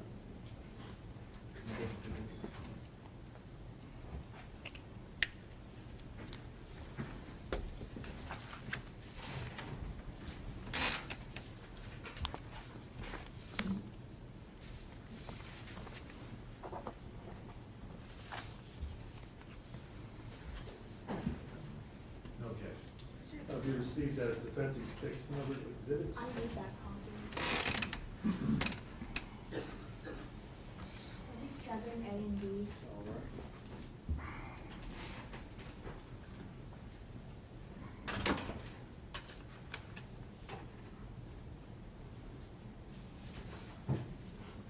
We're, Judge, may we now publish You may. the exhibit? So this, Mr. Moody, is the first page, which you described as the Faro scan notes. And tell us what we're looking at. Okay, first of all, this is an overhead image, retrieved as satellite imagery. Up in this photograph is north. The yellow initials that you can see over some of the buildings on the north and south side of the roads is Scarlett O'Hara's, Dos Gatos, and Schmegel's Bagels. I just use initials just because I'm using them primarily as my own notes while I'm working, so it's kind of shorthand everything. The yellow X's, which are added, I believe there's 5 of them, those were initially what we'd planned to do for the Faro scans. We had them in the middle of the road. They take about 10 minutes per scan. And I did not realize or know which, I know some of the roads in the area are pedestrian only. Turns out there's actually some decent traffic on this road, so we didn't want to hold up traffic. So we modified it in the field and actually did about twice as many scans as we'd planned. The blue X's are the actual scan locations. There's 9 of them and they're numbered 1 through 9. We ended up going on either side of the road in order to split the area that we wanted to get down the center of the road. We were added a scan location more or less directly underneath the subject camera at Dos Gatos, and Schmegel's Bagels was closed and their courtyard gate was closed and locked, and we didn't want to go in. We didn't have permission to enter their property, so it simply scanned from their fence line, but it was more than sufficient to get what we needed. Is this the area that I asked you to do your analysis? That is correct, yes. Go ahead. Go ahead. Further, the yellow circle in the road was the initial intended location for setting up my surveying equipment. Again, it was not able to be set up in the middle of the road due to the traffic. We just moved it to the side, but as long as I can get to a point where I can have a line of sight to see all the points I need to shoot, it works perfectly well. It's well within its range. The blue lines, there's sort of a V, they're kind of hard to see, but those show the extremes of what can be seen by the cameras, the subject cameras with the 2 videos. And I think that's it for that slide. The fact that you weren't able to go into Schmegel's or put your survey equipment in the street, did that compromise the result, the detailed result of what your intention was? No, not at all. All right, we go to the next slide. Where is Faro position 1? This was I numbered the Faro positions that we used 1 through 9, just arbitrarily giving them identifiers. This is on Hippolyta Street, facing south, looking into Schmegel's Bagels patio is directly behind the Faro scanner. It's hard to see the tripod. It's dark charcoal gray with the blue, the blue unit on top of it. That's the Faro scanner itself that rotates. And it's your understanding that there was a surveillance camera behind the fence? That's correct. In this shot, it's kind of next to the tree near where that, it's like a wind chime. It's in that area, correct. By the wind chime? Correct. It's behind the wind chime. I think it's mounted to the wall of the building, but it's well within the line of sight of the Faro scanner. Anything else about this picture that's important to tell the judge? No, I think we can go to the next one. Faro position 2. Still facing south, looking at the Schmegel's patio, which is on the right. It's just a little further east. Same thing, just a slightly different perspective. Wanted to note the position of the bench on the left side of the screen. During our scan process, during scan number 5, I think we realized that the bench had been moved relative to its original location, which we can see in the subject videos. So we moved the bench back to approximately its location. Now what that would result in is ultimately, since we did 9 scans, is same thing if we use this courtroom example. If I were scanning it in here and someone moved a chair from one location to another, we would just end up with both of those chairs in the composite image that we ended up with. So you'd have, ultimately in the scans, you'll have 2 benches instead of 1, but they weren't really pertinent to anything we were looking at that was of importance. And how did you determine where to move the bench to? What did you base that on? We have, in one of the later slides, I have a close-up that shows that, but we could see an anchor point in the ground that looked like it was appropriate for the bench, and it was approximately where it looked like it should be based on the video. I see. Let's move to Pharaoh position 3. Yeah, before. Actually, this is yeah. for position of camera at Schmegels. Right, this is before position 3. This is just a closer up shot so you can see the camera itself. This is facing southwest, looking into Schmegel's patio. Next slide, which is Pharaoh position 3. Correct. This is, again, facing south. Schmegel's patio is to the right. It's just a little further down the street. Next slide. Pharaoh position 4. Position 4 is more or less across the street from the previous position. This is turned around the other way, facing north, looking at Dos Gatos. Next slide. Oh, Pharaoh position 5. I'm sorry, can we? You have to go back. No, this was we'd modified the slideshow to move I'm the sorry. banner on position 4. Go back to 4, please. The Dos Gatos camera is actually behind the heading banner above that, above the door. Do we want to go to the other slideshow? Sorry. I guess I'm confused because I thought this is the one we put in order. I think the only thing to do is you tell us which slide you want to do next. Well, no, it's not in the wrong order. I show you. Okay. They moved the banner down. I'm sorry. They moved the banner down so we can see the camera. Okay.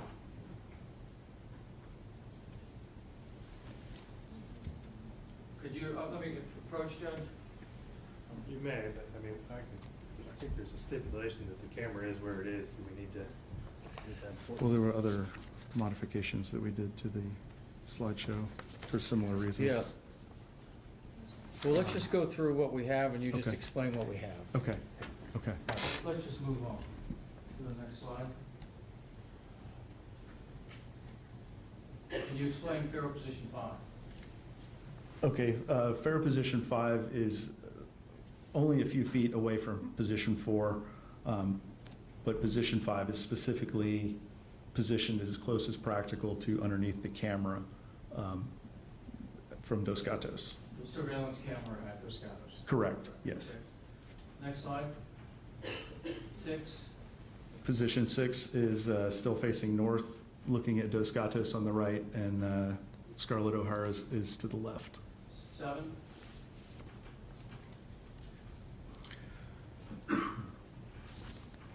And this one, we're looking down the street, west, down Hippolyta Street, with Schmegel's Bagels on the left and Scarlett O'Hara's on the right. And to the right of the screen, Dos Gatos is not in the photograph, just helping with getting bearings. And in this photograph, you can note the position of the bench. In the prior location of the bench, it would have been just next to these garbage cans on the left. And as you can see, it's been moved further down in front of the fence at Schmegel's. Is this where it was the night of the incident, or was it? Approximately, yes. Next slide. Fair position 8. Okay, for position 8, we're a little further west, back to facing south, looking across Hippolyta Street. You can see Schmegel's Bagels patio to the left, and again, the bench in its subject location. Next slide. Position 9. Now we're facing east, looking down Hippolyta Street, with Scarlett O'Hara's and Dos Gatos on the left. Next slide. This is the bench position where we moved it to, and the next photo I think is the important one. Next slide. This is what appears to be an anchor bolt in the sidewalk, indicating that's likely where that bench is intended to be, but it wasn't bolted down and not terribly heavy, so it doesn't surprise me that people move it around. Next slide. What does this indicate? So these are possible control points this image was initially supplied to me by the biodynamics engineer, along with the yellow X's that are kind of hard to see, but they're along the intersections of the concrete joints in the sidewalk and on other specific points that could be easily pinpointed in the scans and used as reference points. And this slide is entitled Possible Control Points. That's correct. That is the title that, with this image, which is a screenshot from the Dos Gatos camera, it was sent to me with with the possible control points and this title on it, and I used it as a notes sheet when I did my inspection. I added the blue pen marks on it, numbering the points. I think I went 1 through 12. Those are just identifiers. 1 through 8 or 9 is kind of along the right, looking at it from this point of view, along the right side of the road, just at the joints in the concrete. Point 8 is up near the top center of the screen. Just a couple points that I'm going to reference in the next couple of slides. Point 10 is over on the left side of the screen, and point 12 is kind of in the middle of the road. It's along one of the storm drains, at the corner of one of the storm drains, sorry. And you can see at the top of the screen, sort of on the left third, is the bench in its subject location. So did you use this particular picture to replicate and when you moved the bench? Yeah, that's correct. More or less, it appears that is approximately where it belonged. So when we moved it, we saw the anchor points. It seemed to fit. It was close enough. Next slide. Station 10. Okay, so moving to the lower tech methods of measuring. We use the total station to map some of the points that I mentioned before. 8, 10, and 12 were some that I gave examples of.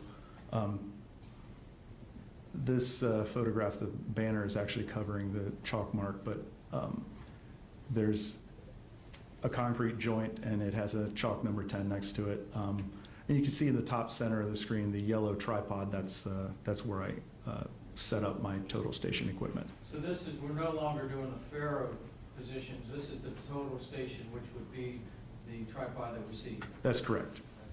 And that uses the laser to map areas 1 point at a time. And is this to cross-reference with the Faro scan? I use this to validate the Faro scans. We wanted to pull measurements of specific points, so I can tell you,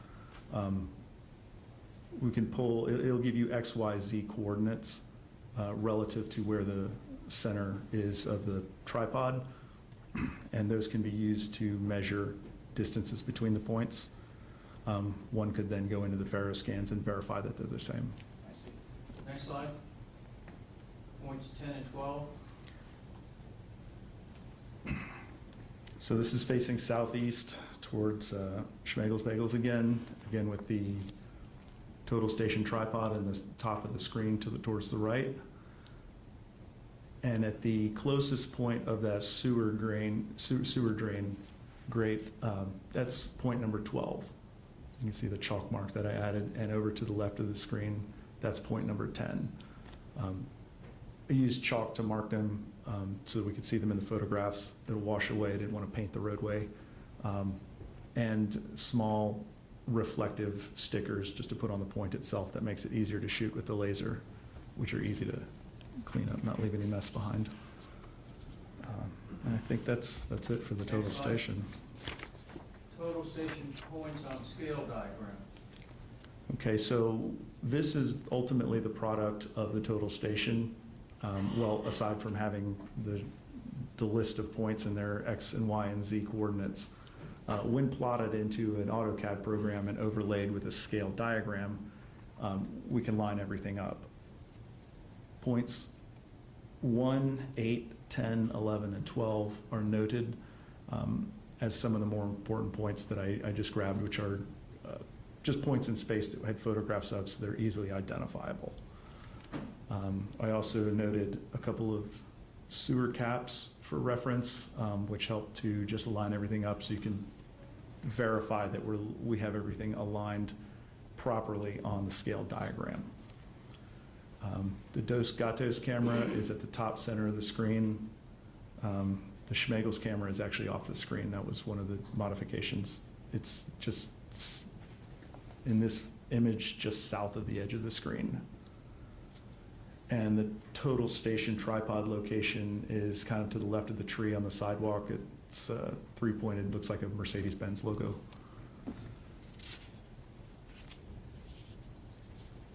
I think that's, yes, This is when you move to physical measurements. that's correct. This is just the third process to try to verify the information. Sure, this is the lowest tech method of just laying a tape down on one of the concrete joints, numbering, well, some of the numbered joint intersections were already there, and just took some photographs to show the distances between physical points with a tape measure, just a low-tech method of measuring things. And this is just a close-up of one of the points to show what was provided in addition to an overall photo to show where that point is. This is a way to close-up show what the measurements are. And this is entitled Physical Measurements in Point 8 Detail. Correct. Next slide. Okay, this is the last position of the camera at Dos Gatos. That's correct. This is the last slide, just showing a survey pole next to the camera itself to show its height above grade. So, can you tell the court, as far as the Faro scan, each particular spot that you were shooting from, how many, what's the terminology for what kind of accuracy that you're getting in measurements from the Faro scan? In any individual point that it shoots, and again, there are millions, the accuracy range listed on that device is plus or minus 2 millimeters for this range. 2 millimeters. And what's that in relationship to an inch? 2 millimeters, a little less than 1/8 of an inch, I think.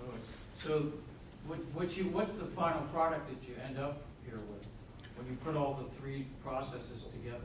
Once everything's registered together and the different scans are combined, since the objects in the area are scanned from multiple directions, you will have three-dimensional objects in a three-dimensional environment space, and you can rotate it, you can pull measurements from it, you can it's a three-dimensional virtual world. And were you able to put it together, and you believe that it's a true and accurate description of the street there in front of Dos Gatos? Absolutely, yes. We processed the scans and registered them together, and I provided that to the biodynamics engineer along with the raw scans if he wanted to run the program himself, but it's pretty much plug and play. And all that is within 2 millimeters of accuracy? That's correct. Individual points and things that are scanned are plus or minus 2 millimeters. And the product that you ended up creating, did you then deliver that product to an individual in California? That's correct. And who was that? His name is Paris Ward. My understanding is biodynamics engineering. And tell the court what your communication was with him. Initially, there was some back and forth just to make sure that we were going to get everything that he needed. So with planning out where we were going to set up the Faro scans, we discussed that. We, both looking at the same overhead image, looking at the screenshots from the videos, and he suggested where we should scan. I had the same idea anyway. We agreed. And so when we did the inspection and I had to modify that to stay out of the street, we ended up with almost twice as many scans as we needed, but it covered everything that was necessary. So you consulted with Mr. Ward before you even did your analysis on the street? That's correct, yes. He indicated what he was looking for, and you both apparently agreed to what was needed. That's correct. We were on the same page. And you transferred all that information to Mr. Ward? That is correct, yes. I don't have any other questions. Cross-examination. All right, may this witness be excused? Yes, sir. Thank you very much. You're free to go. Thank you. Have a good day. Cheers. All right, let's see, 10 minutes till 5, we're breaking point. Great. Why don't we, said, tomorrow, we think that the morning's not gonna be as good. I think we could take up most of the morning, but night I think would work probably best. We'll start at 9, if we need to break a little bit early for lunch, and that's what we'll do. So let's plan on that. Have the witnesses available. Because we do have that 1 o'clock. And for your information, Judge, I've told any rebuttal Thursday. That's my understanding of kind of the way the agenda will be for tomorrow. So. We're not gonna have this witness from California available tomorrow. Yes, we will. Oh, you will have it? Yes, yes. So you will be resting tomorrow? I think we will take up the whole day and have 1 witness Thursday morning. So that's about kind of what we planned for. Okay. Okay, we'll see everyone back here tomorrow. If you'll have to be here in 5 minutes still, we'll be ready to get started right now.